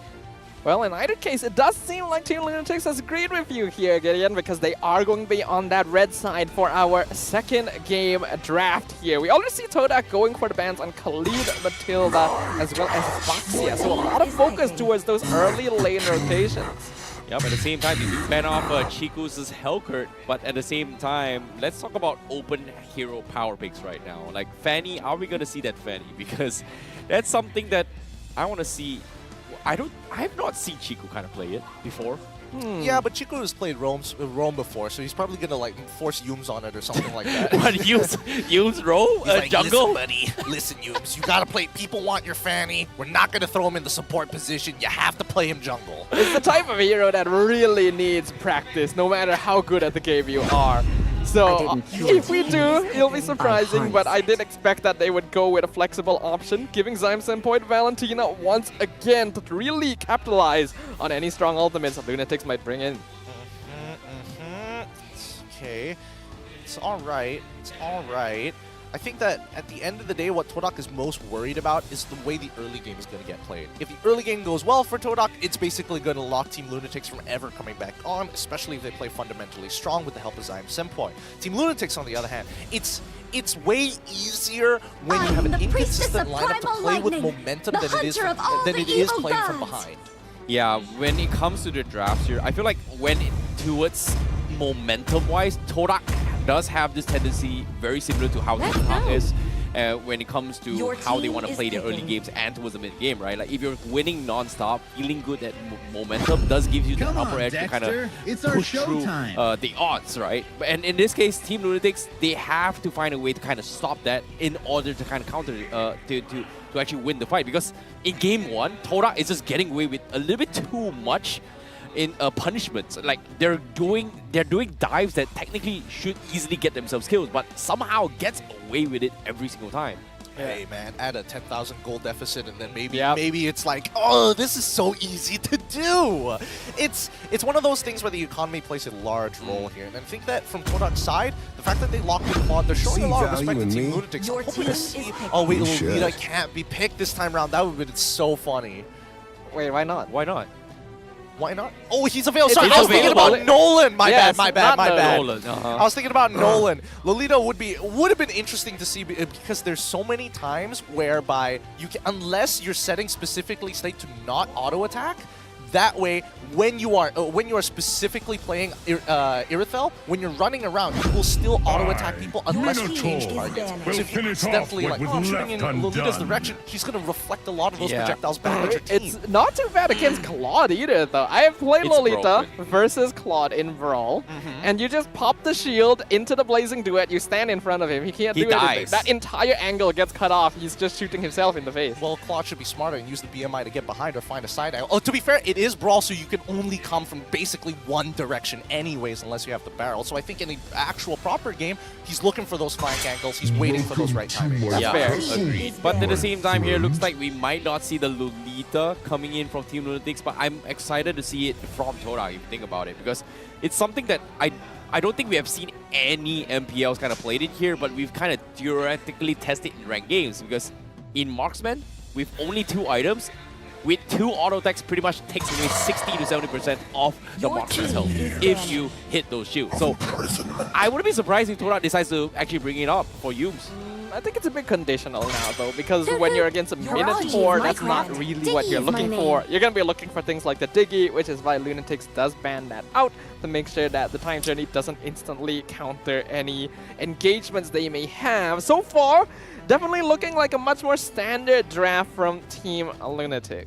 I'm gonna keep it a stack with y'all. I think Lolita is actually insane here. It is broken. It is the only reason why I'm thinking it that way, because it's the situation. What's the most ideal situation for Team Lunatix? A lot of the ultimates get blown out. The Irithel gets to pop the sprint, pop the heavy crossbow, and just blow everybody out of the water, right? With Lolita, you kind of make them hesitate in that sense. That's already a good thing. Edith out of the Primal Wrath. All of her auto attacks are going to be ranged projectiles, including her skills. Those can get reflected as well. And the only time you want to fight is after the Minoan Fury, which is a solid counter engage with the Numenon Blast. So that's why I'm thinking that Lolita might actually get picked up here for the side Todak. That could be a fair point right there. Just looking at the images coming in here. What? We're getting closer and closer to the international event of the year. Wildcards as well as MPL MY on top of the main stage 1 M5. So I guess that's what people are excited for. People are already looking for all the memes they can. Really digging deep in. Definitely. But at the same time here, what's the perfect hero for Lunatix right now? Because it feels like, do they want to deny the Lolita away, or are we going to see, a potential redemption from Zakas bringing in the Franco? Because Franco seems not too bad if Todak decides to go for a roving jungler. And knowing Chiku, he might lean on towards the Ling if he decides to. But Lunox seems like denial pick coming from Lunatix. This is actually a classic AJ hero. I still remember back when AJ was active, this was a hero that at first he was kind of meh on, but then became one of his signatures through repeated play. Going to be our first time seeing it on the MPL stage this season as well. Not a very good ultimate to be stolen. Not too bad in the mid lane. But there it is. The Lolita makes its debut for the first time after its revamp alongside Momo's Yuzong. Oh my goodness, this game is going to be so free. It's going to be so free for Todak here. They have a way of counter initiation. They have strong dive potential at the same time. A signature frontline in Fredrin to make sure that that's going to be the anchor for the team. And Ruff, whatever you do, just get into the back and blow them up. Team Lunatix, though, I do appreciate the fact that they're going to give AV Benedetta in this particular matchup, because right now, Yuzong is really, really nasty with the added 0.5% to his shot residue. The team fight from Todak going to be terrifying. Lunatix definitely playing more to standard and giving AJ and AV some of their old signature heroes to make sure they're as comfortable as possible. But will it be enough to topple the dynasty of Todak? Right now, only 1 game away on moving forward and facing off against SRG. Well, Todak bringing in the first ever revamped Lolita in play, coming in here to try and secure the clean 2-0. Or will Team Lunatix bounce back with their draft here of bringing in this makeshift composition? Is their dream going to be alive? Are they going to be able to drag this game number 3 here? We shall see, because we are heading in towards the land of dawn with this play here. Todak with a insane roster, bringing in Yuzong, bringing in with the Lolitas. They've got the whole roster. Why not? Stick around, ladies and gentlemen. This is Day 1 playoffs. And this is the moment to shine. And this is Todak versus Lunatix. Will it be the sword that is mightier than the wolves here? The Todak lineup going to be a very powerful one. Not quite as aggressive as their previous game, but I wouldn't be surprised if they were to take the fight over to Lunatix's side now that they know that this is a team that is still finding its footing. So with that being said, Benedetta needs to do a lot of work here, especially in the earlier stages of the game. Getting good trades against Yums and making sure you control this Little Wanderer. These POIs are going to be very crucial for LTX. Yep, now seeing a little bit skirmish here, Zackus is getting a little bit too much harassment here. I like the confidence coming in. The shot residue, almost gets the kill, but Zion Sandpoint will not let it slide. Flickers forward, gets the kill. AJ, taking a little bit too much here. AJ, why are you still staying there? Okay, he's got his level 2, he's a Lunox, he's got the able to sustain, but oh no, that's going to be Todak getting a very, very early first blood. And they're doing a mid-freeze as well. That's so dirty coming in from the veteran Zion Sempoi himself. But with that being said, right, early lead coming in from Todak with that kill. And we know what Todak likes to do with these early leads. Right now, Lunatix has not shown their capability of being able to make up big differences. In fact, oftentimes allowing it to snowball too heavily against them. And speaking of... Okay, he survived, Chen. You know, survives a little bit more AV. Finally shows himself, but he's not level 4 yet, so he doesn't have the Electro Final Blow to try and change his amateur. So Lunatix will not be able to trade off Chiku. As a top side, it's going to be the disengagement from both sides. Yums in the middle lane here. He is going to try and get his level 4 before the turtle comes in. But Lunatix is looking to try and collapse on him. Can they get the kill? Oh, but does have the barrier. So he's going to be A-OK. So that's going to be the 4-up on Yums. But he needs to reset his health because as of now, AJ is just not letting it slide for now. The turtle, however, getting contested. Momo goes in for the dive. He is gonna get bursted down from side Lunatix here. Numenor Blast comes in! The defensive flicker. They do get Aisha Onhara. The turtle comes in, but AV is gonna be the one that steal it away. They get Yums as well, and Chiku now needs to run for his life, and Team Lunatix somehow gets the bounce back, gets the turtle, gets 2 kills in this vicinity. That's what we want to see coming in from the Lunatix. You lose the turtle, you lose the lord, you need to get something back, especially in the earlier stages of the game. So finding 2 kills of their own, actually you're able to find 1 extra kill in that encounter. That puts them a lot more even than they were beforehand. Yeah, that was very clean. A lot of props given to Esha Ohana on the Ide for flickering in and getting that first catch. And speaking of... Oh boy, Momo, he's in trouble. He's taking a little too much. Primarov comes in, A-shot just takes him out.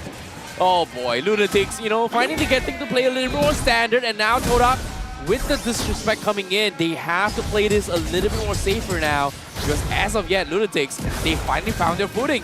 And now, Zackus does have the sustains, he is going to back off, but Zion Sandpoint does have the stolen Minon's Rage, so I guess that's something that Todak may look to try and abuse this.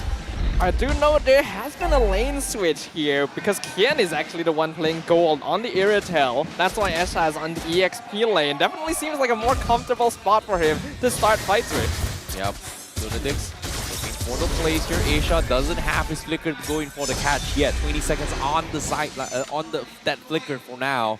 But Team Lunatix, it seems like they do have a little bit more coordinated strategy, but they want to try and make sure Qian has his farm his way through. Chiku shows himself, but it looks like he's not going to try to make a play. No plays whatsoever. 15 seconds left for this turtle, so I guess they are going to wait out for the objectives for now.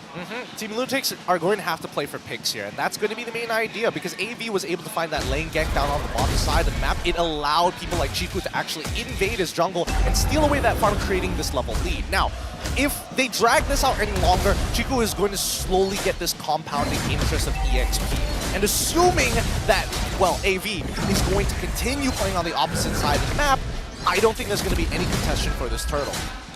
Yeah, at the same time here, looks like the now they're not going to fight for this as well, but Team Lunatix, they are going to get the dive from the bottom lane here. Aisha Ohana getting bursted down, and Todak still holding on to the Minon's Ridge up on Zion Sempoi. And Lunatix, do they want to try and force the fight? Looks like they cannot. They've lost Aisha, it's just not worth it. They even burned through the flicker on him. Yeah, the Guardian's Reflection making it so that the Primal Wrath effectively doesn't do anything. A pretty big counter once that ultimate has come out from the Ide.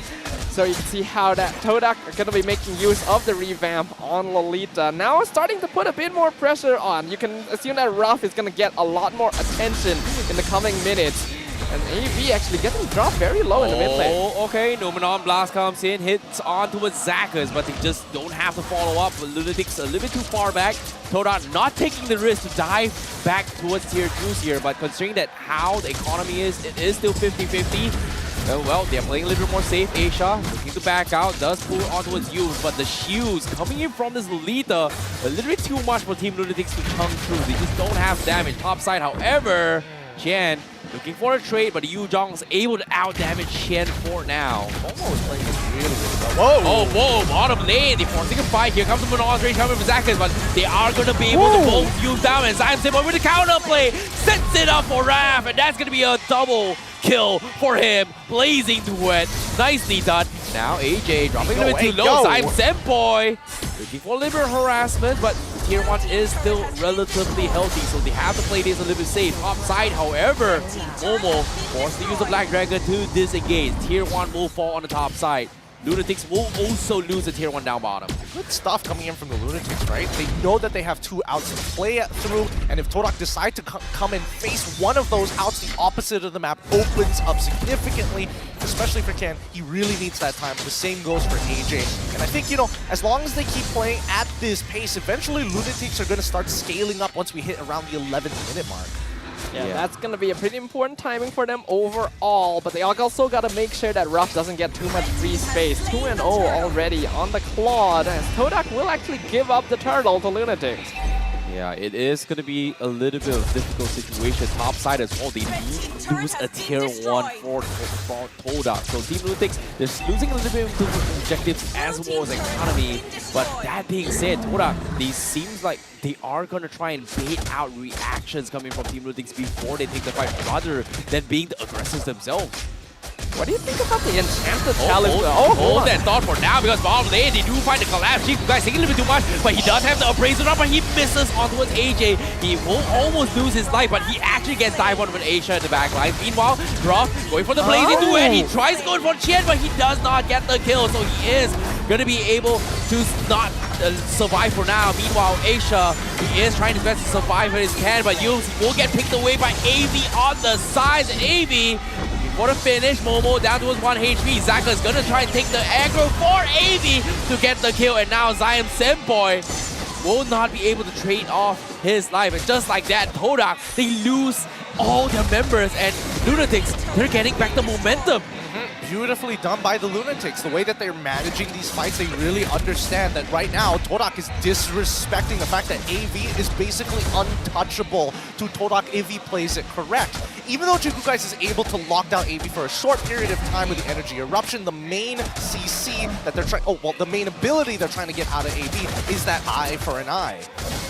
Now, that was just straight up huge mistake from Todak though. Like, so far, they've been taking these fights pretty cleanly and everything, but not respecting what Lunatix is capable of has really suddenly put them quite behind. Feels a bit bad for Zion Senpoi, the only survivor of that one, still playing clean, but the rest of Todak are starting to show some cracks.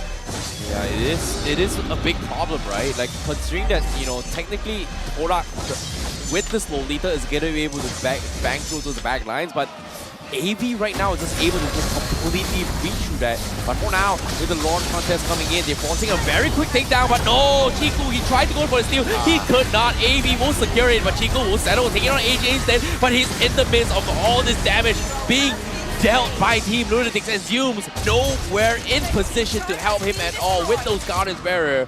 And Team Lunatix, they were able to get away with it.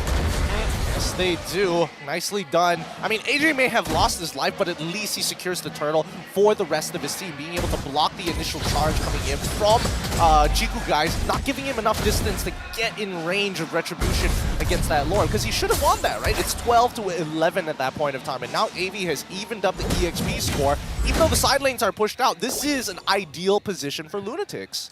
Yeah, they can definitely create a lot of space by playing around this situation. The fact that the Benedetta is 3-0-5 right now, I'm pretty sure he's going for full damage as well with that lethal ignition. Makes it very difficult for the squishier members of Todak to actually jump ahead. And even the tankier members are taking a bit too much at once, resulting in them losing out on their front line pretty early on in the fights. Yep, as of now, with the Lord coming in, Todak, they have to try and figure out a way to punish the back lines. In this case, how do they get the kill on Chen? Because as of now, the idea of having those meter try and zone on above is completely thrown out the window, because every single time Lunatix becomes the aggressor, Todak is not in position to retaliate here. Yums looking for the counter engagement plays hasn't been successful at all. But for now, in this one fight here, AB does take a little bit too much damage from Ralph. What? Okay, now they have to back off because Chico, guys, looking to try and intercept this, but Minon's Rage comes in. They do catch on Chico. The Black Dragon from Momo is going to zone out the back lines, but Lunatix, they are not going to force the issue. Meanwhile, Zach is getting completely bullied out of this fight, and Lunatix, they say, we are going to salvage the situation, but no, that is a bad play because they are getting jumped on by Todak, and they lose 3, they lose 4 as well. Zyme Senpai takes them out, and Aisha Onana, last man standing, Yums keeping tabs on him. Todak, do they want to try and get this kill? It seems like they want to kill him off here. They're calling him Momo, going for the finish. And no, they missed the start. Aisha flickering away. He's making so much space for his team. While this is happening, Todak is just tickling his way through while Raf is making work and towards the turret down middle lane. They finally... Wait, they don't finally? They're stalling? Oh, okay, finally they take him down. Yeah. They finally. Honestly, even if Yuzong didn't bother chasing him, they would have gotten the same thing. He's able to not only steal away the orange buff, but also get 2 turrets down by the mid lane, pushing it all the way into the inhibitor, which he is the main damage dealer anyways. I think right now they are still playing around Ruff's timings, and in that previous fight, the conditions were met. No brilliance coming out from that. Luna and Zach has already used this ult, so now, with and as well as Edith using that Primordial Wrath, all the big ultimates are down. Todak just need to clean up shop. Yeah, Lunatix hesitated for way too long there. It was either you go in, follow up with Zakus, or you just leave the cow for dead. At that point, they were just hovering around waiting to see whether or not it was time. And by the time that Zakus was taken out, very easy for Todak to just continue that collapse and for Ruff to get a lot of gold and EXP. Already chunking out Zakus like this. This plot is online. Yep, at the same time, they are looking for the dive. Zakus gets a 3-man knock-up, but at the same time, they need to burst it down. Unfortunately, Aisha will be the first to be bursted down here. AJ looking for the flank play. Unfortunately, they were hoping to steal the Lord. Meanwhile, AV also being picked off. What? How? What? It seemed like he tried the dual Zyme Senpai or something. I thought that Zyme Senpai was dropping really low before that fight started, but somehow surviving it all and AB being the one taken out, Todak instantly regained all control over the game. Yeah, I mean, I think it just boiled down to Zyme Senpai just stealing AV's ultimate. He doesn't have any other better, or at the very least, holding on to the Minoan Fury so that he can get his Shadow Strikes back. I think right now people are, again, a lot of disrespect is going on here. Todak definitely disrespecting AV on this Benedetta, hoping that he was going to be worse, actually doing pretty well. Zyme Senpai being disrespected by Team Lunatix. They think he's not going to be able to scale in time to actually be relevant in these fights, but a majority of these kills are thanks to the help of Zyme Senpai. So they really need to start measuring each other man to man. Yeah, they definitely do here, but based on this happening here as well, it seems like with the Lord knocking in, Team Lunatix, they have to rely on AV just shoving up the lane. They have to defend against this. And with the Lord coming in, it seems like Lunatix will be able to clear this Lord relatively easy. Meanwhile, Ruff making work onto the top side. Inhibitor will fall eventually, but it does open up in the defense of Team Lunatix. Todak looking for the plays. They're beating out reactions from Lunatix, but it seems like they will just settle down and just let it through. They will just settle with one inhibitor for now, unless they continue for more, but it seems like Lunatix, they just can't make a decision right now. I mean, more so, they'll defend as hard as they can, but here comes the Black Dragon form. They're going to go for another inhibitor. Yep, now with the Black Dragon coming in, they will just back off. What? Lunatix, they're just not making a play. They can't. Yeah, it's very difficult for Lunatix to take fights in tight quarters because they know they're up against a Numenon Blast and potentially a stolen Minuan Fury as well. So it's good that they're respecting Todak, even when it looks like there's times when like Ruff is overextended, for example, because they know the counter engage will always come back.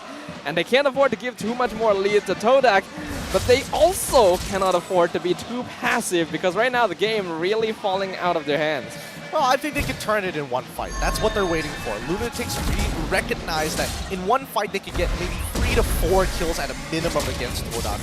If Chiku Guys continues to play the way that he is right now, he might actually instigate that war. Well, he is buying a lot of time here, stalling Zacchus from actually returning, but Draft slowly making way towards HP, half HP gone through, but Chico with the appraisals, Draft connects on to, now they find Chen, Resive Senpoi with the flicker plays, goes in for the minions range, sets it up for the team. Meanwhile, AJ, he needs to run off his wall, but Momo won't finish wall. AV on the back line is going to completely juked around here. And just like that, Lunatix, they lose 4, and Todak, they will be able to bounce back here. And now with no minions coming in, they're holding to their dear lives here. AV needs his ult. Oh boy, AV needs to clear off this minions. He needs to buy about 6 more seconds. Todak, are they going to be able to close this up this game? It seems like they're clearing out the minutes and they're just backing off. They're respecting this. They're letting them hold on for a little longer. Yeah, they don't have Ruff. Ruff ended up dying in that battle, and it's just not enough damage to think about clearing up the waves. Who you're expecting to do it, right? Zyme Senpoi, he doesn't have the consistent DPS to do so. The only person who really can is going to be Ruff, so there's no reason to force up the next fight. When we are talking about setting up for this Lord situation, just look at the setup. Chiku Guys wants to hold it hostage, and then, oh no, they want to take the Lord from us? Reset it. While the side lanes are pushing, there are 2 exposed lanes here for the side of the Lunatix. Todak have no need to interact with Lunatix at all. Well, seems like AV is pretty much out of commission right now. It's a little bit too low, and Todak decide to say, hey, you know what? I am going to use the Black Dragon. Let's secure this Lord and close out this game. AV, nowhere to be seen yet. Momo going to try and trend this, but now that's going to be the Lord secured in the hands of Ruff. And Todak will look to close out this game. Yeah, this is going to be a very difficult defense here for Team Lunatix. We already mentioned it earlier. Being in tight quarters makes it very favorable for Todak. AV ideally wants a bit more space to be able to play around the backlines of the enemy team. But if the Lord is going to be breaking down their front door, that becomes very difficult to set up. I think worst of all yet, this might be a potentially dangerous situation for Todak, right? Because we need to start thinking about high ground defense and how they're actually going to make that happen. And we've seen this coming in from specifically SRG. When you have that Irithel, that heavy crossbow actually has an AoE on-hit effect, so it clears out a majority of those minions once they get really nice, close, and tight right outside the crystal. Yep, and with the Lord coming in, hopefully it is going to be enough to take out both the minions and the Lord quickly enough before Todak gets the crystals down. But for now, the Black Dragon comes in. It is going to be used to try and isolate Chen. Ruff waiting for the blazing duet plays here. A-Shot trying to make the play, but he gets on and off and kited his way through. Chico gets the full stuns in, but they do pick up drop again. Team Lunatix, they actually hold on. The AoE damage is going to be Chico good here. Coming from Lunatix and Chico, he's going to lose his life, and AJ gets a double kill. And Todak, they lose 3, and you called it. The heavy crossbow tanks a little bit too hard to handle for Todak. Yeah, and especially really great engages coming in. I mean, Zacchus, he already started up the Minoan Fury. AJ and as well as Aisha Ohana flicker in once they know that Ruff has been caught out after the BMI, right? Instant brilliance, flicker brilliance, instant jump Earth Shadow coming in from Aisha Ohana into the primordial form just to make sure that they lock this down. The one fight that they're looking for has come to fruition, and now they just need to break an inhibitor. Yep, and now Lunatix, they are going to try and trade this up, but at the same time, the crystals might be exposed. Zyme Senpoi does have the immortality. He's going to try and buy time. Use with the Numenon Blast from behind, catches on 4, but he does buy enough time for Ruff to come up online, but it is good enough to scare Lunatix back into a retreat formation. Chiku Guys now getting a little bit desperate. He wants to secure his orange buff. Instead, he will steal it away, trying to deny the snowball effect of Team Lunatix. That was way too close for comfort. Really nice winner trunking by Zion Senpoi just to buy that little bit of extra time needed for Ruff to come on back in with the Blazing Duet, clear up the waves, and make sure that Lunatix could not end that. The Numenor Blast from behind as well. All of those factors allowed Todak to stay in this. Lunatix could have actually broken the crystal down instantly there if not for those plays. So excellently done right there from the members of Todak. But it's very clear now that both these teams are actually prone to making mistakes. A lot of underestimation happening here as AV and AJ should be pretty close to max build right now and do a lot of damage even without factoring Kian into the calculation. It is very, very difficult indeed, but now this next Lord here is going to decide who takes this game because as of now, Todak, you're in position. Qian already looking to try and pull this play here. The Black Dragon form being expended from Momo. He is going to disengage from the fight, so that's going to be a very, very premature disengage. Meanwhile, this is happening. Todak, they're trying to force a reaction on the bottom lane because Ruff is looking to try and steal it away from Lunatix again. But with Ruff showing himself in the bottom lane, they are going to force the fight. Now, two-man stun coming from Asia. The Minor's range as well. Chen getting free value hits after hits. And just like that, Todak, they lose Yums. They lose Zion Senpoi. Lunatix now in position to contest the Lord unless Chiku makes a play. No! Looking to catch, but the Winds of Nature keeps Chen alive. And Chiku will be bursted down on the sides. And that's going to be a free Lord for Team Lunatix. Meanwhile, Chen, he is going to try and catch Momo, but that is going to be Lord secured by Team Lunatix. They need to back off. Todak, he lose Momo in the top side, and mega kill for AJ. Ruff, last man standing for Todak. He is gonna be taken down by AV as well. That's gonna be a wipeout by Team Lunatix. That's a throw if I've ever seen one. Coming in from Todak, not respecting Lunatix again, just taking the direct fight. I have no words. Now they gotta defend. Can they defend? They will have Chiku coming up in time for the Lord fight. But could this be the upset we were talking about? Potentially. I mean, this might be just evening it out 1-1. Yums, unfortunately. I think that Lunatix, they've been waiting for the correct timings every single time. Todak, they got the correct timings, but they haven't been executing it as hard. It's tough, but now Yums, he's gonna throw his body as well. Numenor Blast comes in preemptively. Chiku taking a little bit too much damage. Lord still very, very healthy. Zion Senpoi gets the stolen brilliance, but Lunatix, they have done it. They take the crystal. They tie the series 1-1 against Todak. Is this potentially an end of a dynasty? We don't know yet because we are heading into game number 3.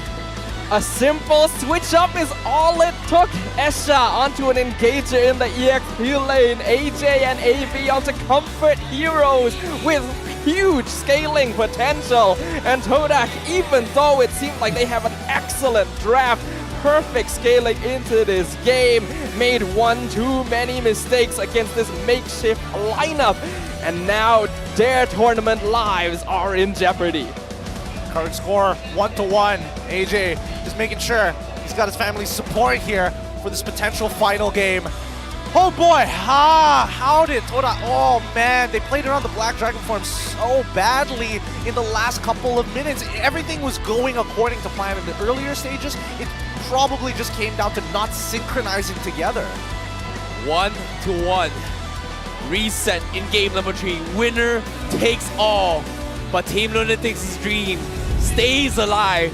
Would they be the Dynasty Slayers by the end of this game? Because that was a complete 180 switch coming from Team Lunatix from game 1 to game 2. I did not expect that at all. I feel like we're just seeing very questionable performances from both teams this series here. Lunatix came in definitely as the underdogs, having a very put-together lineup and having a Game 1 performance that definitely reflected a lack of experience playing in these positions. And instantly you would think, oh, I guess they're just going to get swept here, but showing that they still have more secret weapons in Tau to deal with one of the most consistent MPL teams.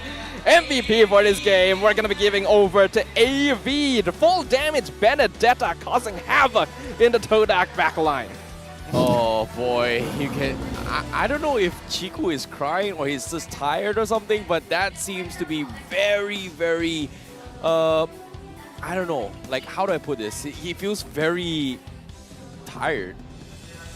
Nice. Yeah, he feels very tired. Very like, tired. Very yeah, he looks insightful. tired, yeah. I do feel like this has to be very disappointing and exhausting for a player with Chiku's kind of legacy. His performance has really been lacking here in the jungle position. On game 1, the Hellcat very clean on the Fredrin, just dying every single time. Now, obviously, he is hard countered by heroes like the Lunox.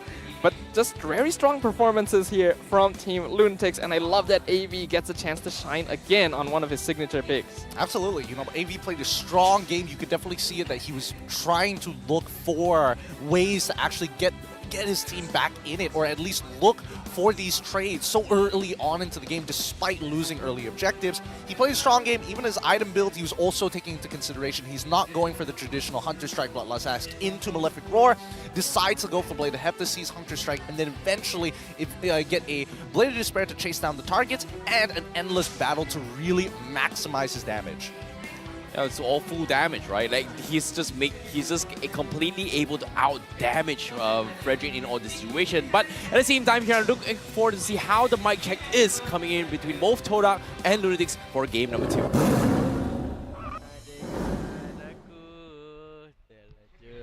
Tinggal sana yang kat dalam playoff ni tau. Yang kat dalam playoff gelap tau. 16-0 tu. Petak lah cuma. Kata-kata apa Roger kata petak ada orang. Diorang tu kita orang, bukan enemy. Petak lah kita. Dia mimino gila. Petak lah korang. Aku masuk kill dia. Hati, edit. Tengok aku guys. Boleh. Cepat naik kill apa? Nice. Gila Zaim. Zaim mengamuk. Okay. Sini kau weh. Nice. No makro lah ini orang. Jangan nafsu. Jangan Nice. Aman. Mimit. Sini, nak apa kau Zaim? Nak apa kau? Potong. Nice Zaim. Belakang satu guys. Menang. Belakang satu guys. Belakang. Nice one guys. Boleh air dia? Tak boleh. Boleh mimik. Ni aku yang boleh. Ganja. Dua orang mati. Santai. Masih bisa lewat. Santai. Kill. Tak ada orang. Nice one, man. Ini.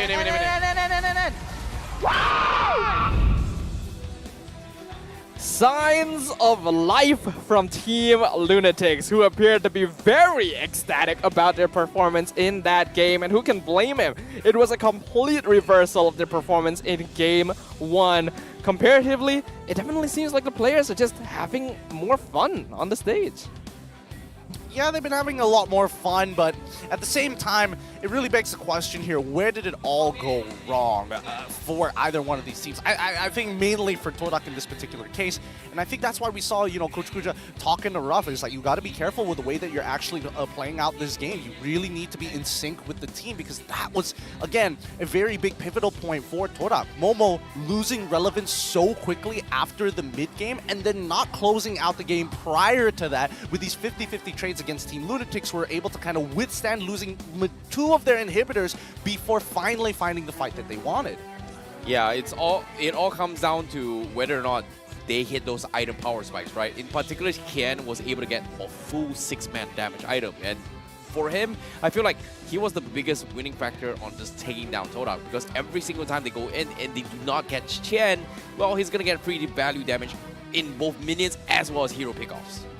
One thing to talk about in terms of the way these lineups interact, right? We were talking about how strong of a team fight Todak had. It seemed like they had a lot of solutions. But we also have to note that this is a bit of a front to back. A lot of their utility does need them to come in a very specific way. But Lunatix, having heroes like the Benedetta and the Lunox, meant that they could actually split up the fight very cleanly. And that meant that a lot of Todak's big AoEs couldn't be as effective as they would like. Yeah, especially considering that the Numnon Blast, I think we've only seen like 1 or 2 that hit a 3-man and nothing more. There was just no follow-up in that direction, right? Like, I was expecting a little bit more here, but I like how Team Lunatix is able to respond to how Yu's playstyle. Yes, great. Todak, they had this idea, we want to play a counterplay here. I was expecting maybe Todak was decided to go for a front-to-front playstyle rather than a split-off fight, which I guess this Benedetta just plays a huge factor for Lunatix to split off the fight. Todak jumped the gun a bit too many times. They used too many ultimates, especially the Black Dragon form, too early, and that allowed Lunatix to just space out their engagement, which already works pretty well for their lineup. Looking at the items for Todak, things are pretty average, but I do have to wonder about the Enchanted Talisman on Yumes. I didn't get a chance to ask about this. What are your thoughts on that? I think, Lolita does consume a large amount of mana, especially considering that, like, in the earlier stages, you're building up that charge. You're looking to clear the waves as soon as possible, as quickly as you can, so you're going to be actively using your skills in that first wave, and as well as Lethal Wanderer fights, right? Besides that, I would imagine that he could have gone for Common Emblem if he wanted to stick around and have a much larger presence throughout the game, not having to recall as many times, but I think that Yumes might have jumped the gun with the Enchanted Talisman. Like, cooldowns are great, but there's other ways of achieving it. Yeah, I feel like Oracle maybe would have given him a little bit more value, right? Because considering that, the innate passive coming from Lolita might have given a little bit more. But what are your thoughts on the heals department coming from Lunatix? Because it seems like, the sustained games that Lunatix have playing around Zakus here is just giving them the one edge to actually out-kite Todak in these scenarios. Well, I mean, it's difficult, right? Because this game could have easily failed for the side of Team Lunatix had someone not press their button in time, or they get caught up by something important, right? The overall damage, it's very minute and very minuscule, but I think in the highlights we're going to get a much better understanding. Because the early game is controlled by Todak, clearly. I mean, they have priority over their lanes, they fight for these Lethal Wanderers, easy kill pickups coming in from Zion Senpai. But then we move on later into the games, right? Neutral objective has already been taken. What is AV doing in those times? He's taking away farm. He's looking for angles of which he can actually get back into the fights after these neutral objectives have been taken. And he has the time and space to be able to do it as well, because Todak's team fights are going to be a bit slower because of how THQ guys wants to tank a lot of damage. They are quite heavily dependent on Ruff and Zion Senpai to build up that DPS to face off against Lunatix. So a lot of this did come down to them wanting to buy time and wait until that late game came around. The problem is, Lunatix actually has a lot of late game damage. We haven't seen Lunox once this entire season, so teams may have underestimated it. Yeah, I think when it comes to this place here, Asia Ohana has done a lot of his work here, because there's a reason why Edith is top tier ban majority of the time. You can flex it roam, you can flex it XP, but every single time Primal Ruff comes in, there's just a lot of AoE damage. But at the same time, what went wrong down here in this final fights? Because I'm pretty sure this is the turning point for Lunatix to actually bounce back. Oh yeah, just look, why is AJ 100% of his HP? Because he dodged all the big spells with a single Brilliance, and then he manages to close the distance utilizing his Flicker. Once again, every single time you watch these fights, AJ is untouched, healthy, clean, and just using his scaling to blow through the members of Todak. Once Todak uses all of their big ultimates, this is actually a lineup that doesn't have a lot of peel. It's basically all in. You go for the fight, you use the Black Dragon form, use the Numan Blast. You have to win the fight or all of you are getting picked off. And like you mentioned, if you're not able to finish off AJ in time or AV in time, your backline is gone. At that point, you can just slowly take your time with Yumes and Jiku guys. Yeah, especially when you have an Irithel, there's like no reason for you to actually force. You just take your time, wait for the right moment. Oh, no abilities, pop sprint, run them down. Yeah, seems like that's going to be the case here, because it's all in or nothing for game number 3, because all things considered, Todak just couldn't find any opportunity in game number 2, and I'm very worried for this, because is this potentially the end of a dynasty for Todak if they lose game number 3? We are witnessing a brand new era of MPL MY where competition has hit new levels. Perhaps a sign of this would be the end of another one. But we're gonna go on a short break before we come back for game number 3, so don't go anywhere.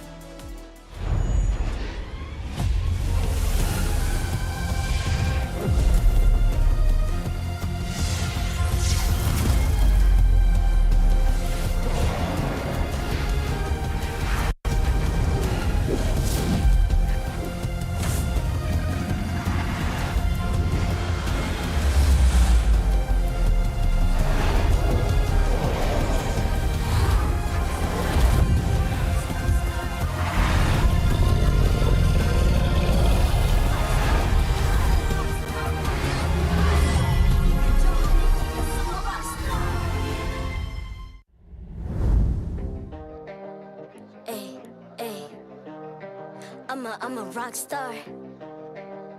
Yeah, rockstar. Ay, ay, ay. I'm a rockstar, baby, I'm a rockstar. I'm a rockstar, I'm a rockstar. I'm a rockstar, panggil aku rockstar. Ini kejohanan kita semua orang rockstar. Kita rockstar, kita buat saja gaya kita. Makin panas apinya sudah membara. Macam mana pun kau menempuh segala. Demi negara kau buat semua bangga. Step into my world, you know I'm always in my zone. You know I got my team, no I'm never alone. Bring out my best, buat yang terbaik. Jadi juara perlahan kita naik. Get on my way, aku nak push, naik-naik jadi lebih bagus. Jadi hero, ku ada skill. Berapa banyak musuh aku dah kill. Ramai cuba mencabar, cause they envy me. Tiap game aku pasti jadi MVP. Easy. I'm a rockstar, baby, I'm a rockstar. I'm a rockstar, I'm a rockstar. I'm a rockstar, panggil aku rockstar. Ini kejohanan kita semua orang rockstar. I'm a rockstar, baby, I'm a rockstar. I'm a rockstar, I'm a rockstar. I'm a rockstar, panggil aku rockstar. Ini kejohanan kita semua orang rockstar. Tengok nanti siapa yang juara. Ni peluang kita bawa pulang piala. This is my game, this is my time. Menang semua, everything will be mine. Kalau jatuh kau pasti kembali. Bangun balik ku tegak berdiri. Kuatkanlah tenaga, ganjaran diperoleh. Ni kejohanan kita, Malaysia memang boleh. Rise up to the top, kita buat bersama. Semangat kita kuat di bawah satu bendera. Ay. I'ma go hard for the win. Win. On the battlefield till the end. Trying to beat the greatest anyone has ever seen. Stand by, I'm coming in for the win. I'm a rockstar, baby, I'm a rockstar. I'm a rockstar, I'm a rockstar. I'm a rockstar, panggil aku rockstar. Ini kejohanan kita semua orang rockstar. I'm a rockstar, baby, I'm a rockstar. I'm a rockstar, I'm a rockstar. I'm a rockstar, panggil aku rockstar. Ini kejohanan kita semua orang rockstar.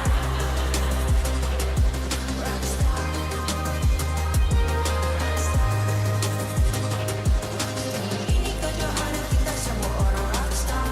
I'm a rockstar, baby, I'm a rockstar. I'm a rockstar, I'm a rockstar. I'm a rockstar, panggil aku rockstar. Ini kejohanan kita semua orang rockstar.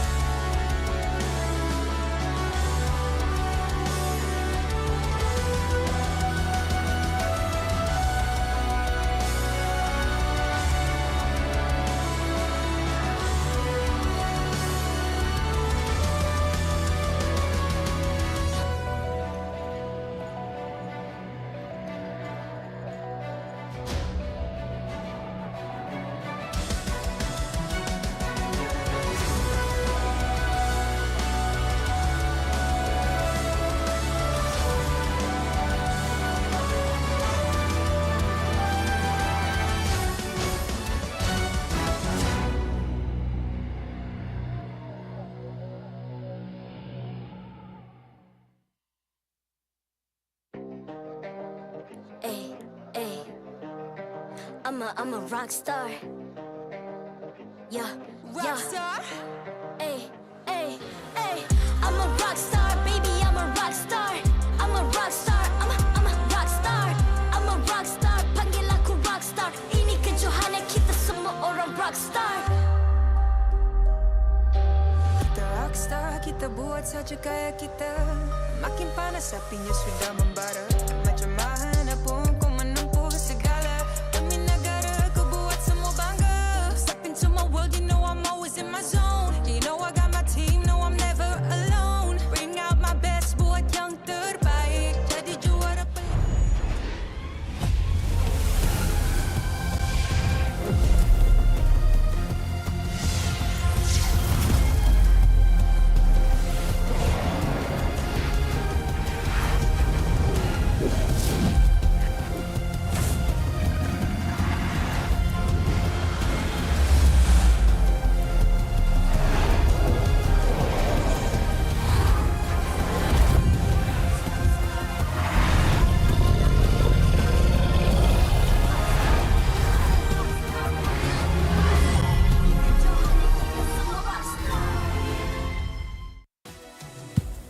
Does an older dynasty have to fall to make room for a brand new era of MPL MY? That is going to be the question that we're answering here for our second match of day 1 of the Season 12 playoffs here. My name is Staffa, along with Icy Baby 1-2 as well as Gideon Q, where we will witness Game 3 between Todak and Team Lunatix.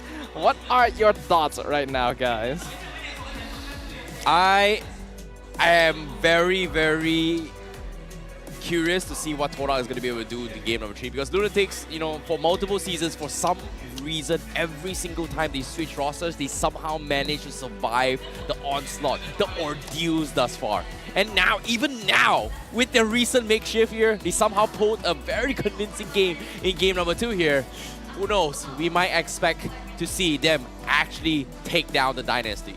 Well, I think, you know, based off of game number 1 and what they were looking for in the draft specifically in terms of their bans, we kind of figured out what they wanted to do, right? Slow down that early game as much as they can, make sure that they can actually make it to those final stages, and then look for that one big team fight with that Minotaur. That's what game 2 was all about, right? It's just utilizing iframes, making sure that your mechanics are on point, and minimizing the mistakes that actually happen in the game. Then you actually get to your game-winning point, which is going to be that later stage, and they carried out the plan perfectly, right? It all boiled down to, can you press your buttons and catch enough people at that point of time? And I think Lunatix, they played it well for game number 2. Game number 3, however, I think Todak just played for the earlier stages of the game, closed it out quick against Lunatix, and I don't think there's any way they can really come back. Yeah, they got way too comfortable in game number 2 after a very one-sided beatdown in game 1, which shows that you really cannot disrespect anyone here.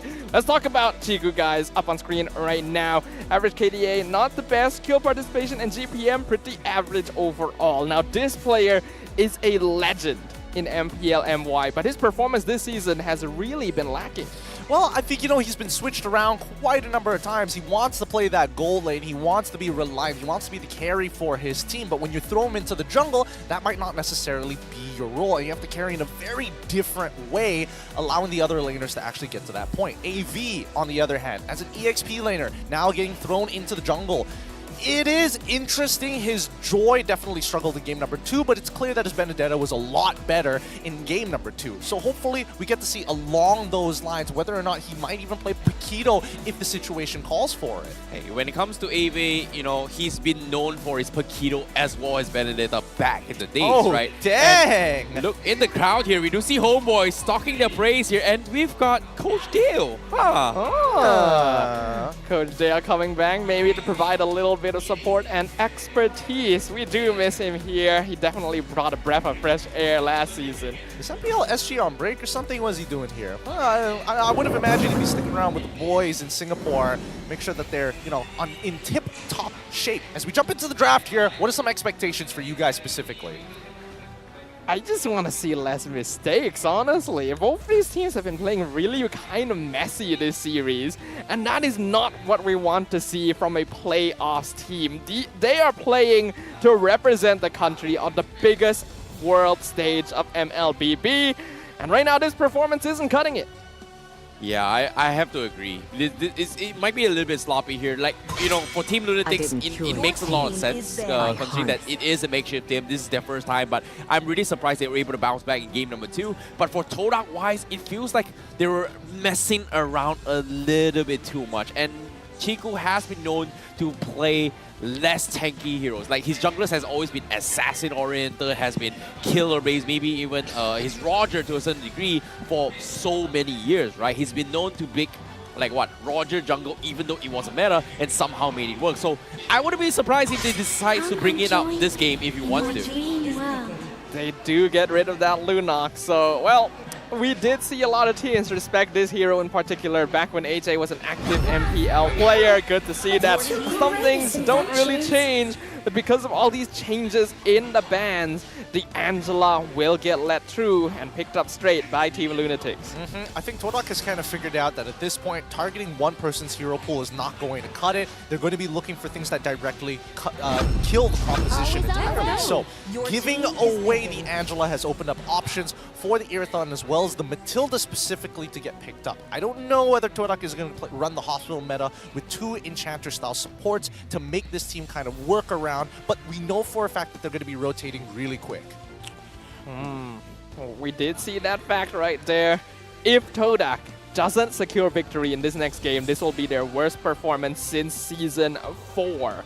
And that is not something they want on their records.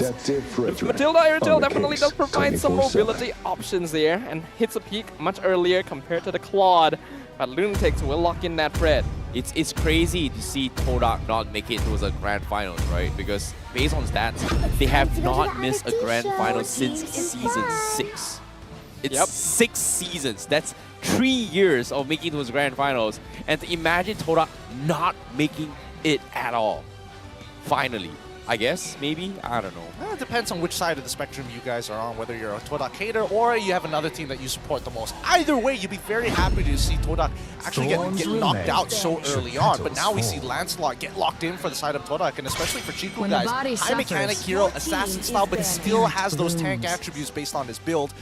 I think this is going to be a really, really tough game.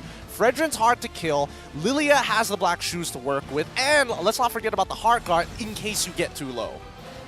But we have seen teams already overcome the heart guard here. So we will see whether or not Todak is prepared with that. Right now, options like the Esmeralda are still going to be open to deal with that shielding, just in case things become a little bit too difficult to deal with. As Lunatix will start locking in mid lane bans to try and deny Zyme Senpoi's presence in the mid lane. Yep, and at the same time now with the Yums playing the Matilda this game, I guess Todak, they are going to try the potential meta picks that have been predicted for the playoffs as well. And this time, Matilda has shown a lot of flexibility, but I'm curious to see whether or not is it good enough to match up against an Angela, right? Because we talk about global hearts guards coming from Angela, but when it comes to Matilda, it's all about getting information with silence with the circling eagle. We kind of saw that movement coming in from the previous series on how they actually played around on Matilda. But is Yums going to play the same play style, or is he going to get, you know, I would say as a nanny for Chiku? I don't think he needs to be much of a nanny for Chiku, right? I think as of right now, Todak's composition is going to be a little bit scuffed because Team Lunatix are specifically making sure that they don't get any high burst heroes. They get rid of the Farsa, they also got rid of the Kadira as well in the first and second phases of the game. They also got rid of the glue, so they don't want to sandbag up in the EXP. So they have a very rough idea of what Todak is going to do. Honestly, I would say it's a hard read even. The Alice coming in for Team Lunatix. Only picked once, hasn't done well. I'm kind of surprised they would ban out the glue here. I feel like Alice is not a bad pickup in that particular situation. But I do also wonder whether this will work, right? Todak already has a lineup that's pretty difficult to catch. And Alice doesn't really provide the utility they need to lock down some of these heroes. Well, I don't think Team Lunatix care about locking down. It's about controlling the space. It's about making sure that every step of ground that they actually earn, they can give it up and as well as re-engage into their opponents. They don't really care about it at the end of the day compared to Todak, who can't hold space at all. So it's about moving across with the space given to them. So as long as Team Lunatix are able to slowly corner them in these neutral objectives, it's going to be really, really tough. The lockdown, as we would like to believe, only comes in terms of peel. The backline is looking really strong for the side of Team Lunatix, and if those big ultimates actually come on through, at the very least they can double down on the Beatrix in comparison to Todak, who are waiting for that opportunity for resources to be down to clean up with the Irithel. Well, it is going to be a game of sustains here because they brought the Uranus from the side of Todak, and I'm a little bit worried here. I like that they have a lot of utilities to actually back out, but in terms of sustained head-to-head fight here, Angela and Alice has got so much sustain, and Todak might not be able to burst through those heals. Yeah, Lunatix going to have much higher burst windows in comparison. While Todak, they got really gone in and out. I do like the Uranus. They needed something bulky that could buy space for them. But will it be enough against the type of healing that their opponents are going to be bringing to the Land of Dawn? Well, eventually we're going to have to find out. And I think what it's really going to boil down to is whether Ruff can perform in the later stages if it gets to that point. If Chiku can create an early lead with the help of Momo proxy in lanes, there's an opportunity there, but that could easily turn into game number 2 all over again. Well, all things considered here, the drafts has been set. They've got sustains, they've got kiting potential with the Lilia and Ball here. Todak is got to have so much work for Ruff here. Gotta stick around to find out, because is this the end of the dynasty, or will the dynasty survive for Todak? Ladies and gentlemen, the decider match, Game 3, Lunatix versus Todak. A single game will now determine the fates of the Swordfishes and the Wolves. Definitely a situation no one could have predicted heading into day 1 of the playoffs, but we are all here for it, as AV instantly gonna be harassed, but will secure that purple. Yeah, but it's forcing him to use his retribution early, and I think, you know, Momo is already getting a little bit of value from this Uranus. The question is whether Todak can capitalize on the fact that it doesn't have his retribution. They're starting on opposite sides of the map, so both Lancelot and as well as AV on this Alice are not going to interact with each other early on. Huh, I was expecting maybe an XP Alice here, expecting that, you know, Alice might need those build-ups, those stacks on the lanes, right? So for him to start in the jungle here, you know, we do see this kind of resembling how Diablo kind of plays for RGSG, but at the same time, they will sacrifice a lot of XP from the lanes here if they decide to get kind of farm up stacks for this Alice, though. Yeah, comparatively, you would think that Alice would farm a lot slower, right? When you have Lancelot on the opposite side. But AV has already shown us some pretty interesting things with the Benedetta jungle, so I think we definitely cannot count Team Lunatix out at this stage, considering that both teams are taking these earlier phases a bit more slowly now, waiting until they hit that level 4 around the first turtle. Yep, at the same time here, Lunatix looking for a little bit of a contest here. They do know that Todak likes to get a little bit aggressive in terms of pressure. They are very quick to respond to this. However, level 4 is going to be up on Asia Ohana for this upcoming fight. So he is going to be the first one to try and force the issue. Chiku guys already in position. They are going to try and split off the fight. Meanwhile, Zakas on the back lines. They are going to try and zone him off alongside Baby as Momo and Yuves is going for the push. Chiku gets the turtle secured. That is going to be a free one, and AV not in position to contest it at all. And Lunatix, they're just getting completely zoned out on this fight. Yeah, really nicely done coming in from Todak's side. You can even see that Zyme Senpoi, he's not targeting heroes. He's trying to slow down this Alice as much as he can. Now, keep in mind that the mid lane is generally under the control of Team Lunatix, but that at the same time, that does mean that AV, they're not doing the traditional Alice strat. Clear up the top side of your jungle, walk into the mid lane, take up those blood orbs, and then back into your jungle again. And they're definitely playing a bit slower here, but I think Lunatix are pretty okay with this. Having the Alice as well as the Beatrix means that their late game is going to be fairly solid. Ooh. Oh. Momo being super annoying, forcing AV to recall much later. As well. I would be so frustrated as a jungler. Oh, that is so sad for him. But at the same time, there's going to be a lot of space created for Todak, because this is, you know, the solution to dealing with this composition denied him level. However, Qian might be in a little bit of trouble. The Astro Echo comes in, but at the same time, it's not going to translate to anything if Todak doesn't make the jump. But like you said as well, the point here is buying time and outscaling Team Lunatix, which as of now, AV is level 5 as compared to Chiku, who's already level 7.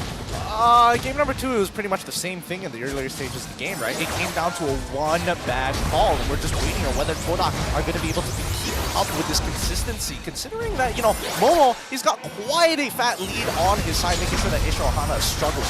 Oh, Chiku, beautiful steal here. He is going to take him down. AV dropping down a little bit too low. Doesn't have the mana to contest this. But again, Chiku, guys, still having a very, very huge lead here. He does have his War Axe 4 minutes in towards this game. So that is a very, very quick one as well. He is going to do a lot of damage. Top side, Circling Eagle already used to try and zone off the Frederick. The bottom lane and Turtle as well. We are going to see the Turtle dance coming in, but Lunatix just cannot defend against this, and this is going to be potentially a free one unless we see a steal. Asia getting zoned out by Yumes. He's looking for the top play. Ruff going for a couple of chips away here, but nope, looks like they will concede this turtle again. Interesting. I don't mind Lunatix giving away the turtles at this stage, because obviously AV is not going to be... Oh, that's painful. Oh, that was so close. Obviously AV is not in a position yet to be able to contest against Chiku, guys, but I also do wonder how long they can maintain this status quo, because while, yes, they scale pretty well into the late game, it's not as if Todak are too far behind in that regard either. And if they lose control of that mid game, it becomes very hard.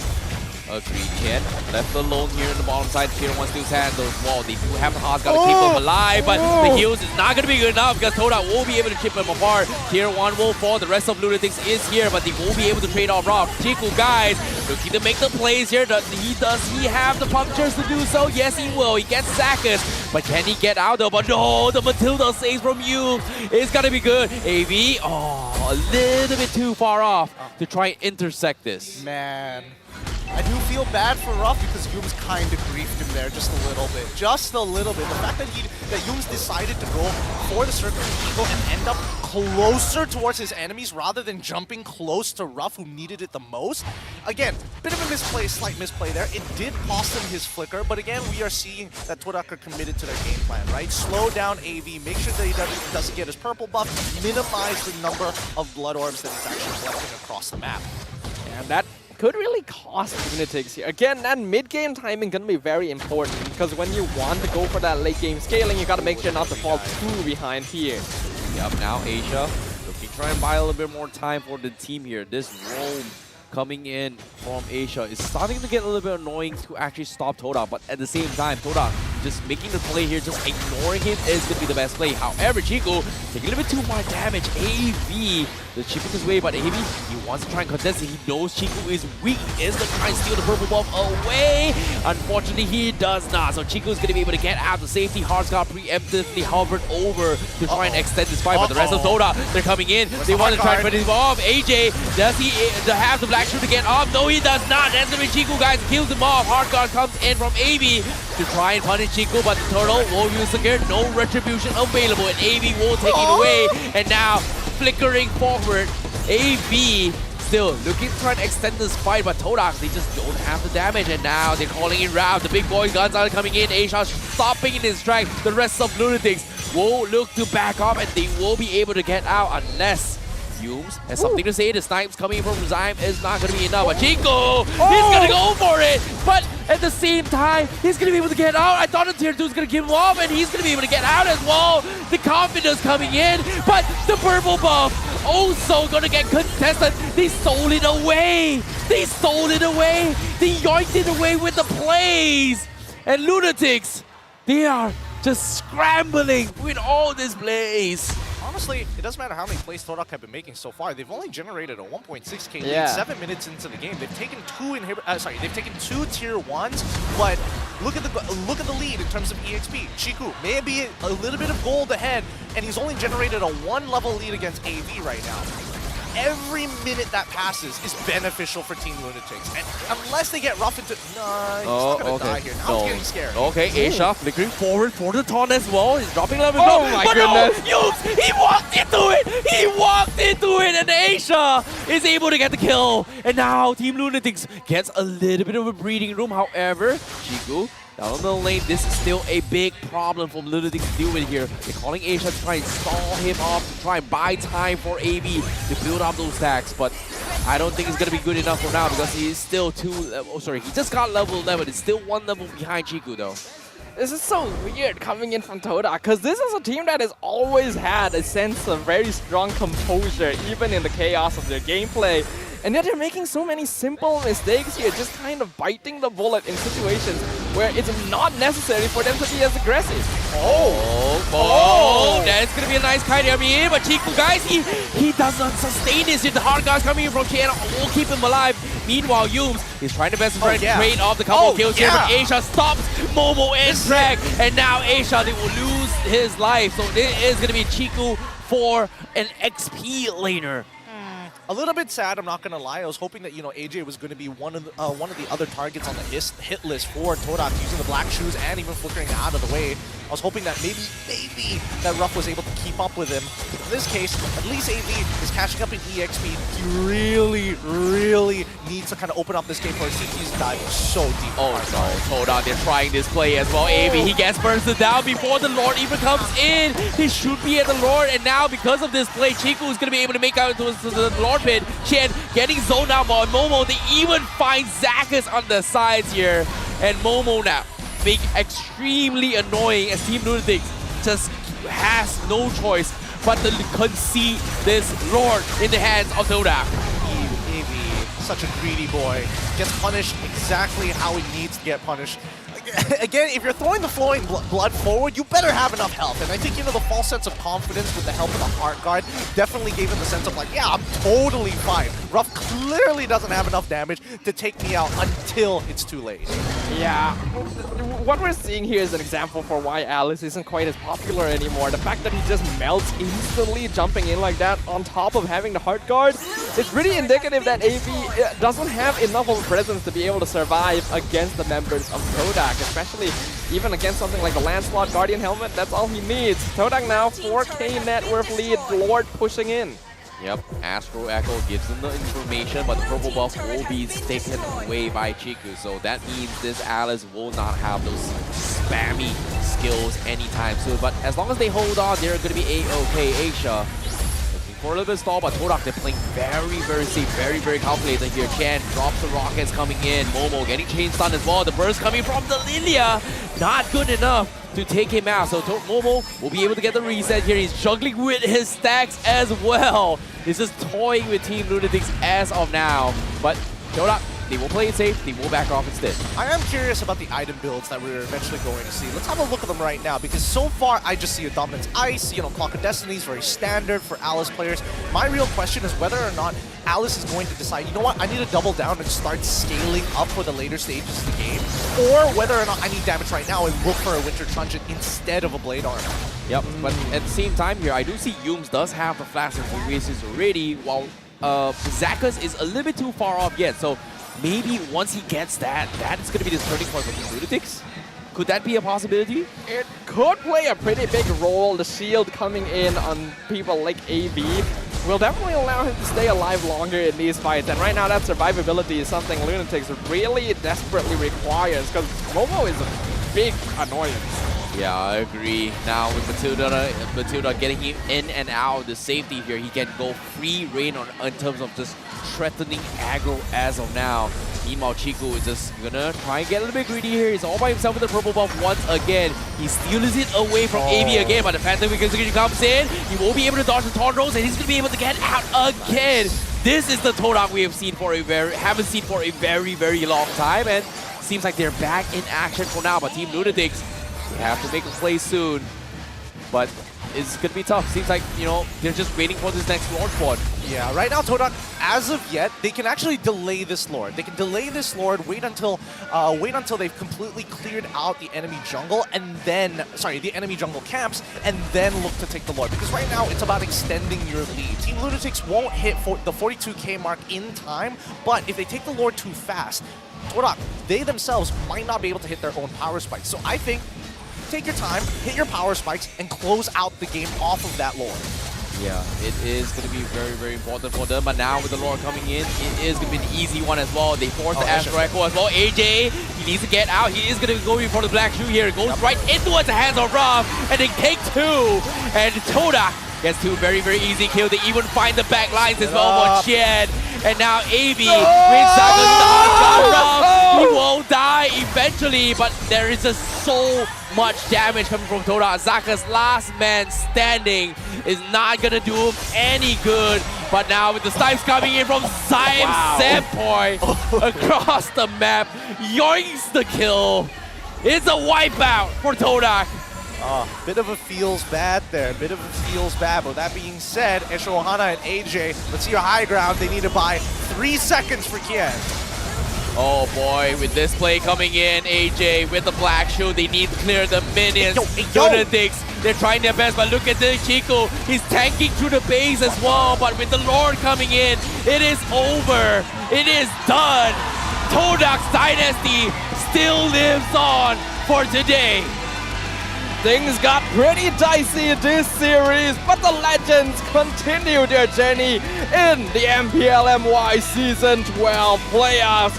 And that means that Team Lunatix, their journey ends here. A valiant effort, though, that actually threatens the legacy of a team with this kind of standing.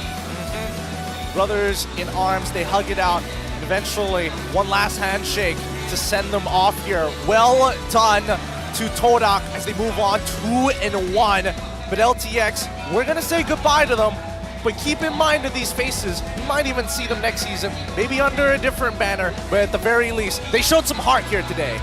Yeah, they definitely did here. It has been a great journey coming from Team Lunatix. They've tried their best despite the ups and downs they've given here. They definitely gave Todak a run for their money in this series.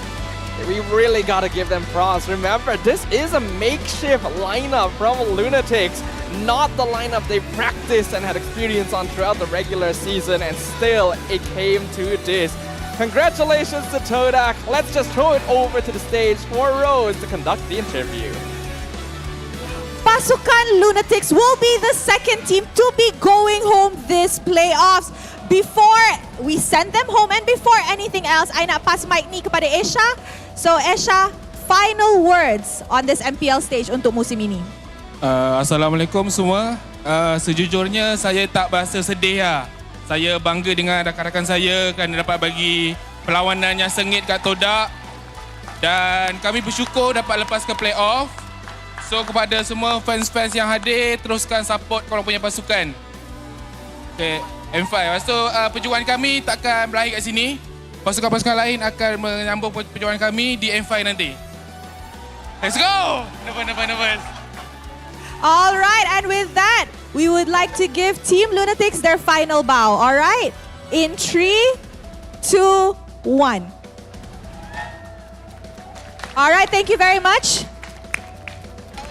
All right, and now the team that will be moving on, guys. Give it up for Todak. Okay. Match yang sangat-sangat intense to be honest, sebab ni game yang mati lepas tu dah kalah dah, tak ada immortality. So, okay, I think we start with Chiku dulu. So guys, kalau korang tak tahu, I pergi Sabah kan, and then Chiku also pergi Sabah. Lepas tu ada satu video, I cakap kat dia, see you kat playoffs. Chiku cakap, I tak main kat playoffs lah. So Chiku, kenapa hari ni main? First kali, Alhamdulillah masih dapat main untuk next day. Kenapa saya main? Saya rasa saya tak patut jawab kot, sebab ini ialah atas Puja punya decision. So saya just main ikut Puja minta. Okay, I nak tanya satu lagi soalan actually, which is during regular season, I tanya Todak like what's gonna happen in playoffs. Lepas tu Todak cakap dorang akan keluarkan satu lineup yang beza dari regular season. Adakah ini lineup yang Todak tengah cakap, and is this the lineup that will be going to grand finals? Cakap masa tu. Momo cakap. So, Momo, adakah lineup ini yang akan masuk ke grand finals nanti? Ya, ini sampai ke grand final insyaAllah. Okay. Alright. Okay guys, so I dah dengar dah MVP kita siapa. Korang rasa siapa?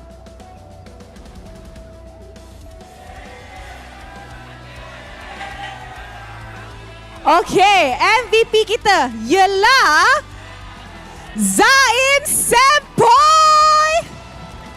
Alright. Okay. So, Todak tadi kalah game kedua. Apa yang menjadi dan apa turning point pada masa game ketiga tadi yang membuat Todak menang this series? Kalau game 2 tu kita orang ada mistake sikit lah. Dan kita orang dah borak-borak. Dan kita orang nak bagi extra time dekat diorang jugalah sebenarnya. And then game 3 tu kita orang dah fix semua. Itu saja. Itu saja. Alright. Thank you very much. Okay. Last words? Esok korang nak jumpa SRG kan? Okay. Untuk fan Todak Patriot, thank you datang bagi support.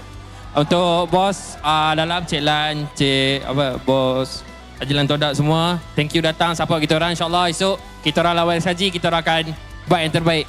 Kita orang akan menang. Kita orang akan lawan SMG pula nanti.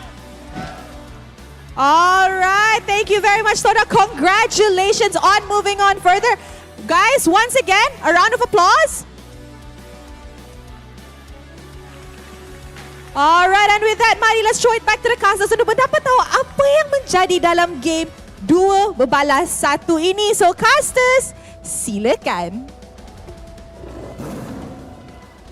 A hard-fought victory, but Todak will continue their journey here in the Season 12 playoffs. And our MVP of the match gonna be awarded to Zayev Sempoy. This is becoming a bit of a trend today. MVP of the match not dying a single time in 2 games. What did you think about his performance? I think he played a phenomenal Novaria. I really thought he wasn't going to make as much of an impact like he did, but with the information given to him and being the dedicated shot caller for the team, you could see that their standardized gameplay really started to take into effect. Whenever the map was blank, whenever he's not checking these bushes, you can see that their decisions have been a little bit funky with the extended fights and the miscommunications at times, but he still pulls it back together. Yeah, he somehow finds out all this kind of plays here, and I'm really excited to see what kind of fixes he said, because his interview was very interesting, but we are going to be jumping into a mic check in this game tree to see how it happened. Semua balik ni, fan-fan Todak nanti semua balik sabar sabar. Nice, babe! Sabar. Dah flicker kan? Tapi boleh temu nak bantai demo. Ayo temu. Babi laju je. Ni. Lila kan? Santai. Tenang, kalem. Ngopi dulu tar ngawujud. Boleh gas lagi. Tekan. Toleh tekan. Ui, nice one. Mati aku. Menang. Boleh. Bye, guys. Boleh ke, Cik? Min ni tak masuk. Sabar dulu tau, guys. Kau tak boleh. Dah masuk, Cik. Boleh. Cik. Cik. Not too much to say about it. A clean victory coming in here from Todak with a much more balanced lineup and better communications overall. The tools that they needed were all in place in order to take down this draft from Team Lunatix. It's tough. It's a tough game for Lunatix, especially for AV. Not only are you playing a very slow scaling jungler, but the fact that you're getting invaded constantly, the fact that Novargia is stealing away your camps, the fact that Matilda never really lets you do what you want to do, especially pulling away victims caught in the Blood Ode, just well done coming in from Todak. Agreed, but at the same time as well, would they have been better if they had the Fredrin jungle instead of the Alice jungle? Like, having the Alice and XP lane, wouldn't it be a little bit better compared to that? Would you say so? I think it would have been a little bit more consistent overall, but in the end, I don't think Alice as a hero works very well in this meta. Yes, healer meta should make sense, right? This is a sustained hero, but things are too slow. Alice ramps up too slowly, it deals damage too slowly, and compared to heroes like the Fredrin, like the Uranus, doesn't even survive as consistently. So while it was a good attempt, and we already saw weird picks work out for Lunatix, this wasn't the play here.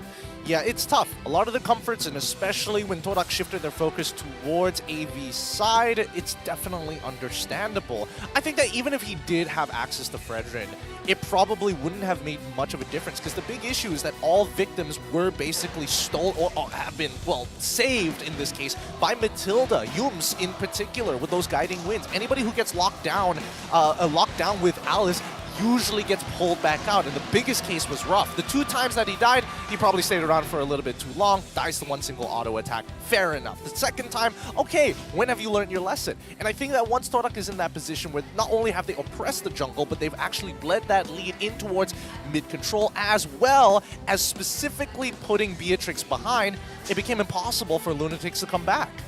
Yeah, I agree. And on top of all the emblems as well coming from Matilda, getting the Quantum Charge, the Wilderness Blessing, as well as the Agility just gives so much value in terms of rotating, right? And that's the thing about how strong Matilda is. The second skill gives you so much movement speed as well. The Quantum Charge gives you that sudden burst to actually get in and out of sticky situations, which is something I really like. And I feel like in this conversation against Team Lunatix, it was very difficult for them to actually punish the Matilda in all these fights, because every single time he goes in, hey, you know what, do we dive the Matilda or not? Because we have to save our spells to kill Chiku, but if you don't focus on spell on Chiku, this Matilda is just gonna get him out of safety.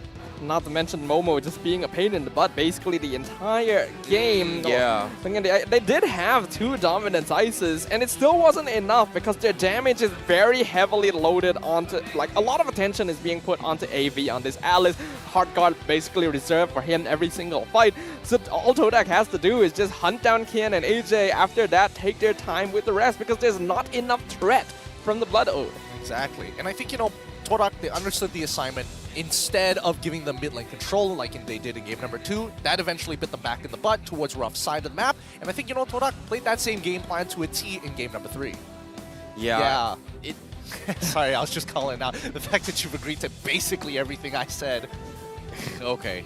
You know, when it comes to this kind of plays coming in from how AB played it, I feel like this, you know, Alice just wasn't able to bring that impact because of the fact that they needed to drag it towards a later stage of the game here. But at the same time, let's take a look at the highlights on how things are going down for game number 3 and how Todak actually plays out the game, because I feel like Todak, they just understood their momentum a little bit more, and they look much more coordinated compared to how game 2 went, and they were more decisive on what they want to do this, especially when Chico was able to just get free reign in all these situations. Yeah, I mean, Chico, the fact that he's able to get around with this is definitely good, of course, but you notice that the pace of the game is heavily determined by Todak. They're faster on the rotations. Majority of them decided to take the Wilderness Blessing, and even Aisha Ohana had to take Wilderness Blessing just to be part of these fights. If not, he would be lagging behind Momo, who's already double proxying waves at a certain point of the game. And the momentum, the initiative is just not quick enough for Team Lunatix here. The fact that they are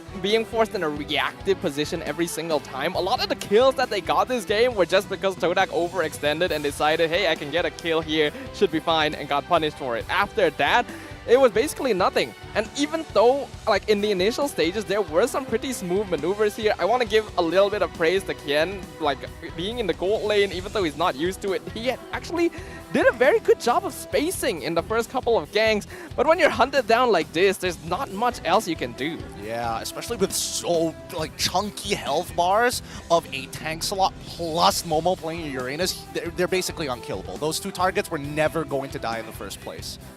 Well, seems like when it comes to this kind of plays here, it is pretty much the end of the journey for Lunatix, with that being said. Because Todak definitely proved themselves here. It looked a little bit shaky, but at the same time, they finally redeemed themselves their plays. And tomorrow, they will be facing off against Selangor Red Giants to try and qualify in towards the playoffs to get that second life.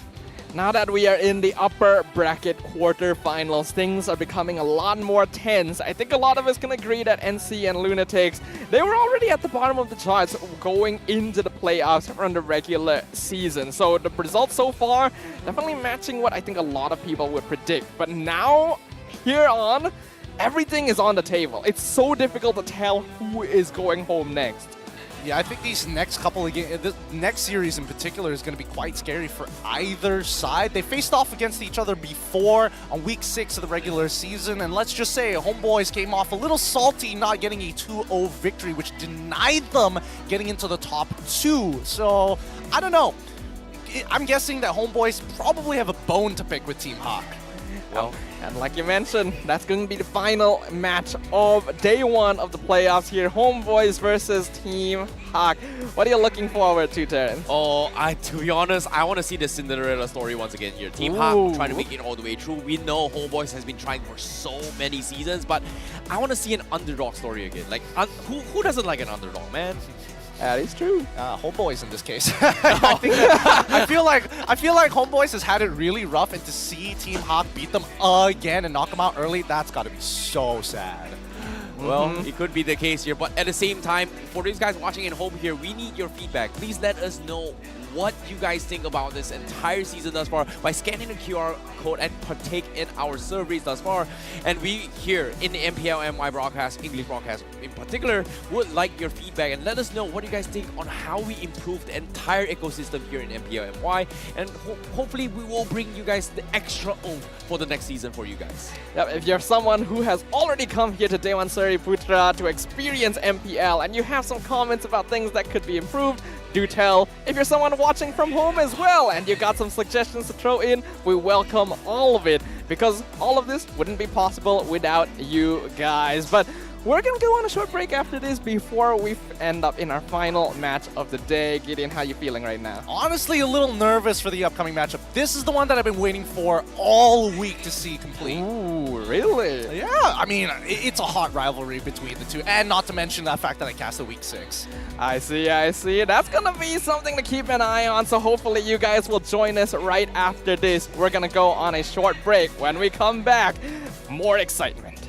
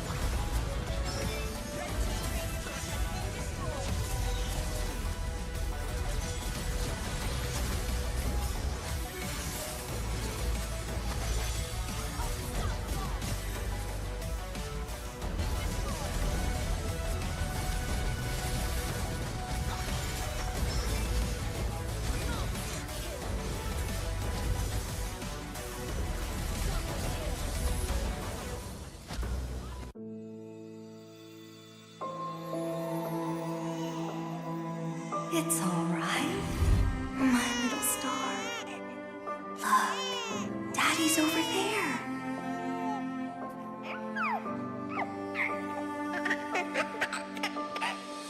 The calamity's approaching, and it will destroy everything. I'll hold it back and buy us more time. Nolan, protect our daughter. No! Lillian!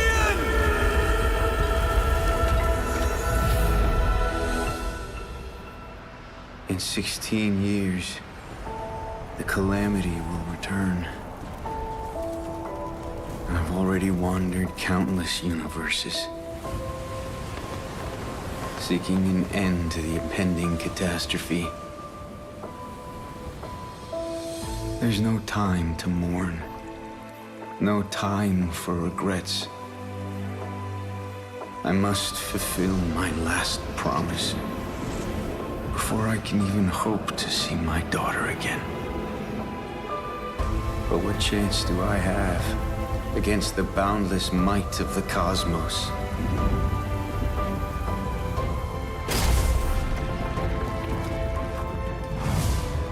I'm sorry, my little star. I might not be able to return home anymore.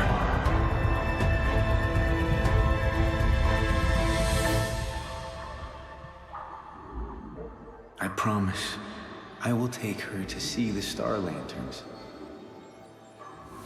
I promise I'll teach our child how to wield this power. I promise I will sacrifice everything to protect her. I promise I will sacrifice everything to protect our daughter.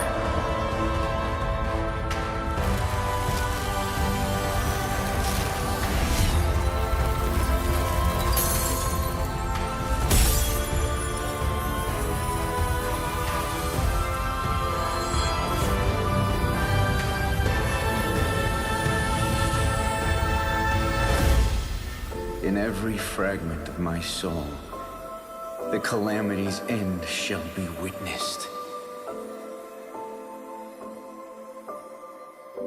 Dad? Are you out there?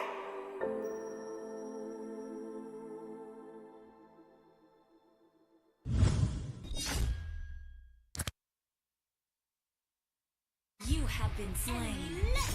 Unstoppable. Defeat.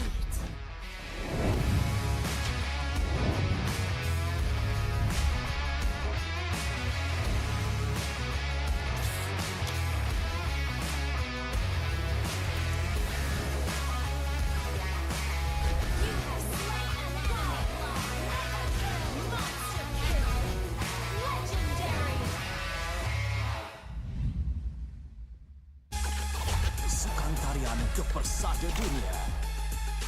Masa untuk membuktikannya. Menari mengikut irama. Mengejar emas demi negara. Battleground Malaysia. Road to Go. Mulai 29 September. 10 malam di saluran berikut dan Astro Go.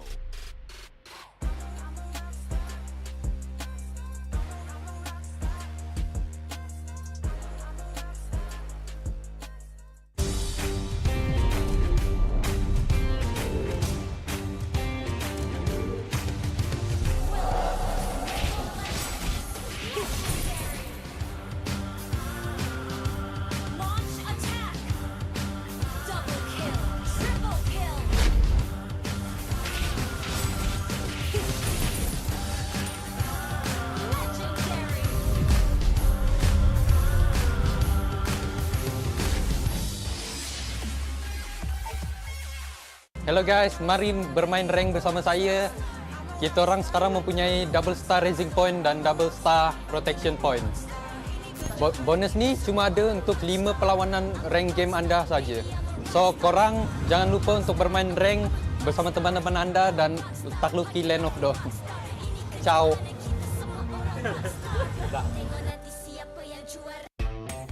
You have been slain.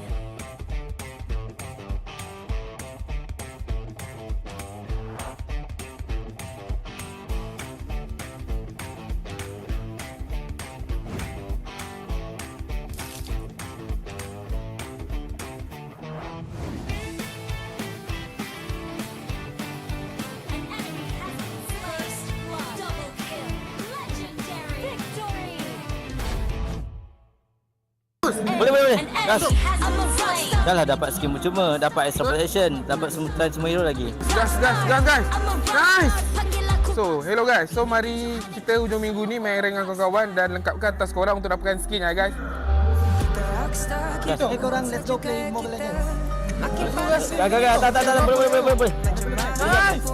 Nice.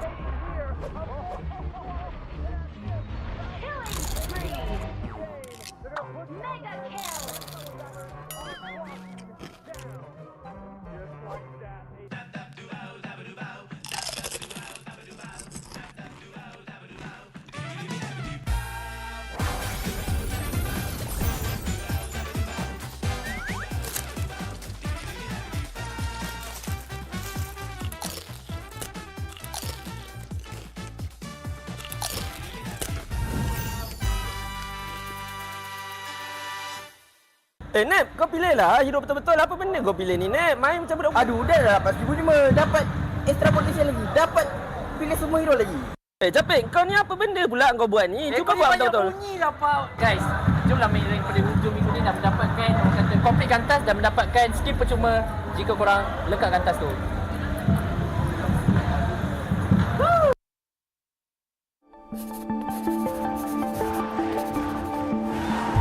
Dengar ayat jangan kejut harimau yang sedang tidur melambangkan jangan kacau Malaysia, nanti kita bantai kita orang. Tapi kan harimau tu dah tidur lama sangat, kita kena kejut dia, kita kena bagi semangat dekat dia supaya dia boleh bangkit balik. MPL MY dah banyak kali dah kita tengok berubah-ubah daripada setiap musim ke musim. Pasukan Todak dah 3 kali dah champion.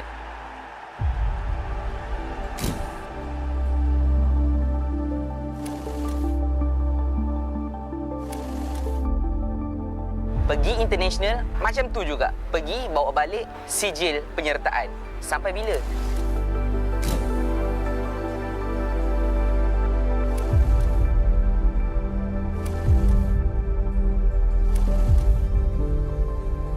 Kenapa kita graf kita tidak menaik? Kenapa tak boleh nak implement benda tu dekat Malaysia atau awal bermain Mobile Legends sebenarnya? Sana pun. Jauh saya mau.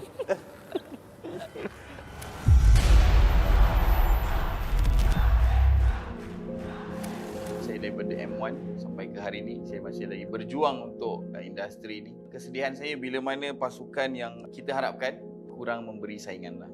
Kenapa benda ni berlaku? Kenapa graf kita tidak menaik? Kenapa menurun?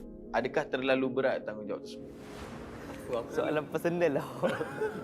Kenapa Todak macam tu dekat international? Betul tu je. Dia macam target kat Todak. Kalau dari sudut pandang saya daripada M1 sampai ke M4, semua mutun punya tournament international saya start bulan lepas kot. Tapi kalau saya yang main masa saya rasa. So, saya rasa dia sebenarnya kalah dekat mentality je kot. Bukan saya. maybe ada beberapa dari tim saya. Bila diorang main je, diorang rasa macam, oh ni tak boleh, ni tak boleh. Takut kalau kita buat macam ni kan, diorang buat macam ni, faham tak? Maksudnya diorang nak buat something tu, diorang kena tunggu enemy buat. Bukan kita yang mulakan. Itu kalau dari sudut pandang saya. Kalau apa beza dia daripada M1 sampai sekarang, M1 tu masa tu memang main semua lepas je. Tak kisahlah enemy buat ke apa ke, kita orang main ikut cara kita orang. Tapi kalau ikut dari sekarang, saya rasa macam tu lah. Dia mental block kot. Chiku, Repo dengan Zon. Korang dapat wakil Malaysia kat SEA Games and korang dapat silver, which is very good. Tapi cukup ke? Korang punya pride, korang punya rasa excitement bila wakil Malaysia, bila dapat silver, adakah dia akan mati dekat situ? Ataupun korang rasa still terbakar, bukan setakat nak pergi M5, tapi nak menang? Where's the fire? Where's the passion? Is it still there? Ataupun korang dah reset sangat sampai fire tu dah hilang? Aku pula. Okay, Bo. Macam mana, Bo? Macam mana, Bo? Dia lepas dah habis SEA Games tu kan kita dapat nombor 2. Benda tu sebenarnya tak cukup lah. Dapat nombor 2, kita kalah dengan Filipin kot. Takkan kita nak kalah dengan Filipin? Malaysia kuat kot. So dari situ tak berhenti lah. Bakar dia tak hilang lagi. Dia makin bertambah bakar dia. Walaupun dah dapat nombor 2, memang kita bangga, tapi dekat situ kita patut bangga. Kita patut bangga. Yelah, kita patut training bangga. minggu. Tapi dekat situ tak membuatkan kita orang stop lah untuk terus berjuang untuk M5. Tapi jangan risau, kita orang 2 yang kat sini. Kita orang akan pasal M5 lah. Tak. Bertiga. Salah satu pada kita tak dapat pergi M5 ya, Po. Tapi itulah, kalau kat M5 takkan kau nak jadi badut lagi kan? Betul? Tak apa, kali ni aku bawa betul-betul. tak, dia senang cerita siapa yang menang lah, dia akan wakil lah. So, kali ni semua buktikan lah. So, dekat M5 memang bantai lah semua negara. Korang rindu tak line up SEA Games? Jauh. Sebab dia paling bersendiri kan. Kita semua sama. Okey ya. Kalau aku rindu dua korang. Rindu line up SEA Games sebab rasanya itu line up paling solid loh dalam Malaysia. Jujur, tak tipu. Kalau dari aku tak rindu yang kita kat bootcamp. Aku rindu kita kat hotel. Sebab kat bootcamp semua bahas sendiri pula. Dekat hotel tu yang dia rapat sikit. Oh, kau nangis Syah. Nangis Syah. Mana ada nangis? Yang diorang tengok bola kau macam ni. Itu tak nangis lah. Cuma kalau dari segi... Tahu, saya rasa macam kalau masuk final lah. Dia lebih baik daripada tak masuk final. Dia punya kalah tu rasa lain lah. Walaupun sebab kita dah masuk final, kita nak dapatkan emas. Jadi bila kalah, rasa macam kecewa. Jadi soalan ni untuk saya nak tanya dekat Ripo. Kalau kata dah pergi ke international bermain di Indonesia, dapat banyak sangat pengalaman. Kenapa tak boleh nak implement benda tu dekat Malaysia ataupun pasukan Malaysia yang tak boleh nak hit that kind of standard untuk bermain di taraf antarabangsa? Ada macam mana, Bo? Apa dia cakap Kau dah main kat Indo, kau tak boleh bagi tahu macam mana Indo main kita orang. Kau nak bagi tahu apa ilmu tu dekat kita orang? Dia punya standard tu, tak ada. Sebab kan, yelah kan nak bagi tahu kan kita semua musuh. Takkan bukan kat SEA Games. Oh, kat SEA Games. Oh, kat SEA Games. Aku bagi tahulah macam bukan maksudnya macam selalu kat Indo ESP buat macam ni, Mid buat macam ni. Tak ada. Kau tak bagi tahu. Oh. Sebab kau kerang tak tanya. Boleh. Lagi mana tolonglah kita orang, kita nak tanya. Aku tu tak nak tolong. Maksudnya sebab mungkin daripada cara korang main tu dengan bila aku main dengan Indonesia dah hampir sama, tapi mungkin ada sikit-sikit je lah, tapi benda tu tak terlalu mengimpact kan. So aku macam bila korang main macam tu aku rasa macam oh betul lah tu, dia dah sampai sikit sama lah. So macam mungkin kalau ada perubahan sikit nak buat, aku boleh cakap dah hampir sama, mungkin macam hampir sama ke kita orang bawah lagi? Apa beza dia? Beza dia dekat communication dengan ni semua. Mentality dia orang lah macam tu beza dia. Apa masalahnya bila kita pergi kat international, kita tercedok. Memang tu. Level Malaysia lain tu. Kalau MPL Malaysia memang lain gila dengan international. Tapi aku rasa tu pun punca tu kita macam badut sikit kat international. Sebab kita punya saingan dekat Malaysia kurang kan. Tak, macam mana aku nak menang tu? Ni dah ada saingan. Aku rasa dari segi kompetitif MPL team kan tak cukup strong macam Indo Filipin. Lepas tu itulah diorang lebih advance tu dari segi team play, strategi diorang. Tahu lah, dia tu macam sampai sekarang aku rasa Malaysia pun tak dapat lagi lah. Aku rasa Malaysia main untuk main je kot. Nak nama.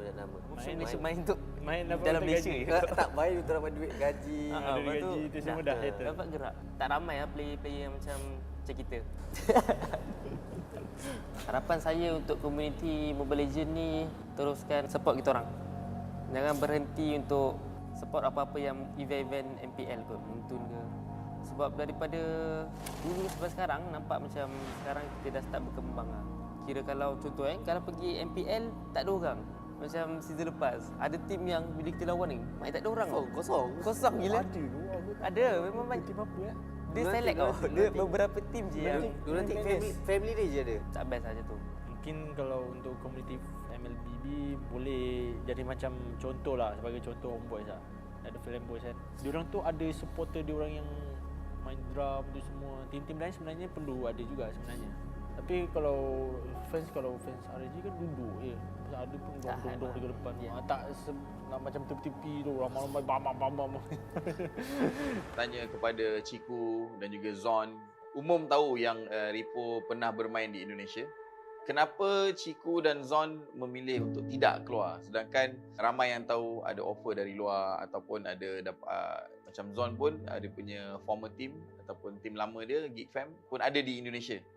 Kenapa tidak memilih untuk bermain di luar dan lebih fokus bermain di Malaysia? Adakah takut? Tapi pasal offer tahu aku rasa aku reject offer Indo dulu sebab aku bocah lagi tu, aku takut tu. Tahu aku tak berani tu nak pergi tu. Walaupun time tu offer menarik lah daripada tim-tim besar kan. Kira kalau aku pergi tak tahu apa jadi. Cuma itulah takut lah dulu nak pergi. Kau pula cik? Aku sama juga jawab aku. Bukan. Tak, aku tak nak ni kalau dari diri aku lah. Better aku main kat tim Malaysia dan aku menang dengan tim Malaysia. Tak ada feeling nak main untuk orang lain? Tak ada. Kalau orang satu tim aku boleh ajar dia macam-macam. Apa benda yang aku tahu aku boleh ajar dia sebiji, tapi cara pemahaman dia je lah. Cuma sekarang ni memang aku rasa tak ada lagi orang yang kat Malaysia faham betul-betul pasal ML ni. So memang aku nak kena cari sampai jumpa dan buat yang terbaik lah untuk Malaysia ni. Lastly, I just nak cakap, as a talent punya point of view, I punya hopes and dreams, players, community Malaysia in general. Daripada players, of course, I nak you guys do your very best. Sebab even audience kat Malaysia, even kalau kalah pun, nampak korang try your best, very hard game, kita bangga. Dari segi saya rasa boleh kot season ni. Sebab kita orang pun dah macam semua dah try hard kan. Dah tak nak dah macam kena bantai, kena belasah semua tu. Rasa semua tim dalam Malaysia sekarang ni semua betul-betul tengah proof kot macam mana nak naikkan nama Malaysia ni. Memang semua tim dekat MPL tu betul-betul semua try hard gila. Sampai banyak import player tu semua sebab betul-betul target M5 lah. Memang diorang betul-betul target M5 season ni. Ni untuk teammate-teammate saya. Saya tahu kalau korang main kat Malaysia, korang punya mindset lain. Tapi bila kat international tu, apa yang saya rasa macam korang ni macam tak tahu main apa sebenarnya. Macam takut ke, apa ke saya tak tahu. Nampak beza lah permainan dekat Malaysia dengan kat luar. Season ni kalau betul-betul lepas lagi, kalau boleh, orang-orang lama tau. Orang-orang lama tu macam Yum, Rival, Momo, ubah lah. Kita kena bagi kekuatan dekat dia, tak kisahlah kita sebagai public ke, sebagai team owner ke, organisasi ke, media ke, ataupun komuniti sendiri, kita kena bagi. Kita kena kejut harimau ni supaya dia bangkit semula, supaya dia lebih garang untuk tunjukkan yang hey, Malaysia pun boleh buat. Malaysia boleh buat benda ni sebab kita boleh buat sama-sama kasih jadi.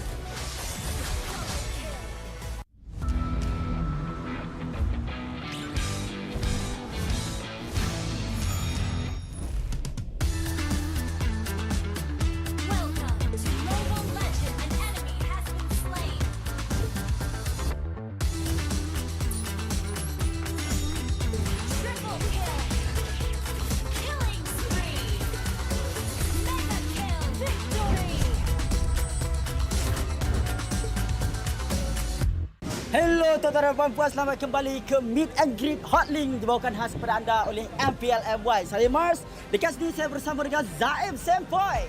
Dan pasukan Todak baru menang 2-1 tadi dan bersama dengan satu special peminat yang bertuah untuk kita ada meet and greet sikit lah kan. Bang, silakan bang.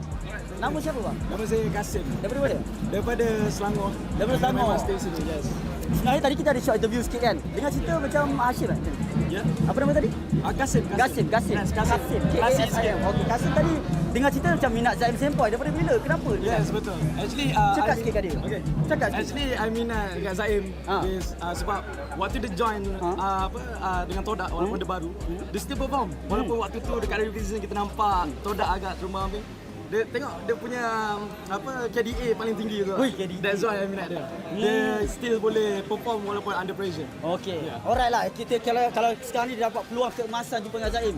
Ada tak apa-apa soalan? Dah jumpa dah. Dah jumpa kantoi pula jumpa. Ada tak apa-apa soalan nak bagi kat Zaim? Okey, ada I nak tanya soalan lah. Macam kita tengok dekat regular season agak tumbang ambing Todak dan alhamdulillah hari ni kita menang. So dengan line up yang sekarang ni ada perubahan sikit. Kita tengok Ciku pergi ke jungle, Rof masuk sebagai gold lane. So apa harapan Zain for this season lah? Boleh jadi champion lagi tak? Kasih jawab Zain, kasih jawab. Harapan sebenarnya memang tinggi jugalah dengan line up ni sebab kalau cerita pasal regular season memang kita orang banyak hole-hole yang kita orang belum jumpa and mungkin dalam 2-3 minggu sebelum ni kita orang training dan kita orang fix apa yang salah dan apa yang kita boleh bagi lagi baik dan insyaAllah line up ni ke grand final dan insyaAllah sekaligus ke grand final. Line up ni ke grand final, happy lah fans Todak Fans Todak. Sikit lah ucapan dekat Todak Patrick. Sedikit ucapan dekat Zaim dan geng. Alright, so saya nampak walaupun dekat regular season agak kurang tapi Todak Patrick tetap bagi semangat. So saya sangat minat benda tu. So saya harap benda ni berterusan sehingga ke grand final insyaAllah. Amin. Dan sampai kita jadi champion dan wakil Malaysia one more time lagi. InsyaAllah. Yes. Apa yang tinggi tu Zaim agak boleh ke? Boleh, insyaAllah. Boleh insyaAllah. Okey, satu request saya sebelum kita end di show, kita buat hashtag Todak Langgar. Tunjuk kamera boleh? Boleh. Dalam kiraan 3, 2, 1. Hashtag Todak Langgar. So, dia ada hadiah. Ada hadiah. Oh, baru tahu ada hadiah daripada Todak sendiri. Lama nak bawa. Budak ni. Daripada sebelum match. Jangan jual pula Okey, inilah hadiah daripada Todak sendiri kepada peminat. Terima kasih. Okey, silakan. Salam sikit lah. Salam. Okey. Salam. Terima kasih sebab seri jadi interview saya. Okey, itu saja sekian daripada Meet and Greet yang dibawakan khas kepada Hotlink kepada MPL MY. Itu saja. Kita jumpa lagi next time. Let's go.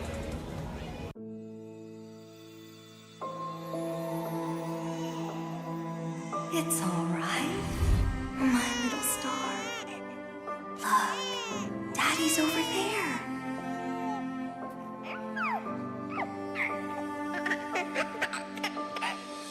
The calamity's approaching, and it will destroy everything. I'll hold it back and buy us more time. Nolan, protect our daughter. No! Lillian!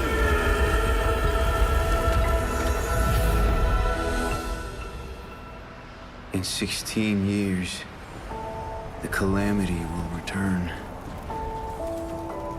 I've already wandered countless universes, seeking an end to the impending catastrophe. There's no time to mourn. No time for regrets. I must fulfill my last promise before I can even hope to see my daughter again. But what chance do I have against the boundless might of the cosmos?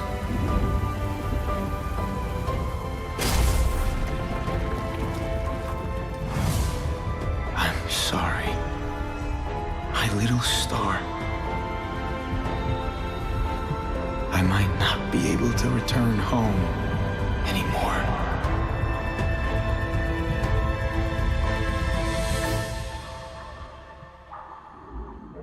I promise I will take her to see the star lanterns. I promise I'll teach our child how to wield this power. I promise I will sacrifice everything to protect her. I promise. I will sacrifice everything to protect our daughter.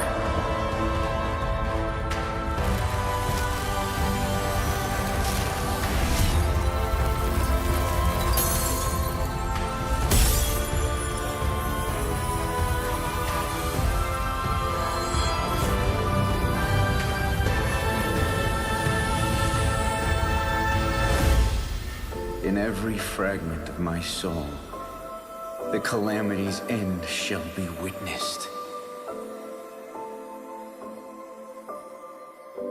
Dad? Are you out there?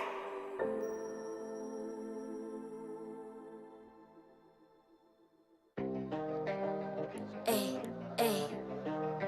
I'm a rock star. Yeah, rock star. Ay, ay, ay. I'm a rock star, baby. I'm a rock star.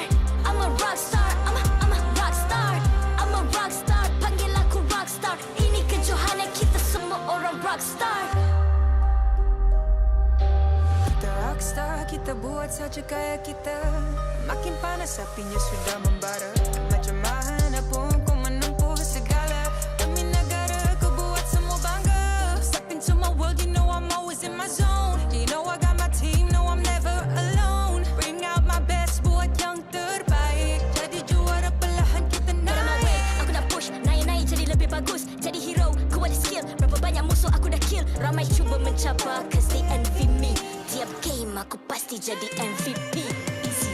I'm a rockstar, baby, I'm a rockstar. I'm a rockstar, I'm a rockstar. I'm a rockstar, panggil aku rockstar. Ini kejohanan kita semua orang rockstar. I'm a rockstar, baby, I'm a rockstar. I'm a rockstar, I'm a rockstar.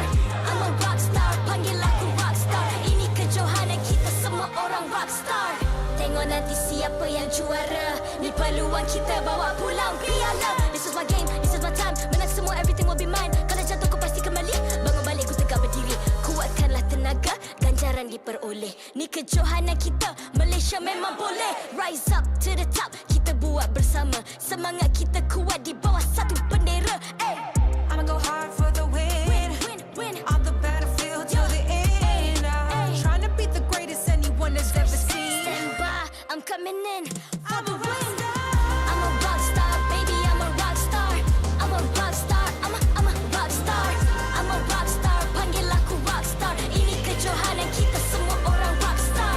I'm a rockstar, baby, I'm a rockstar. I'm a rockstar, I'm a rockstar. I'm a rockstar, panggil aku rockstar. Ini kejohanan kita semua orang rockstar.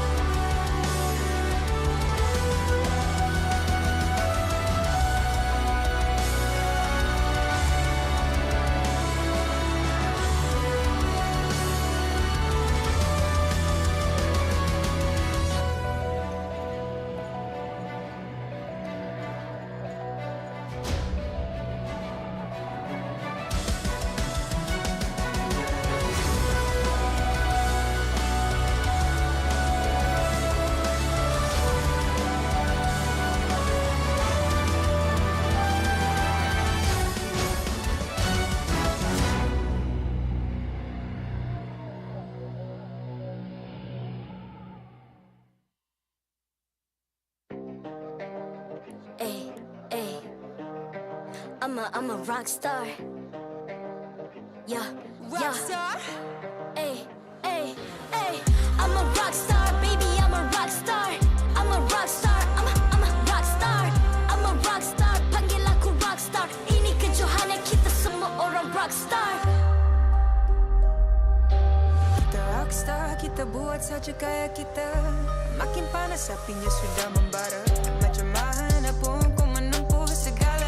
Demi negara ku buat semua bangga. Step into my world, you know I'm always in my zone. You know I got my team, no I'm never alone. Bring out my best, buat yang terbaik. Jadi juara perlahan kita naik. Get on my way, aku nak push. Naik-naik jadi lebih bagus. Jadi hero, ku ada skill. Berapa banyak musuh aku dah kill. Ramai cuba mencabar, cause they envy me.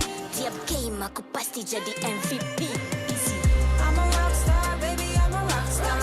I'm a rockstar, I'm a rockstar. I'm a rockstar.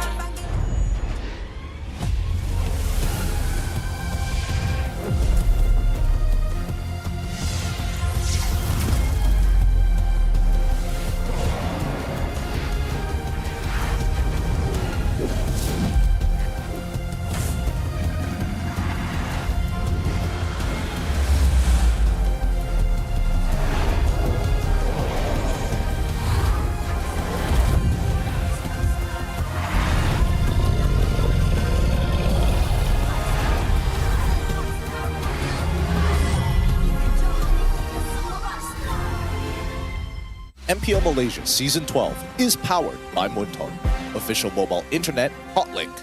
Score an epic MLBB skin for only RM1 with Hotlink.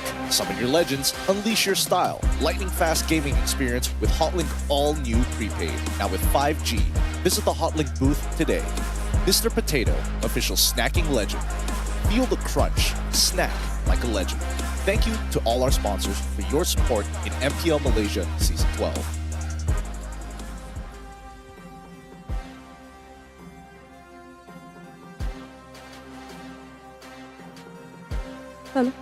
Selamat kembali ke MPL Malaysia musim ke-12 playoffs. Anda bersama dengan saya, Rose, host anda sepanjang musim ini. Dan sekarang kita sudah berada di match terakhir untuk hari pertama playoffs kita. Manakala kita akan saksikan perlawanan Homebois yang akan menentang Team Hawk. So, tadi Team Hawk menang and they actually managed to send MPNC home. Tapi Homebois masih lagi tak puas hati because Team Hawk stopped them from getting the upper bracket slot pada technically 2 weeks ago, week 6 pada regular season kita. So guys, sebelum I ajak kedua-dua pasukan ke atas pentas, I nak tanya dulu sebab Dewan Sri Putra kita meriah gila hari ini. So guys, Dewan Sri Putra, are you ready? I love the energy and I love the crowd. So, nampaknya team dah ready. So, mari kita ajak ke atas pentas Homebois, Flame Boys, give it up!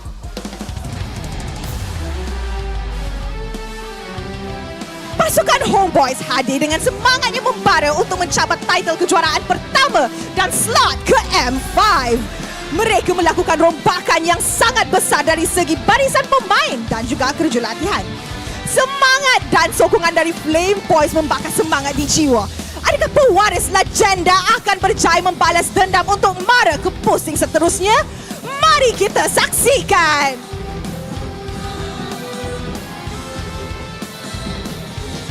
Give it up for Team Hawk! Team Hawk tampil garang setelah menangi perlawanan pusingan pertama sebentar tadi. Membuktikan mereka merupakan pasukan juara sebenar. Berjaya menjadi penghalang untuk pasukan Homebois mengunci upper bracket. Mampukah Team Hawk menghalang kemarahan pasukan Homebois sekali lagi? We are about to witness greatness. Game on!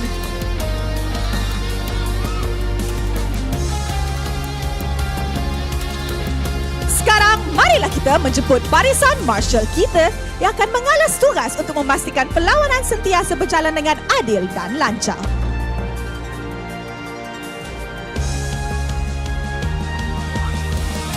Mari kita teruskan dengan fist bump di antara pasukan sebagai tanda professionalism. Inilah gaya kita. Inilah semangat kesukanan kita.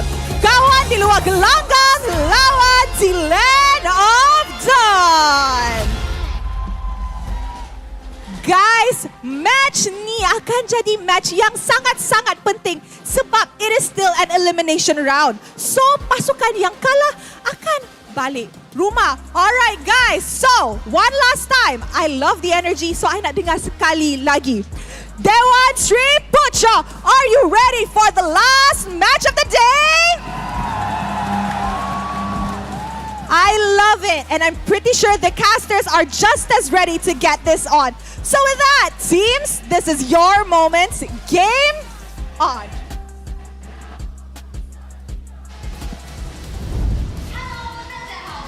The play-ins have concluded, and we now proceed to the upper brackets quarter-finals, where despite having made it this far, the lives of these teams continue to teeter upon a knife's edge. Welcome to the English broadcast for MPL MY Season 12 playoffs. My name's Stafa, along with Icy Baby 1-2 and Gideon for our final match of the day, Team Hack versus Homebois. I believe both these teams gonna have a little bit of a rivalry going on, but I think victory will sometimes call for a rest, which you can achieve with the OSIM U-Tron 5. Have you guys used it before? Oh, I've been waiting for this ad read this entire day. Please keep on going. Don't worry, I'm gonna just get. Yeah. Can your chair do this? Yeah, absolutely. You know, it's super comfy, but at the same time here, the game you can actually game and glory with the dash of comfort of the OSIM U-Tron 3. And of course, if you're feeling a little bit too intense with games here, you gotta check it out. OSIM U-Tron is here to claim you down with this chair, and you can see Gideon has pretty much disappeared into its comfort zone in his natural habitat with the chair. Yes, just melting into my neck, because remember, it's the 7th anniversary of Mobile Legends. This game has been around for so long, 7 full years. That is a pretty long time, and to celebrate, we do have some anniversary celebrations happening here. Do note the 5th anniversary Encore selection chest and the 7th anniversary achievement from unlocking the annual fund data are up for grabs. All you gotta do is light the candles on MLBB's birthday cake and send happy 7th anniversary to the chat for you guys to participate in this momentous occasion. But of course, we're talking about momentous occasions. We still got one more series today where, compared to previous series, I think there's a lot of stakes happening here. A lot of stakes in there. There will be. Because will there be a Savage in Season 12? As we look at it right now, currently, Chibi sitting right on top with his Karina being able to secure it, with the last 3 Savages coming in from Momo, and as well as Gary. And if you notice a bit of a trend here, I'm noticing Homebois as well as Team Hawk being in that top 3. That is true. Now, these are the last 3 Savages we have seen in MPL MY, and if you know, there's no Season 12 here. We've seen a couple of Maniacs here and there, but still no 5-kill streak. These are 2 teams that are very aggressive. They definitely have a bit of a bone to pick with one another, so I imagine if it's gonna happen anytime, it's gonna happen here. Let's start things off. We got Homebois up on screen. Yep, we have Chibi, Zorn, Rizel, Warlord, and Supa, the top contenders of the entire MPL MY Season 12 here, finishing in 3rd place during the regular season. Like you said as well, they were denied that opportunity to qualify for that 2nd life. And now they are going to be playing in the play-ins, fighting for that slot for that 2nd life. And I mean, Homebois in particular, right? They're one of the few squads that actually have a, well, I would say a B lineup, which is a terrible way of putting it, because really they're only changing out 2 roles, which is going to be Barbosa, as well as their goal laner, Anip, who will not be playing in this match. Yeah, it does seem like they're quite comfortable with this lineup, but they're going to be up against Team Hack here. Gary, Noir, Panda, Yura, and Iris just came off a clean victory at the beginning of the playoffs today, taking down MPXNC to make their way into the upper bracket quarter-finals. They managed to take 1 game off of Homebois during the last week of the regular season, denying them that top 2 spot. Will they be able to do it again? You know, this is going to be a do or die for them here because winner is going to take all. Because whatever happened in regular season, yeah, that's going to stay that way. You can't change history. But today is what it's matter because whoever comes out on top in this series is going to be the true victors when they play into the next upcoming matches tomorrow and the day after. I think, you know, with the way that Homebois have been, we haven't seen too much of them just yet, but we did have a good look at Hawk, right? Talk about coaching staff, recall, especially when we're looking at both Pops and as well as Seifel, they probably learned something from that previous matchup. And again, I did see the Homebois come here earlier just to prepare. Yeah, they already have their eyes dead set on their opponents today. On the opposite end, Team Hawk, Coach EGM definitely showed what he was capable of when they were up against MPNC earlier today alongside Jun as the analyst. The drafts coming out of Team Hawk were very, very clean and made their game so easy. But when they're up against a team like the Homebois, it's going to be a lot more difficult. The question now is, will they be able to bring it home or go home? Because the Homebois have been a playoffs mainstay for many seasons and yet have never been able to taste that grand finals. Yep, at the same time as well, we did see a little bit of Coach Dale in the action and audiences now. So maybe with Coach Dale around, giving them a little bit more of a support and advice behind the scenes might give them that extra buff. So far, their results here from the previous season was all the way towards the top 3. So that was the furthest they've ever achieved in the history of Homebois. Pretty good. Today, this time, top 3 in regular season, but the question here is, can they make it past this play-ins? And right now, Team Hawk is in a good position to actually stop them, considering how well Team Hawk started things off in day 1 in the playoffs. I mean, both teams had a pretty good regular season, right? Homebois a little bit better than Team Hawk is. Team Hawk, you know, their biggest weakness got revealed super early on in the regular season by RSG, and people have been taking advantage of them because of it, right? That's why we are seeing that a lot of the first objective rates usually go over to the opposing team, resulting in Team Hawk at a 35% overall first objective rate compared to the Homebois, who have been looking a lot more consistent, except for week 3, week 4, but they corrected that mistake pretty quickly as well. But Team Hawk does have a pretty notable first tower rate, however. So even if their neutral objective tends to be a little bit inconsistent, they are still a very aggressive team that wants to expand their influence over the map as quickly as possible. Unfortunately here though, even though we mentioned that Team Hawk took a game off of Homebois, denying them top 2, their matchup history is 3-0 in favor of the Homebois. Team Hawk has never won a series against their opponents today. Well, all things considered, you know, today we are here to make history. M5, it's all about the mission to success. In this case, who is going to be the ones that represent us in Malaysia. But now, here are going to be some stats here, the gold laner here in particular. And I feel like Rizal has been proven himself to be, I would say, the backup plan for Homebois every single time. He's always been able to clutch it out things with the quad here. He was able to actually set up some really, really sick plays. And if I'm not mistaken, he almost got an unofficial Savage during the regular season where he actually got the Maniac. Yeah, he did get an unofficial Savage, technically. A little sad that the kill timer didn't extend just a little bit longer with the damage, but overall, in terms of player statistics, they're looking great, right? He's got a 67% win rate on Claude. Yes, it has been nerfed, but that 80% on Bruno does compensate. And if all goes well, and you know, enemy teams have banned out a majority of his hero pool, Beatrix, something that you could always rely for Rizal to carry games on. I think the Claude nerf, though, did actually do some favors to Rizal overall. While it definitely kind of hit him hard when it first dropped and he wasn't able to achieve the same success as before, it made him more comfortable going for more aggressive heroes, supporting the rest of the Homebois.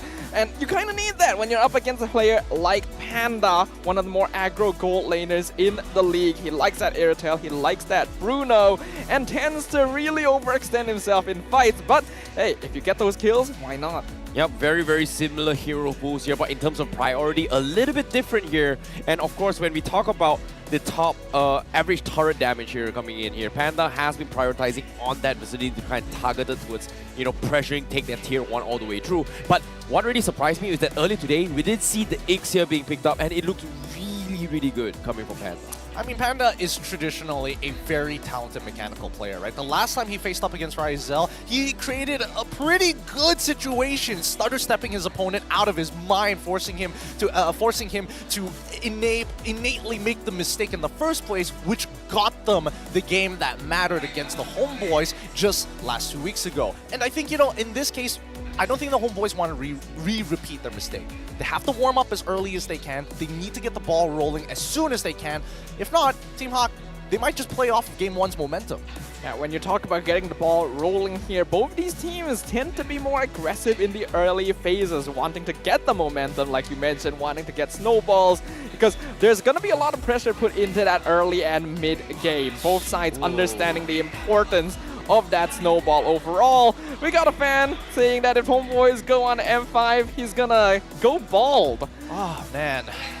Oh, that's a big ask. I mean, his hair is looking mighty fine. I don't know if you want to lose that so quickly, but we'll see the overall performance coming in from the Homebois, right? Every time we've seen them hit the Land of Dawn, they seem to have gotten sharper since their big demise during Week 4.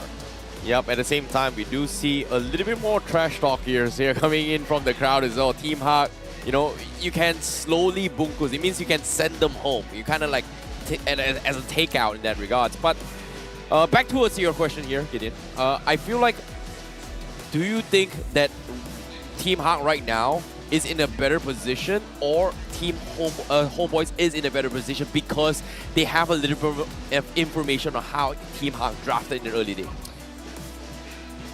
Forked question there, but yes, Team Homebois, unfortunately, when we are thinking about their overall draft compared to Team Hawk, who, again, definitely got exposed in the earlier stages, I think that Team Hawk is consistently evolving, right? For Homebois, I feel like they have the right pieces, but they haven't been able to really maximize the potential that they actually have in the game, right? They are mechanically talented players. They're very well communicated with each other. But when it comes down to that final call, that's what we're looking for. That leadership from the side of Homebois to make smarter and better decisions than their opponents. And that's why we're seeing Warlord having massive success with the Homebois in the first place. Yeah, but overall, though, I do feel like Homebois have definitely been a little bit lacking in terms of that leadership regard, where their performance is actually a little bit inconsistent. When they're strong, they perform out of their minds. But there's also many games where their momentum gets stifled, or the draft is just missing one key component, and then it just all falls apart, which is why they end up in the third position here. We'll find out whether or not they can overcome that as we enter the draft phase for game number 1. Well, this is going to be an important one for both sides because they have to decide the momentum in their favor or not. First game is going to give them the upper edge. However, the winner to take this series will advance and the loser will be eliminated right here, right now. And of course, we talked about today having teams getting eliminated and sent home. One of these teams is going to be the third team that will be joining either MPNC as well as... Oh, wait. Whoa, that's a full house in the Homebois. Wow, what the... Man celebrating Raya here at MPL. Whoa, that's a full house. Full house. They've got the new, it's not called a bomber jacket. It's new jackets. They've got the new merchandise ready to go. Hopefully they're excited for this game as much as I am, because in terms of the bans, we see that Homebois immediately, Angela, Boxia, Fanny, all gone. Again, a lot of focus towards the early phases of the game. Not going to be giving Team Hawk easy heroes to rotate around and cause pressure with. Team Hawk, though, going for something a little bit different. The Yu Zong actually going to be banned out from Sabat, which is quite interesting. I like it. You know, I like that Sabat has been the playmaker playing for Homebois, right? Like, he has been setting up lanes in his favor to kind of synergize with the team. He has very, very similar play styles towards Iris, but the difference between Sabat and Iris is that Iris has now been playing this entire season into shoving lanes and, you know, prioritizing on lane control, whereas Sabat is looking to try and go in for a flank and the back lines a little bit more. So heroes like Yu Zong, heroes like Pakido is something that Sabat will be able to do a little bit more into his cut in the back lines, and forcing Sabat to play a traditional like Uranus or something that is just sustain his way through. It's just not his usual playstyle. So I guess Team Hawk is just limiting his mechanical hero, like high mechanical heroes. That is something that is very comfortable in the hands of Sabat.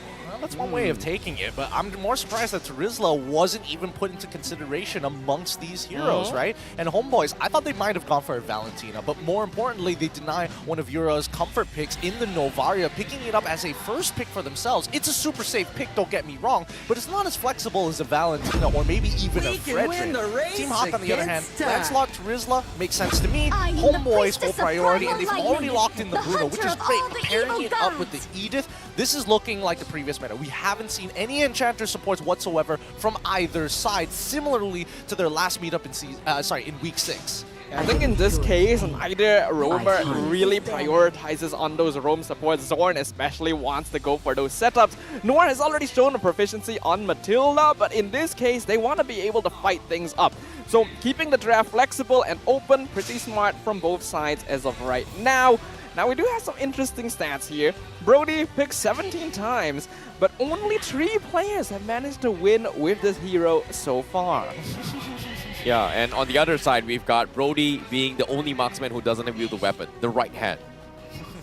Does he, like, technically aren't the projectiles he throws a form of weapon? That's like saying bullets are weapons. Yeah. Do you not count bullets as weapons? No. I mean, do you consider arrows as weapons? Throwing knives? No. When we get down the list, it's an all ammunition. kind of Justice in the world. I would definitely count throwing knives as a weapon. Right? Oh, okay. See, that's where we start to draw the line Okay. here, right? Throwing knives is where we're going to come out. What about shurikens, right? The list goes on. Right?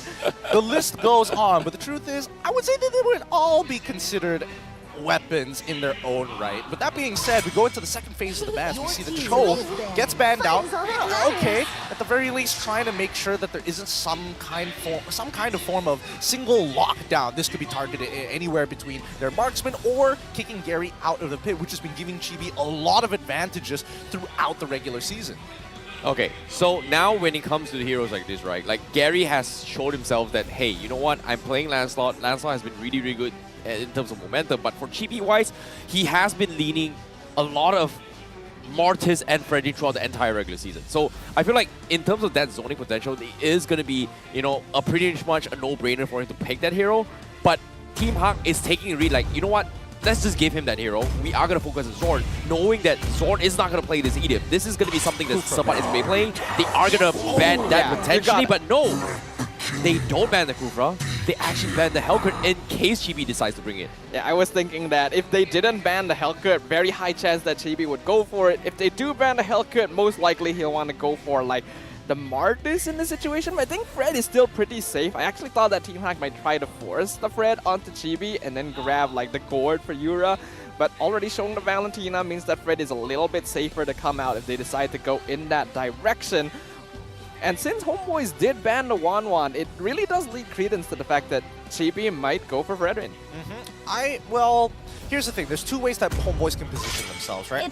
First things first, I like that Team Hawk banned out the Hellcurt. The last time they lost against the Homebois was because they had no vision and couldn't really work with the idea of securing the Lord when you can't even see its health bar, right? So that's fair enough. Homebois, on the other hand, banned out the 1-1 as well as Ixia. They want to open up the matchups for that gold lane because Bruno is supposed to bully people out, and if you pick Gyarathel, you're guaranteed to get bullied out, right? So from Homebois' position, if they go for the Martis, they're going to be playing more snowball-oriented. Yes, it is still revolving around this Bruno, but at least that early game momentum can propel you so very far on first interaction of that turtle. Yeah, I like this. You know, this is something that Homebois has done their research, right? They definitely watched the first series game here. They know Panda has had very, very good momentum with this 1-1 and Ixia. So, like you said, banning off, forcing it to play the Irritel is something that they might have to go for. And yeah, seems like they will double down on it here, forcing it to go for the Irritel. But the question remains is, what is Chibi gonna play? Because as of now, do they want to still keep Zorn's hero open, or do they pick a Zorn's hero right here, right now? It's whether they want Zorn to be on a different tank like the Kufra that you mentioned earlier, or they feel safe that Edith would be the choice. We got our fans even supporting Head and Shoulders there. What's he asking there? He asked for some shirt. He asked Daddy for a Homebois jersey, didn't get it, so now he's asking Team Hawk. Hey, Anders, give it approval! Anders, give it approval for the jersey! That's so funny. You gotta take care of your fans. That's so very funny. Homebois, they lock in the Lapu Lapu. Kinda interesting why they wanted to go for the Lapu Lapu, but they also pair it up with the Martis. Minotaur, final pick for the side of Team Hawk. Interesting already. Team Hawk definitely has a pretty strong team fight overall with the Minwu and Fury and the penalty zone, but I do feel like Homebois have a lot of potential to generate momentum very early on. Once they hit level 4, Decimate, Bravest Fighter, it becomes quite difficult to deal with the damage output. Wow, that is kind of scary considering the wombo combos and thought process that's gone through between both these teams here. And it seems like there is a lot of heavy emphasis on Chibi trying to bait out those kind of heavy AoE CCs that Team Hawk is going to be bringing to the table. I think in these cases, right, it's about momentum for Homebois. They're hoping and praying that they're able to get that early kill for Chibi, make sure that Ryzel wins out in this lane. Sabat, you do your thing, right? But get ready to disengage, just get ready to actually jump into that backline. Because we find, if anybody, and specifically if Zorn is able to lock down Panda, expect the entire team of Homebois throwing their bodies at it. One thing's for certain, this is going to be a bloody match here. Lots of fighting between Homebois and Team Hawk as the playoffs continues with the upper bracket quarterfinals. Game 1, who will be able to create the momentum necessary to move on in the tournament? Well, this is going to be a revenge match, and hopefully may the best men win in this series. But however, to start things off here, Homebois, they're going for a little bit of a defensive maneuver, but Team Hawk immediately cutting and creep wave, confident enough with this Turismo play, and I like it. I like that they're getting very, very proactive in this situation, just cutting down Homebois' rotation pathing right now. Making sure that they're getting fast 2 in the best way possible, interacting minimally against both the laners. I think it's a good move. In terms of emblems, though, I will say that, you know, even previously, Panda did opt to actually go for the Wilderness Blessing instead of the traditional tenacity. He's not looking to win this lane. He knows that it's pretty doomed for him, but he wants to be able to show up at fights at the right place at the right time. We're already seeing teams focus very heavily onto mobility in this meta, and it does make sense. You gotta be able to start creating pressure across the map, and if you're too slow, that does limit the amount of options you can do within basically ganks or any team fights. Oh, that's a great position for Panda. He is freezing the heck out of this lane, and I don't think Ryzel is going to do much about it. Yeah, at the same time, middle lane here, they do find a catch on this Yura. Yura going to be caught out. That's going to be the first blood in the hands of GB with the decimation here, as Team Hawk seems like they were not able to do anything about this. Yep. Honestly, really good play coming in from Zorn, right? Flickering in for it. He made sure that he was kind of monitoring the positions and really studying how Yura behaves around that mid lane.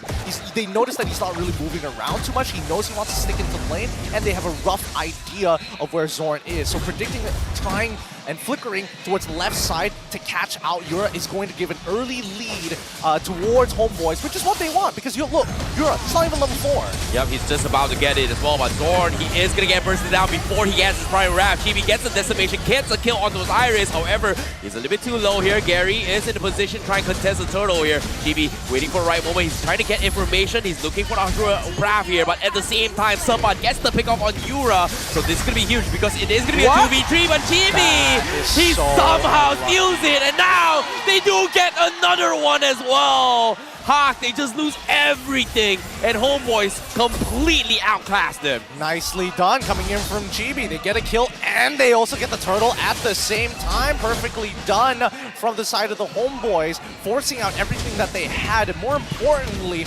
we were talking about that early game momentum.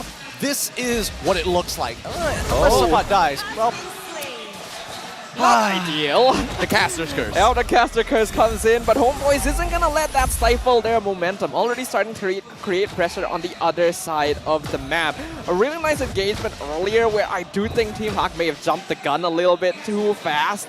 Iris, nice penalty zone, but no one was close enough to actually follow up. And Yura, having stolen Decimate, was a very easy target for Sabat. So I do love that the Homebois are eyeing these great opportunities. They also gotta remember to take a step back sometimes, wait for the cooldowns, identify the positionings of Team Hawk. Yeah, it seems like this is going to be the way that they are going to be playing here when it comes to, you know, getting a pick off. As of now, Panda is in a little bit of trouble. They will try and settle down with Noir instead. He needs to pump the Minion Fury, but could not get it in time to try and save Panda. Finally drops him, but it doesn't matter. The double decimation comes in. GB is coming online. Ooh. He's looking for the third. He almost got it, but Ryzel will seal the deal. But at the same time, a 3-for-1 exchange in favor of Homebois. So worth it for the Homebois. Literally lamps to a slaughter. Walking in one by one, defeat that decimate. GB does not mind dying there at all, especially since it's another kill. Going over to Ryzel, AI already predicting heavily in favor of the Homebois. 2K net worth lead, 4 minutes in. I don't think the AI realizes how much danger Team Hawk is actually in right now. They're probably going for a lane swap in just a little bit, but it's all dependent on this turtle. Now, Ryzel, he's got a large amount of gold on himself, right? He wants to be able to pick people off. Homebois, they don't really care about this turtle. They want Team Hawk to show face. Yeah, seems like they are going to try here because they are going to be committing more and getting caught out as well. So here comes the two-man side coming from him as well. They are going to try and collapse onto it, but again, Chibi, he gets the kill and Ryzel gets the kill on Gary as well. The rest of Team Ha, they're getting completely bullied out by Subpart. Ryzel securing the double, Panda running for his dear life. Chibi not in range for the second decimation, but they will settle with the cancellation, stealing the orange bar. But okay, Warlord, he almost hit the shot, but still, they're just taking everything, and even the purple buff as well before they even get the reset. They split up their forces, they take all resources, and Team Hawk, they're just left with absolutely nothing right now. Yep, a big blow to Team Hawk's economy. This is a 4K turning into a 5K gold lead. 5 minutes into the game, most people would call it quits at this stage if this was a public ranked game, but Homebois, right now, they're looking like they're playing like RSG, just sweeping momentum. You take that turtle, you take their entire jungle, you take pretty much every single tier 1 in less than 2 minutes. 1K of that goal difference literally comes from Chibi getting kills and assists. 4, 1, and 5. Nearly 100% kill participation already. Oh, Zorn tried to make a play here, but here comes Noir looking for the Minion Fury. Does connect on two. They do get the follow-up onto a Zorn. They take him down, but it's only a rover. Chibi still relatively healthy here, but Ryzel here showing face, giving so much value damage here. Team Ha, they need to get out because they're choking their way through. Iris dropping a little bit low. Warlord looking for the snipe. It's good, but it's not enough to take him down, so he won't be able to escape this. Meanwhile, Homebois still in perfect control in the driver's seat. 20 seconds left for this next turtle, already in their favor as well. This is already out of control for Team Hawk here. We see how comfortable Ryzel is. A 2K gold advantage onto Panda. A full item ahead. This Bruno literally willing to challenge the enemy EXP laner under his own tier 2. Homebois right now are really feeling themselves. And this is very bad for Team Hawk. This is a lineup that works very well in a snowball, and that's exactly what the Homebois have got. Until Ryzel is able to get at least a Berserker's Fury, that's when we're going to see this game really break down for Team Hawk, and very quickly. Another purple buff already stolen. Topside jungle has been taken by Team Hawk, but that's half of what they actually deserve. Meanwhile, Astro Echo already expanded to look for the place here. There are a lot of MP moments coming from there, but at the same time, you talked about them expanding these forces, Gideon. Hawk, how do they bounce back from this? Like, is there a way for them to actually kind of scale back into this game? There's a possibility, right? And a lot of it just comes around whether or not they're able to chunk out Ryzel in time. Warlord's a little bit hard to catch, but Ryzel, without that slide tackle, could mean that Iris could flicker on top of him, Noir could look to flicker on top of them, and that's the big combo that they're working with. Terizla and as well as Minotaur. Penalty zone and Minoan Fury. It's difficult though. Right now, there's so much of an EXP difference that even when Noir and Iris try to jump in, they're actually taken out so quickly. So the timing has to be basically perfect in terms of layering these ultimates to make sure that Ryzel doesn't just get free plinking. Because right now, 8K, 8 minutes in, they're actually matching the sort of lead that Team Hawk had earlier against MPNC. Well, speaking of the items here, we do see the Berserker's Fury already up on Ryzel, but he doesn't have his shoes. So interesting enough, he has been able to get into position to actually punish Hawk's aggression every single time. Yeah, I mean, he's got the slide tackle to close distance, and more importantly, he's got the quantum charge, right? The fact that he's rushing this, he's really greeting it out. With the lead that he has, it only makes sense. You're 8,000 ahead of your opponent. Anybody who tries to take a 1v1 against this Bruno is going to die in 2 hits.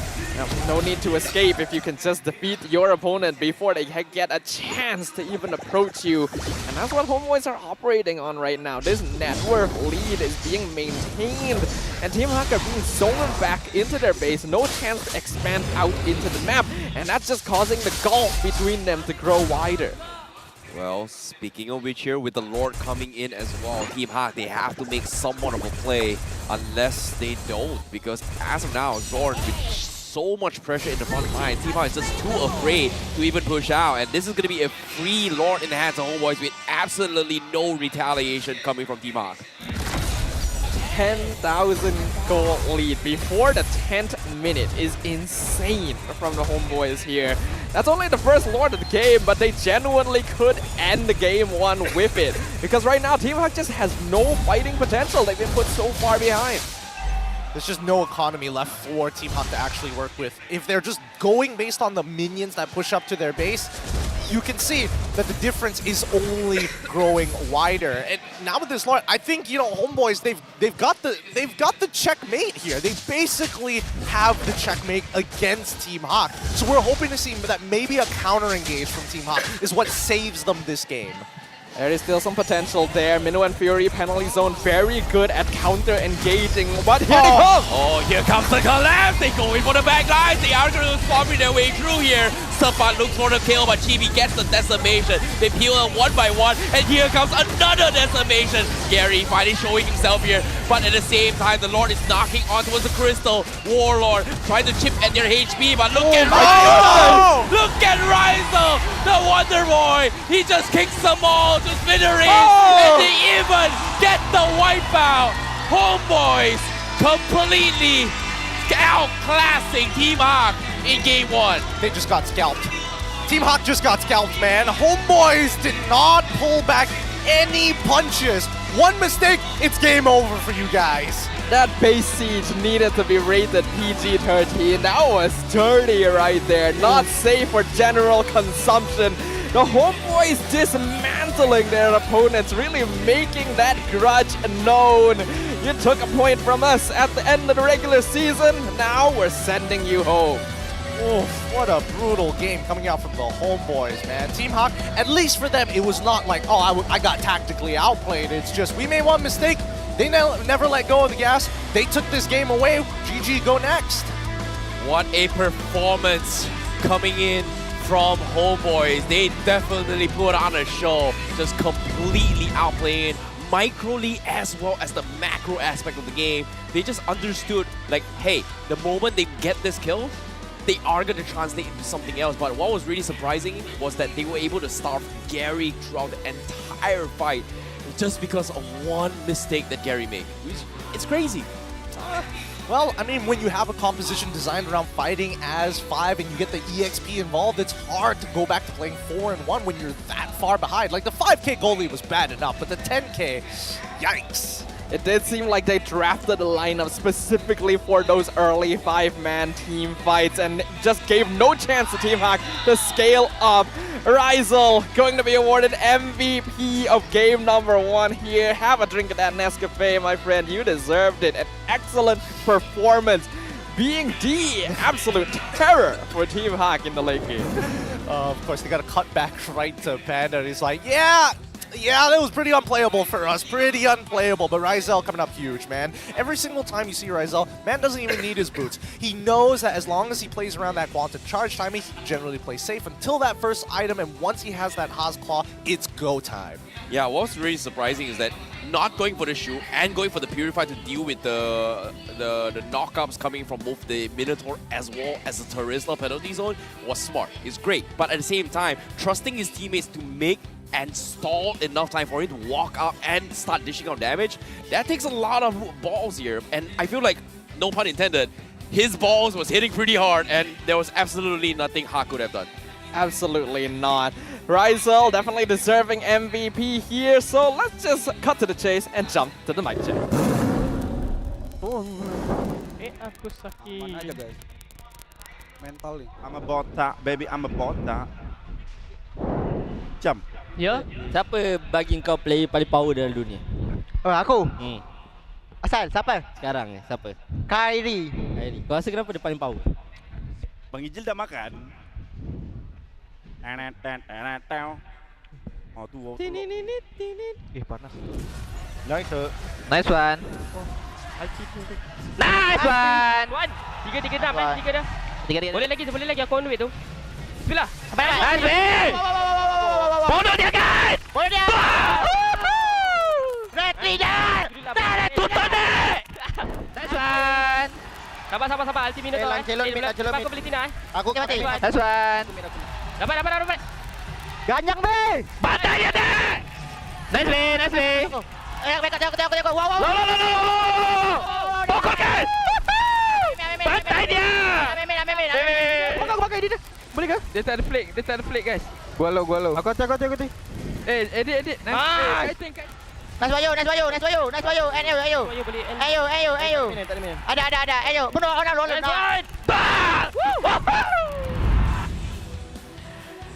You know, when we say sometimes that teams have a bone to pick with one another, we are usually just kind of exaggerating things, but you can kind of feel the aggression here from the Homebois. The animosity. They're looking at Team Honkin thinking, man, because of these guys, I have to play an extra best of 3 just to get closer to the grand finals. You know, felt a little bit personal, but at the same time, it's still not over yet. So all things considered, they are in a very, very comfortable position to play this, but at the same time, thoughts on how they play around Chibi, because they, in the mic check as well, they talked about, hey, who's the best player in the world right now? Chibi said Kyrie, and when he asked the why is there, they cut it off, but considering how Chibi was playing like that, maybe they know something that we don't.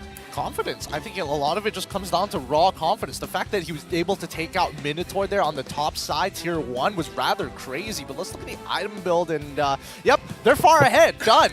Yeah, I mean, honestly, every time Chibi plays on heroes like the Brethren, I feel like it's a disservice. Just based on how well he's able to do on the fighter junglers, on the assassin junglers, going for that Hunter Strike, that's all he needed in terms of damage. After that, it's all survivability because he knows his team is more than there to back him up. Some really nice catches from Zorn. I like the initiative. And then Sapat, probably some of the best Lapu gameplay we've seen in a while. I mean, it's true, you know, though Lapu has been definitely falling off. I was surprised that he was able to actually make moves considering how early it was in the game. It's less about his damage. It's the fact that, hey, I caught some people. At the same time, I'm getting follow-up. This doesn't usually happen for Lapu. You're usually by yourself. Yeah, that was very surprising as well, as I think Sapat got like, what, a 4-man Earthshatter and just completely stunned the entire backlines of Team Hawk.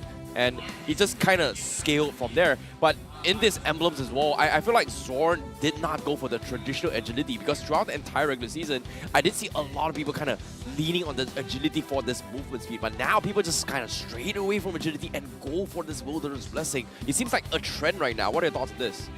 I think it's just generally a very good emblem because, yes, you might think that, oh, agility is more consistent because you're not limited to the jungle and the river, but most of the map is jungle and river anyway, and that's where most team fights happen. So the fact that it gives you more movement speed in exchange for that limitation is great, and then you can get extra stats in something else, like penetration, like cooldown reduction. I think it's a great trade-off. Yeah, I think it's a good trade-off too, but the worst part about it is if somebody has like a lightning truncheon or something that kind of like splits up the damage and it just gives you a single tick, man, it is the most frustrating thing in the world walking back into your lane just because of that 1 tick of damage.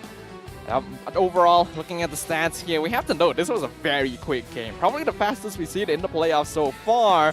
We'll have to confirm that afterwards. Rizel, obviously the rich guy, his GPM 915, and that's when he was participating in fights a lot of the time instead of just farming the lane.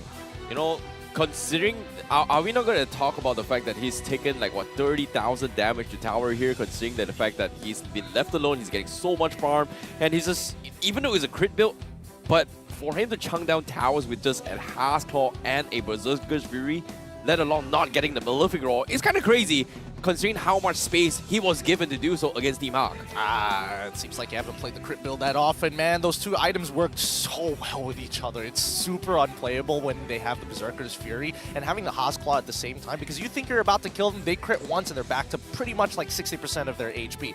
Same goes for turrets, right? You are getting those crits off of the turrets at the same time, and they're really taking full advantage of this because, again, with Bruno's first skill, he's just crushing it. But I think the mainstay here is going to be Warlord. Those snipes, and especially when the way he opens up the map, gives them very strong calls. You can literally hear him going, wait, now go War, everybody jump in.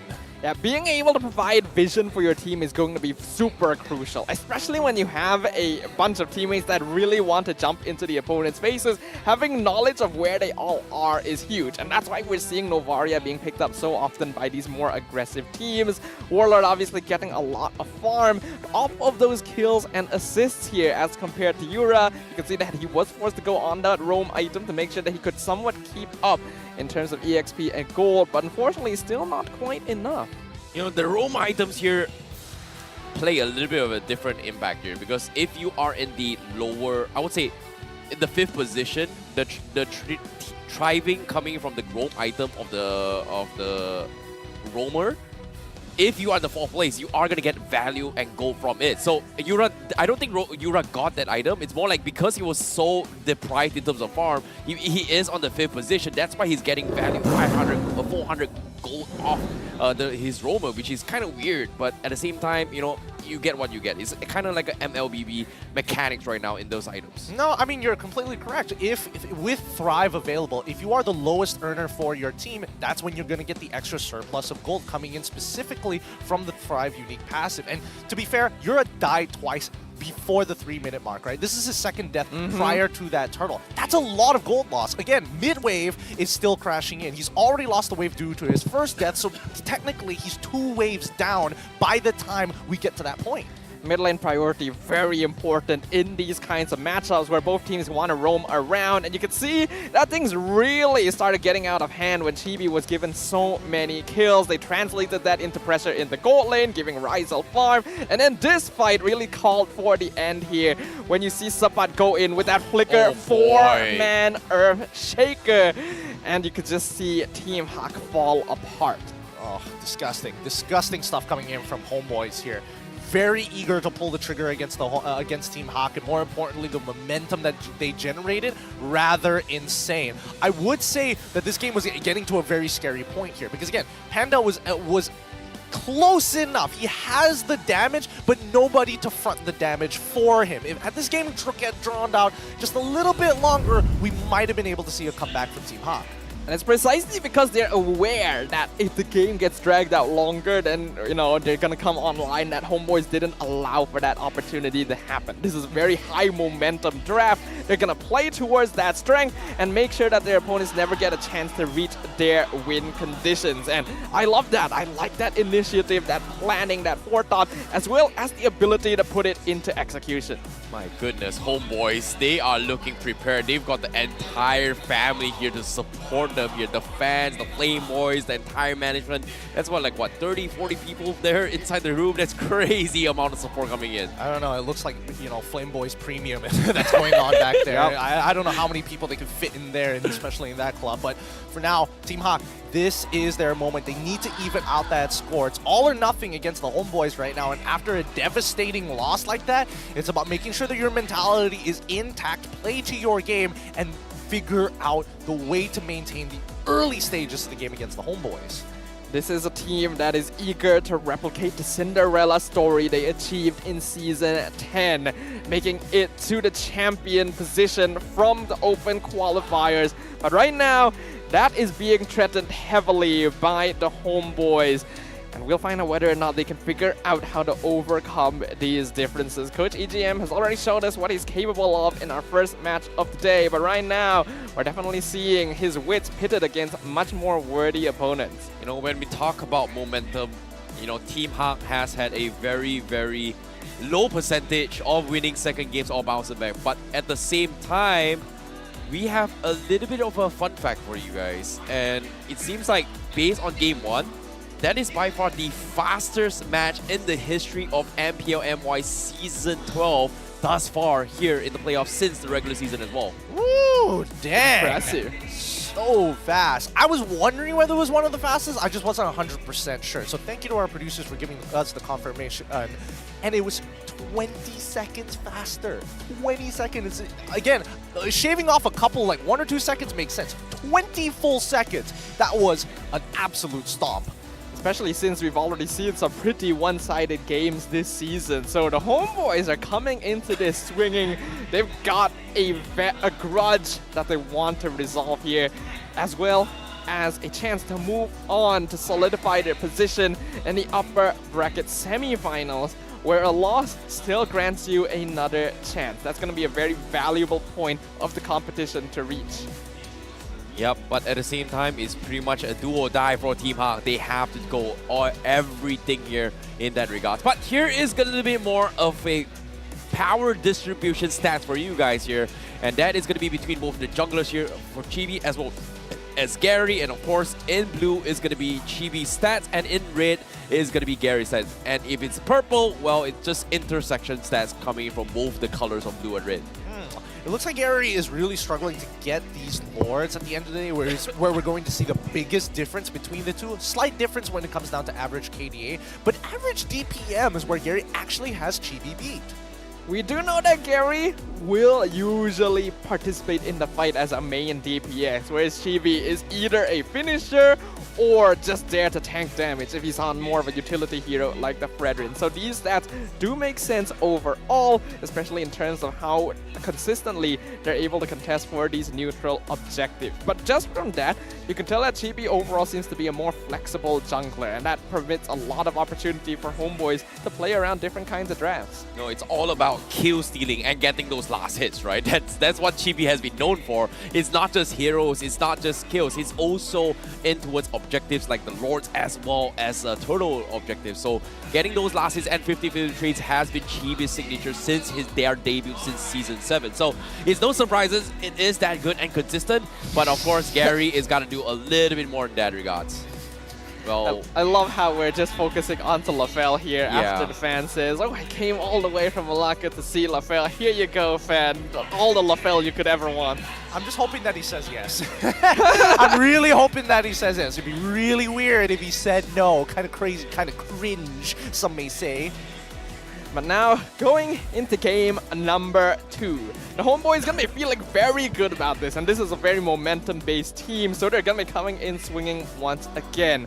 Team Hawk, they've got quite the hill to climb right here. This is a team that has a lot of potential. They've already regained a lot of their former glory here. And while they were able to get some rest after the first game of the day, it still is going to be tiring to play 2 series. So hopefully, they're going to be able to overcome all of that and show us a game worthy of our Season 10 champs. Yeah, it is going to be very, very important for them as well. But we do see a lot of fans traveling from across the state just to be here to support Homebois.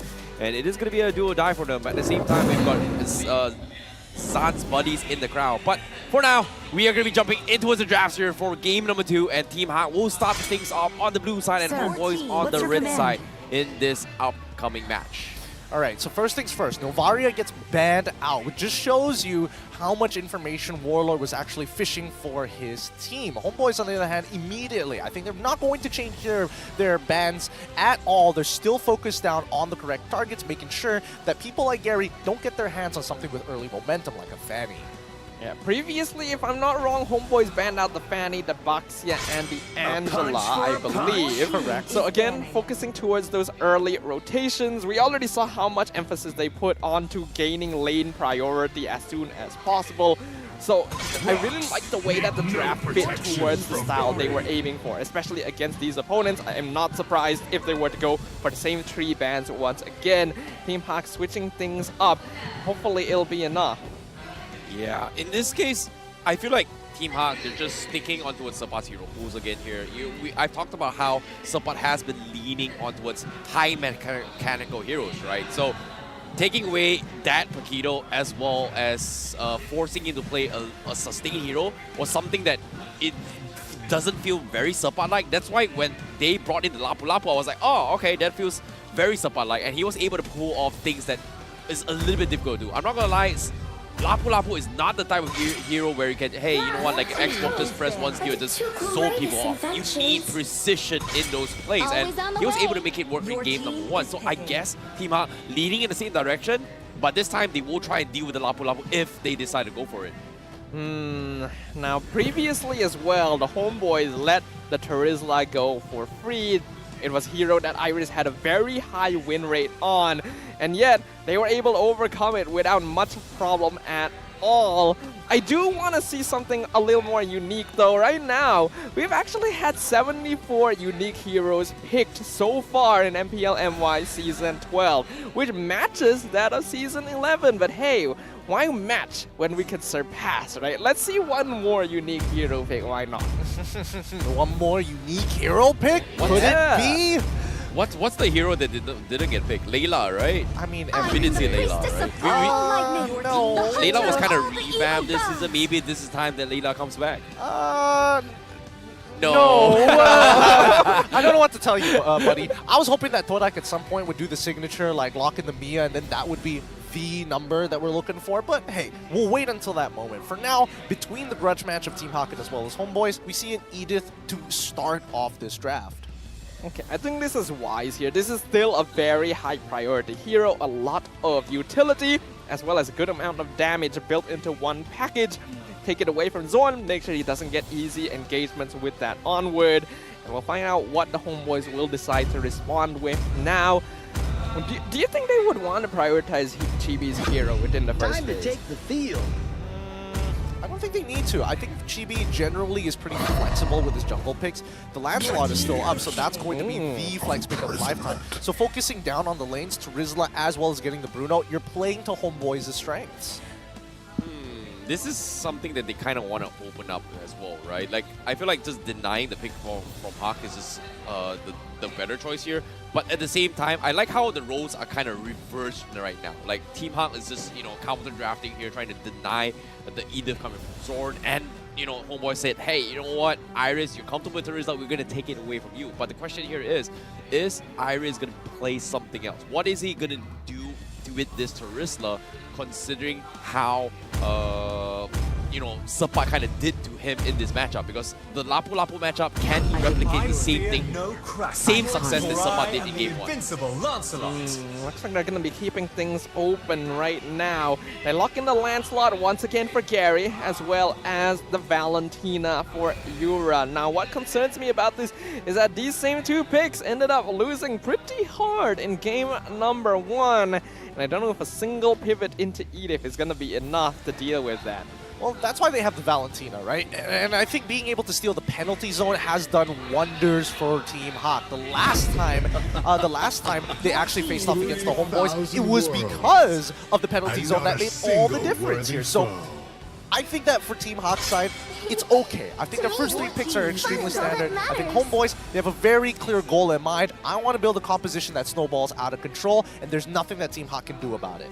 Yeah, to top it off as well, Valentina can actually look for the finisher, right? Like, because game 1, you know, Team Hawk, they just didn't have that one person to actually do the finishing blow. Gary was there to deal damage, but he can't seem to get kills. So I guess with the stolen decimation on Yura, it could turn the tide towards invading the back lines. Ryzel has been known to not have a lot of mobility, so if they somehow find a way to go into the back lines, Ryzel will be punished a lot in this scenario. So I guess that's the idea that they're going for.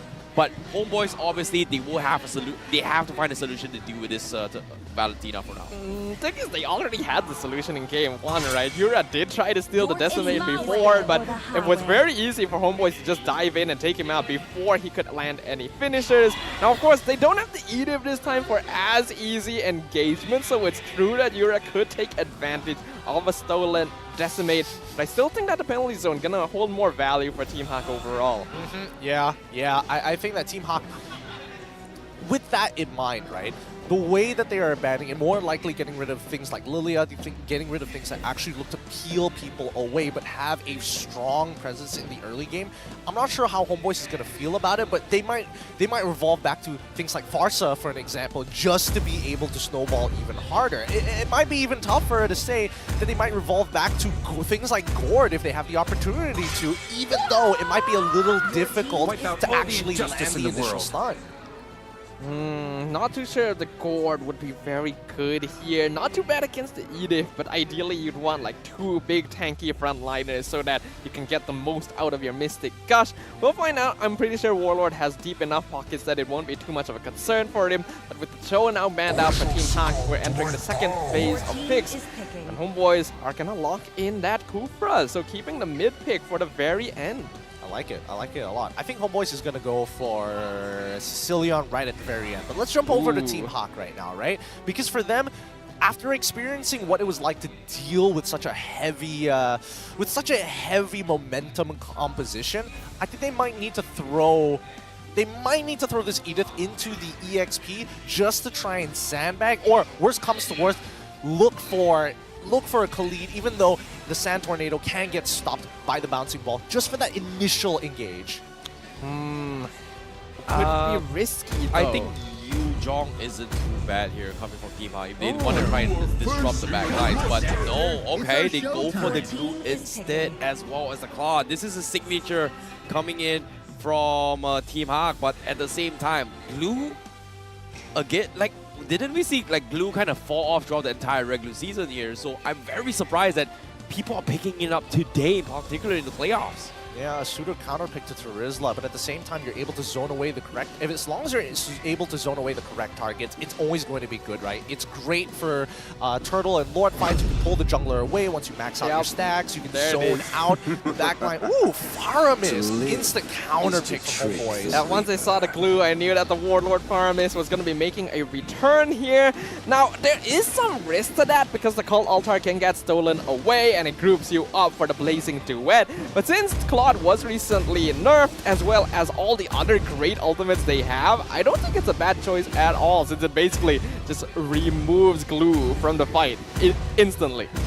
Well, that's a straight up hard counter, right, with the promise. But at the same time, you know, it feels like Homebois is just so prepared in their drafts to actually deal with them, and they're looking to take a clean 2-0 against this. But at the same time, Team Hawk, they have so much installed in this plan here. They've got their final chance to prove themselves that they can take a game off Homebois. And with the Edith as well as the glue in play to try and isolate targets and go for pickoffs, they have to get it done very, very nicely. However, Homebois has got a very, very strong AoE CC counter to deal with Team Hawk in terms of 5v5 fights here. So I'm looking forward to see how they go, because this is going to be game 2 between Team Hawk versus Homebois. Will the grudge match conclude with Homebois in favor? Will they be able to keep their 100% victory rate against Team Hawk throughout the annals of MPL MY? We shall figure out in the land of Dawn, as now the game going to be starting off with pretty similar starts to game 1. The fast 2 on the top side of the map in the EXP lane between Dura and Iris not exactly going well. Dura losing 50% of his HP in that interaction alone, allowing for an early rotate coming in from the Homebois for Litho. Do you guys want to know a fun fact? That Cult Altar's name has been changed to NetherRealm now. Oh, that's true. Which is weird. Like, it wasn't updated in the patch notes, but it somehow changed in the skill description in Heroes. I always forget that. Was that not mentioned? I felt like... Oh, you're right. It was not mentioned. But I think, you know, with the... it could be a lore, it could be a recon of something, but Warlord, he's in a lot of trouble. Okay. Just beautifully done there. Warlord, you would think that it was time for him to go, but actually staying to make sure that he could keep Noir in place long enough for his team to come in for that first blood. I think Noir should have flickered and forced Warlord to flicker. At the very least, you're getting something out of him. Yeah, he might have gotten a kill. He had like 2 more auto attacks or something like that. But at the same time, you know, Warlord bait him in position. Zorn was able to intercept it and going for the alley-oop. So very, very nice stuff coming from Homebois. Meanwhile, bottom lane, Panda versus Ryzel. This is something that I think is going to be very, very important for both teams, right? That both Ryzel and Panda is going to be the ones that are the playmakers for the team to try and bounce back into this game. However, top side, Subpart, he's getting bullied out by Iris for now, even though it's like level 4. Turtle collapsing his way through down for now. Gary looking for the steal. He finally takes it away with the turtle. Beautiful stuff for him. Meanwhile, the Netherrealm keeps him alive, and here comes the counterplay. The penalty zone from Serpa catches him and locks him in place. Noir, Gary taken now, and Homebois will be able to salvage the fight. That penalty zone reversed the entire fight. Like, the Cult Altar came out, and we know that Chibi was already so low that a single skill from anyone would have basically killed him. But because he got that extra time, because Subba came in with a perfect stun with that penalty zone, he managed to regen his HP off of 2 easy kills with that killing spree.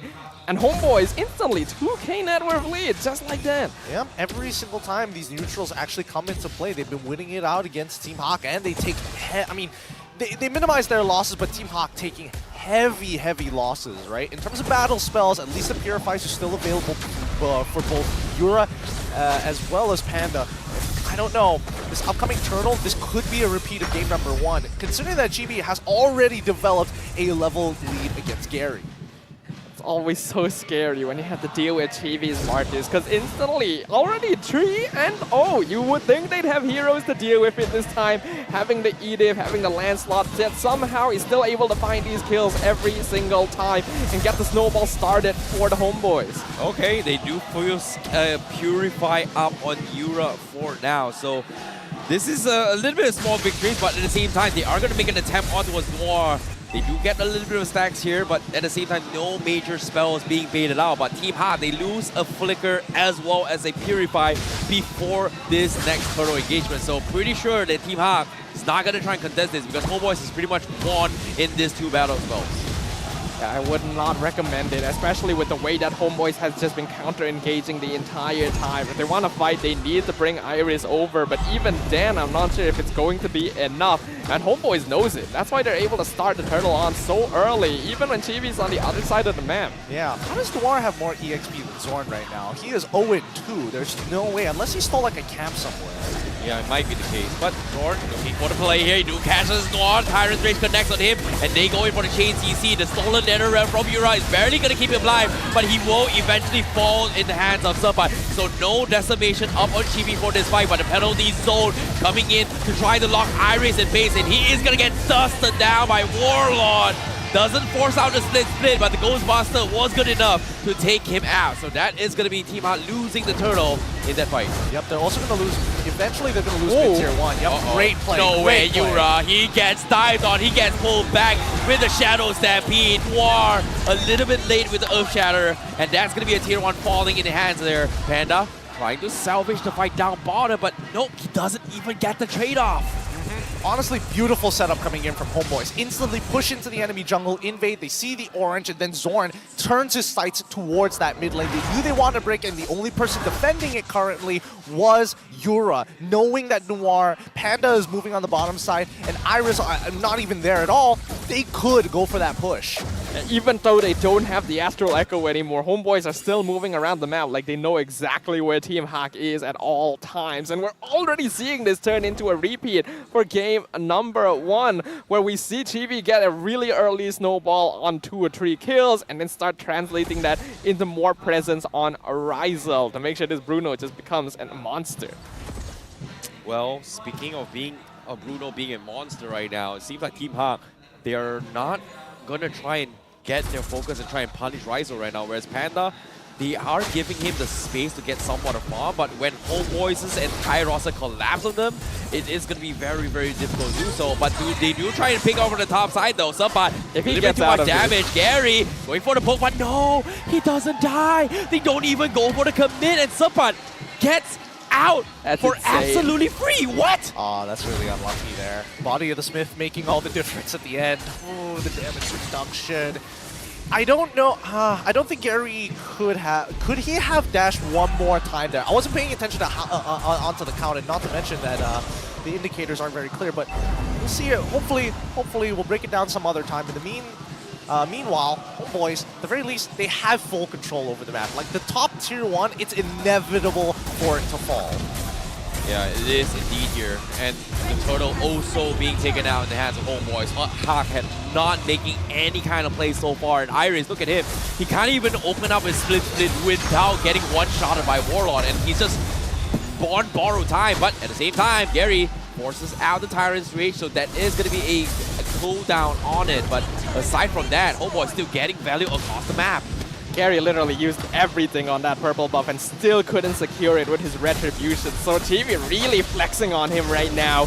Iris? Oh no, Iris. He is going to get called back as well. He needs to pop the split and Warlord. He's just waiting for the Ghostbusters. But nope, Iris will still hold it in for now. Homebois still going for the constant invade. They do catch Panda. They're going for the grid, and there's going to be a double tap here. The kill going in the hands of GB. Meanwhile, the Nether Realm from Warlord is going to keep him alive, trying to disengage, and they will be able to get out. Team Hawk not going to go for the fight, but Rise. Oh, a little bit too close in the front lines, but fortunately for him, he will be able to get out. Even Noir is just surprised at the fact that he was willing to slide tackle forward. At any time, he could have re-armored up and then gone for an onward to knock him out of position. Let's see. Well, Thorn making the plays. He gets a two-man Tyrant's Rage, but he does have the immortality going for life. More Iris with the split. Doesn't matter. Ghostbuster takes him out. Goodbye, Clue. But at the same time, Homebois, they are 5-man strong, and Team Hawk, they just take so much damage, man. The micro play from Homebois is immaculate this game. It's so good. Zorn being able to find that, somehow surviving after popping the immortality. Rizal timing Purify perfectly on the onward to make sure he's not easily caught out. The Ghostbusters literally destroying Iris from within. That is the counter pick right there. Gold distribution very heavily in favor of minions for both gold laners. That's pretty obvious. But you can see that Rizal has a lot more influence on the map. Agreed. Meanwhile, Noir, he is going to try and stop Chibi in the vicinity, but level 13 on this Martis means it's extremely tanky, and Noir can barely do so much. Now, the Lord already being started out, coming from Homebois with this 6k lead. Team Hard, they need Panda to make the play soon, but with this plot level 10, it's going to be very difficult to do so for now. But Thorn making the play, Siren's Ring, catches on Noir, he gets the counterplay, but where's the follow-up from Team Hard? Panda trying to build out some stacks for the Blazing Duende, but they do force out the Nether Realm. But Sunbot from behind goes for the slam. Penalty zone catches Yura, catches them all. And Yura will be the only one that fall as he went for the penalty zone. But all things considered, Homebois, they've got the Lord, they've got the man advantage, and this is not looking good for Team Hawk. Zorn has been such a bad influence on the players of the Homebois right now. They're having too much fun here. They know they're in full control of this game. 87% win prediction on the AI, and I don't blame it. The Homebois are eager to end this game. Not as fast as game 1, but still pretty darn quick. Agreed, but now seeing the Lord crashing in as well. Sunbot does have his penalty zone, but no flicker. So he is going to be looking for that big wombo combo for now. Lord going for the plays as well. Lord getting stunned down his way through, but does have the sustained back off. But the Lord still pressuring onto his Team Hawk. Look at Hawk, just struggling to clear the Lord here. Takes a while, but he eventually gets the job done. But at the same time, on the top side here, Gary, he will try and trade the tier 1. But will Homebois try to make an attempt here? But it seems like they will just play objectives for now. Good adjustment coming in from the, at least from the side of Team Hawk, right? You just kind of wait for it, dwindle down, sacrifice what you need to sacrifice, but you only have to worry about 2 lanes. The tier 2 on top side ends up dropping, and at least with Gary, he's getting so much value. He's evening up his score. Yep, at the same time, he's going to try and steal the orange buffs away from Homebois, get a little bit more value. But now, here comes the collapse. They're not seeing Gary. They are going to try and force a fight, and Noir, he's taking a little bit too much damage. And the Nether Realm will keep Homebois alive, and Team Hawk, they need Gary back. They finally call him out, but it's going to be a 5v4. Panda finally popping the Blazing Duende, clearing off the minions, but he's taking too much damage! Rizal picks him off, and that is going to be Team Hawk losing Gary as well. This might be over, 2v4, but Homebois, their health is so low, they have to go in for the reset. Yura trying to get a little value out of this, but the minions stops him in his tracks, so that is going to be Homebois backing out of that fight. It is disgusting how much the Homebois were able to get out of that. Normally, you don't stay in the base that long. You're not going to be able to get too much more without another Lord. But the amount of gold advantage in the pocket of the Homebois right now just allows them to do whatever they want. Look at the items, look at the lead. Once again, Rysel not going for shoes. This man is just testing himself.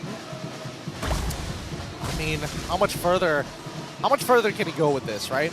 How much further? The fact that he decided to go for Windtalker as well, just to make sure that he has at least a slight bit more movement speed than the average person. But still, it is a heavy snowball in favor of Homebois, right? It's tough for me to imagine how Team Hawk is really going to pull this through or pull themselves out of this position without Gary split pushing. That's number one. But even during team fights, it does seem a little unwinnable. Yeah, and seeing how this fight is happening as well, they need more damage because as of now, Iris is pretty much in the position where he cannot even isolate a single target for Team Hawk to actually focus fire because he's so afraid of what Warlord is dealing, is trying to do to him, and because of that, it forces Hawk to be like meat shields to a point that they can't really get a particular kill. It feels so bad for Iris. He literally cannot split. Exactly. But at the same time, with the Lord crashing in, concealed plays coming in from Homebois as well, they are going to try and make a play. Noir getting caught out by Lord for now. They do have the Nether Realm available. They do force out on Homebois, but at the same time, Support catches the backline. Chibi, they focus the crystal, and Homebois, they go all in. They send Team Hawk back home, and Homebois, they will advance into the semifinals. Our final elimination for day 1 of the Season 12 playoffs will unfortunately be Team Hawk, as they will not be able to replicate their Cinderella story. The Homebois proved to be way too overpowering. The execution and coordination was perfect, and exactly what we're hoping for a team aiming for M5. Beautiful momentum for them, beautiful plays all coming in the early stages for the side of the Homebois. Handshakes for sportsmanship, but deep down they know they've gotten them back for everything. That extra games, no problem. We'll make this short and sweet, Team Hawk. This was just a factor of the better team right there. Every single... Well, look at Poji, of course. This man just has it all. Oh, we love him. We love him. Excellent, excellent. All right, let's just cut to the chase. Let's throw it over to Rose on stage. Pasukan ketiga yang akan balik rumah hari ini ialah Team Hawk. So with that, before anything else, we would like to give Team Hawk the last words atas pentas MPL Malaysia. First of all, kita nak ucap Alhamdulillah sebab kita masih ada slot untuk next season. Terima kasih kepada semua fans, Team Hawk fans, Homeboy fans.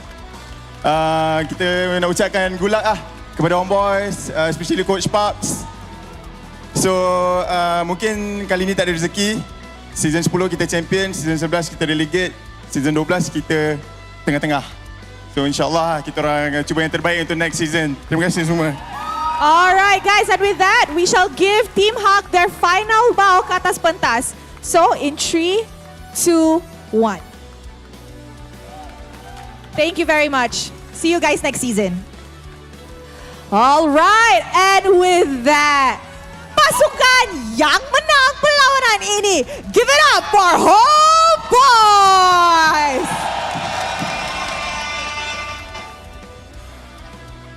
All right. Okay, an amazing game. Homebois yang sangat-sangat lain daripada regular season. Dorang tutup game ni dengan sangat laju, sangat disiplin. Chibi, I nak tanya. Week 6, you cakap you memang nak balas dendam dekat dorang. Rasa puas tak? Puas, dah pasti. Dah pasti bisa balas dendam kok. Ya udah, kita memang kuat lawan Team Hawk. Oh, alright. Okay, nak tanya Sepat. Alright, Sepat. Esok, korang akan lawan RSG MY. Alright, so kalau untuk orang yang tak tahu kan, RSG MY kalah sekali sahaja dalam regular season dan itu dorang jatuh dekat tangan Homebois.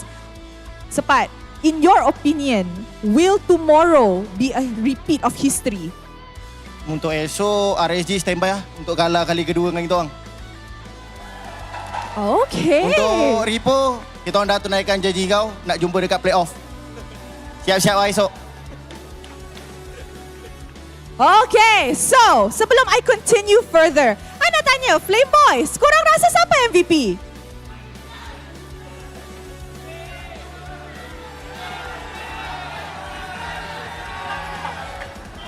Okay, I will announce the MVP, okay? MVP is Sepat!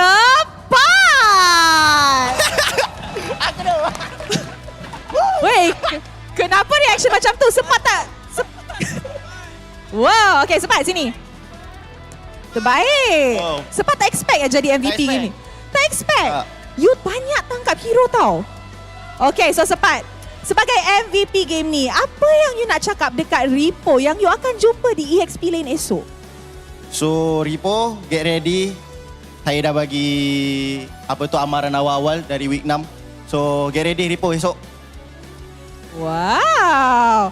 Alright, so I nak tanya mana Coach Pubs. Okay. Alright, Coach Pubs.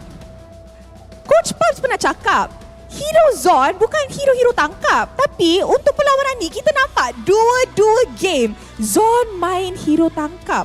Adakah banyak lagi hero yang korang tengah, I don't know, hide will be coming out this playoffs? Kalau semua nak keluar hari ni, macam mana kita nak tunjuk surprise kat final nanti? Wow! Okay, Coach Pop is making a statement that dorang dah confident dorang akan masuk finals. Alright, thank you very much. Okay, last words kepada Daddy. Alright, sebelum saya tutup, biasanya saya akan respect saya punya analisis terbaik saya, Anca. Anca gerak dulu.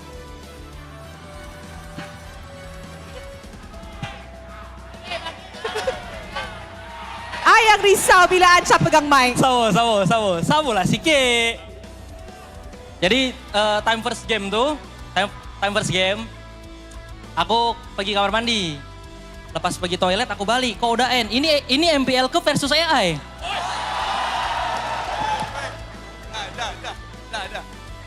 Okey, minta maaf dia memang macam ni. Dia daripada dia siapa pun, dia lawan saya pun dia macam ni juga. So kepada pasukan-pasukan Team Hawk, MPNC, pasukan Red Esport dan juga Team Secret, kami mengharapkan anda terus berjuang insya-Allah bersama-sama kami. Kita panjang lagi jalan kan. Insya-Allah kalau ada masa kita jumpa lagi. Tapi doakan kita orang ke M5 sebab itu harapan besar kita orang untuk bawa nama Malaysia ke lebih besar insya-Allah, mudah-mudahan. Alright, terima kasih Daddy. Alright guys, and with that, give it up for the last match winner of the day, Homebois. Alright guys, and with that, mari let's show it back to the casters untuk dapat tahu apa yang menjadi dalam clean sweep game ni. So, casters, silakan. Homeboys definitely had their share of things to say right there. Definitely feeling satisfied after being able to reclaim their victory against Team Hawk, and in such a clean manner as well. Sepat being awarded MVP of the match for really insane setups throughout both games. Just like his portrait in the MVP of the match screen, kind of surprised, not gonna lie, right? Just mildly surprised at the fact that he got the MVP. I would imagine that in his position, he felt like he did the least amount of work. He's not the finisher, he's sort of the starter, but at the same time, he's getting these massive picks in the middle of fights. You know, he's pretty much the showstopper, right? Like, he's able to actually get us some very, very big wombo combos here. Both Lapu Lapu as well as Sarisla, big AoEs in terms of crowd control. And so far, he's been doing a fantastic job in that scenarios. And not gonna lie, his Sarisla has been very, very on point in just punishing everyone from the side of Team Hawk. Yeah, even that 4-man land shaker. Feels bad it wasn't during the regular season. I would have voted that for one of the best plays. But without further ado, let us jump on into the mic check for the Homeboys. Itu muka dah coklat kan? Ui. Rasis tu. Rasis tu. Okey, mic check tolong direkam. Habis itu Diviralkan Jod. Tapi dapat. Boleh. Boleh. Nice. Aku dapat. Nice one. Okay. Nice. Mati kat Ziglo. Nice. Tak mati dah. Cuan. 600 gol. Okey, tu lane slot bam biru dia. Terus tau ke ni kau bunuh ke ni? Mati tahun dia. Oi, tak boleh Roris. Tak boleh? Tak boleh, ada Martin. Tengok, Martin jaga dia. Low Teris flicker kan. Dia macam Mati Adi. Nice. Let go. Boleh. Aku dapat. Dua dulu. Ayo lo. Hello. Dah. Aku dapat. Hello.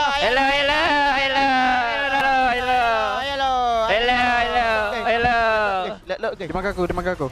Kau boleh tak? Defend. Parmin gua sekarat. Balik.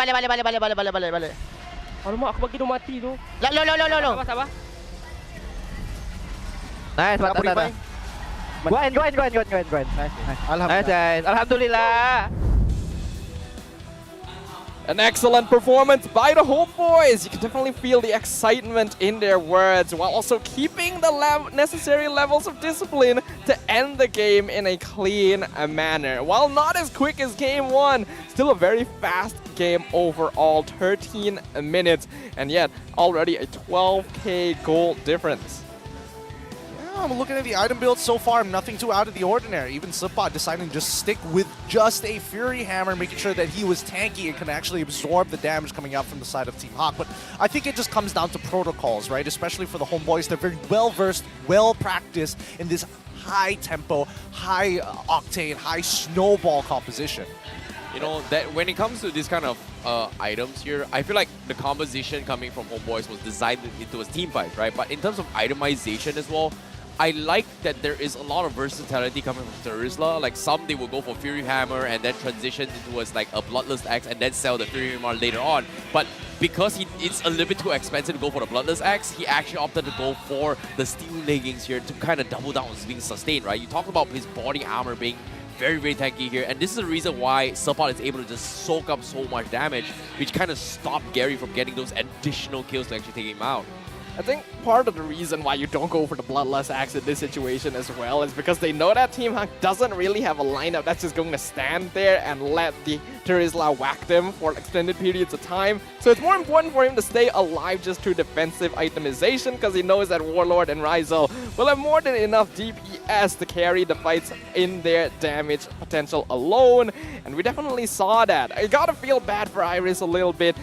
They disrespected that final pick. When you see Warlord's hero get left for the last pick, you always got to keep an eye on these slightly off-meta heroes. He was once known for his fairness. He picked a glue into it, he just couldn't play the game. Yep, really didn't. Got counterpicked at the very end, and I think, you know, there were options for EXPs. There definitely were, but I think, you know, at the end of the day, that's just how the cookie crumbles, and unfortunately for Iris, basically couldn't really do too much. I think even from Yura's side, right, a lot of really good ultimates to steal, but just overloaded with a plethora of choice, and especially when you're on the losing end, taking the Netherrealm is going to feel like the correct option, when honestly, I think there should have been an argument for taking the penalty zone from Terizla instead.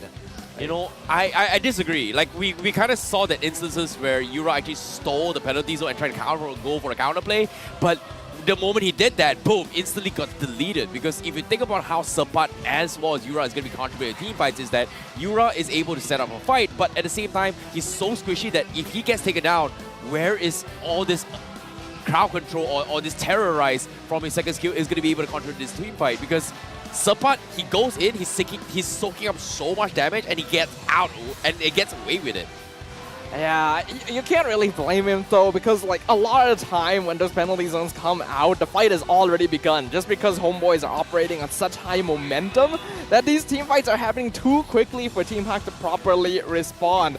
Let's not mention the fact that Iris already isn't able to open the map. You want the glue to be ahead, scouting out, causing havoc. He couldn't do that. And Homebois knows they just gotta aim down Noir.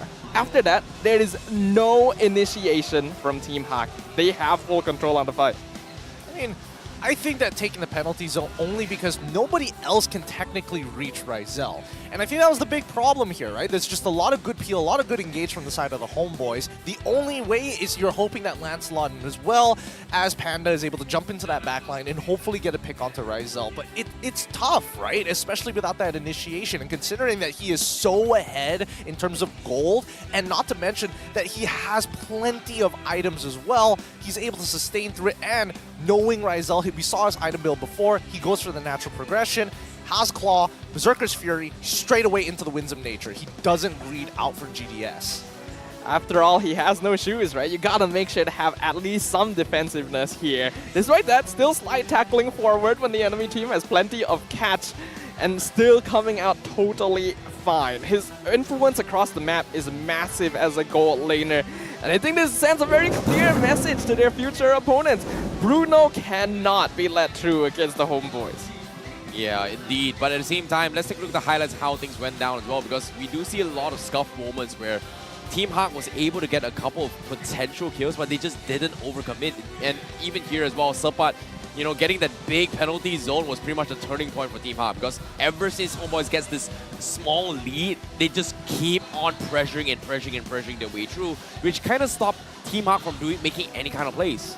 Just look at these fights, right? Every single time Noir is picked off first, no engagement. Iris, he literally cannot split the entire fight. Unless Warlord is not there, he cannot play the hero at all. And you know that Warlord is going to be part of every single initiation to spread that Nether Realm around, which meant that Team Hawk had zero frontline for this game. There's no space created, no time being offered for Panda to get off the ground, and that's just the recipe for disaster. I think we saw a really... this is a really good case study for the specific nerf to Claude, right? Like, had Claude still had his previous passive being able to kind of blow up waves, having 100% extra minion damage, it would have helped in this game, because we're seeing that Lancelot is the one doing the split pushing instead of someone like Panda, who only pushed up and didn't even get to crack the bottom tier 1 all right up till the end of the game. It's still standing. Feels bad for them overall. Homeboys rush into the base. You normally think this is where you back off. Don't push your luck. Don't throw too much farm back to the enemy team because they can heal up.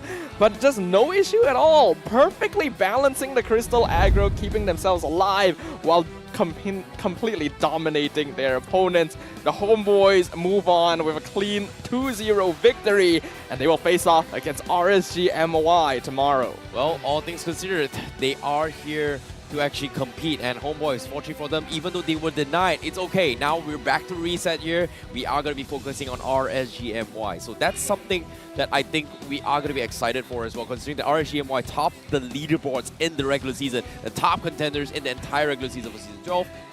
I can't wait to see how this is going to go. The fact that the Homeboys were able to make their way into the upper bracket semifinals as well means that now they will have that safety net of that second life if they were to end up losing against RSG. So they can at least breathe a little sigh of relief there. But of course, this is the MPL playoffs. There's still danger lurking behind every corner. It truly is, right? Now we're getting closer and closer to the potential top 4 teams of, well, not even the regular season, but for playoffs. And that's going to give us a rough idea because they're going to be playing multiple games amongst each other before we get to the grand finals. I don't know for tomorrow, but it makes me nervous to see that teams can still drop the ball at how far we are into the league. Anything can still happen, and hopefully every one of you watching at home are enjoying the festivities thus far. But if you think there's anything we can do to improve, the MPL MY Season 12 survey is still ongoing. Just scan the QR code at the bottom of the screen so that you can tell us what we need to do to give all of you guys the best MPL MY experience. Yeah, and at the same time as well, here's a little bit of a fun fact, right? We've heard a lot of fans saying that, hey, we want to see more games. We want to see a lot of things here. Guess what? There's no more games for today. There's more games for tomorrow, for day number 2 of the playoffs. And we are going to see this matchup for tomorrow. We're going to start things off with Selangor Red Giants going up against Todak. And then this is where things begin in the semifinals, where we are going to see RGMI go up against Homeboys. And then SMG going up against the winners of either Selangor Red Giants versus Todak. Things are getting very exciting right here as we see the Vice Grave close on many of these teams. Lots of promising candidates have already been weeded out in day 1 of the playoffs. And we're gonna unfortunately see more join their ranks. So hopefully these teams are able to buckle up because only the strongest contenders are left in the pool right now. And it's dwindling quickly, very, very quickly. More eliminations are going to be happening tomorrow, and more importantly, I think, we're expecting to see an evolution from some of these teams, right? Especially since we're only getting to the middle of the stages and things like that. It's heartbreaking. It really is. It's going to destroy some mentalities overall, but that is just the nature of competition. We of course go on in the Team Hawk here, the team that was just recently eliminated after a loss. Lots of downtrodden faces, but unfortunately victory is not for everyone. When you're able to come out on top in the Land of Dawn, you get the honor and privilege of celebrating, but that just means that much more practice as well as preparation under your belt is needed to move the furthest on the MPL stage. Agreed, you know, there will be winners, there will be losers. In this case, Warlord is the true W because he's got the W in his name and he in this match. So that's something that I'm looking forward to as well. But at the same time, seeing how this upcoming matches as well, consistency is going to be a very, very key winning factor for all these teams. And need I remind you, in the playoffs, things are a little bit different. We are going to see best of 3 games. We are going to see best of 5 games. And we are going to see a best of 7 in grand finals. And that's something that a lot of teams have to be very, very consistent in their games. Yeah, it's like in the past, we only had 2 best of 5s, the upper bracket finals as well as the lower bracket finals. But now even the lower bracket semi-finals is a best of 5. So if you guys wanted more games, well, you got it. A lot of games to go through, a lot of time for teams to adjust, but more importantly for the teams who aren't playing, so much research to study. Yep, so much preparation is needed, but we're going to be locking off for day 1 of the playoffs. Hope you guys enjoyed everything. We'll see you guys tomorrow. Make sure to join us there.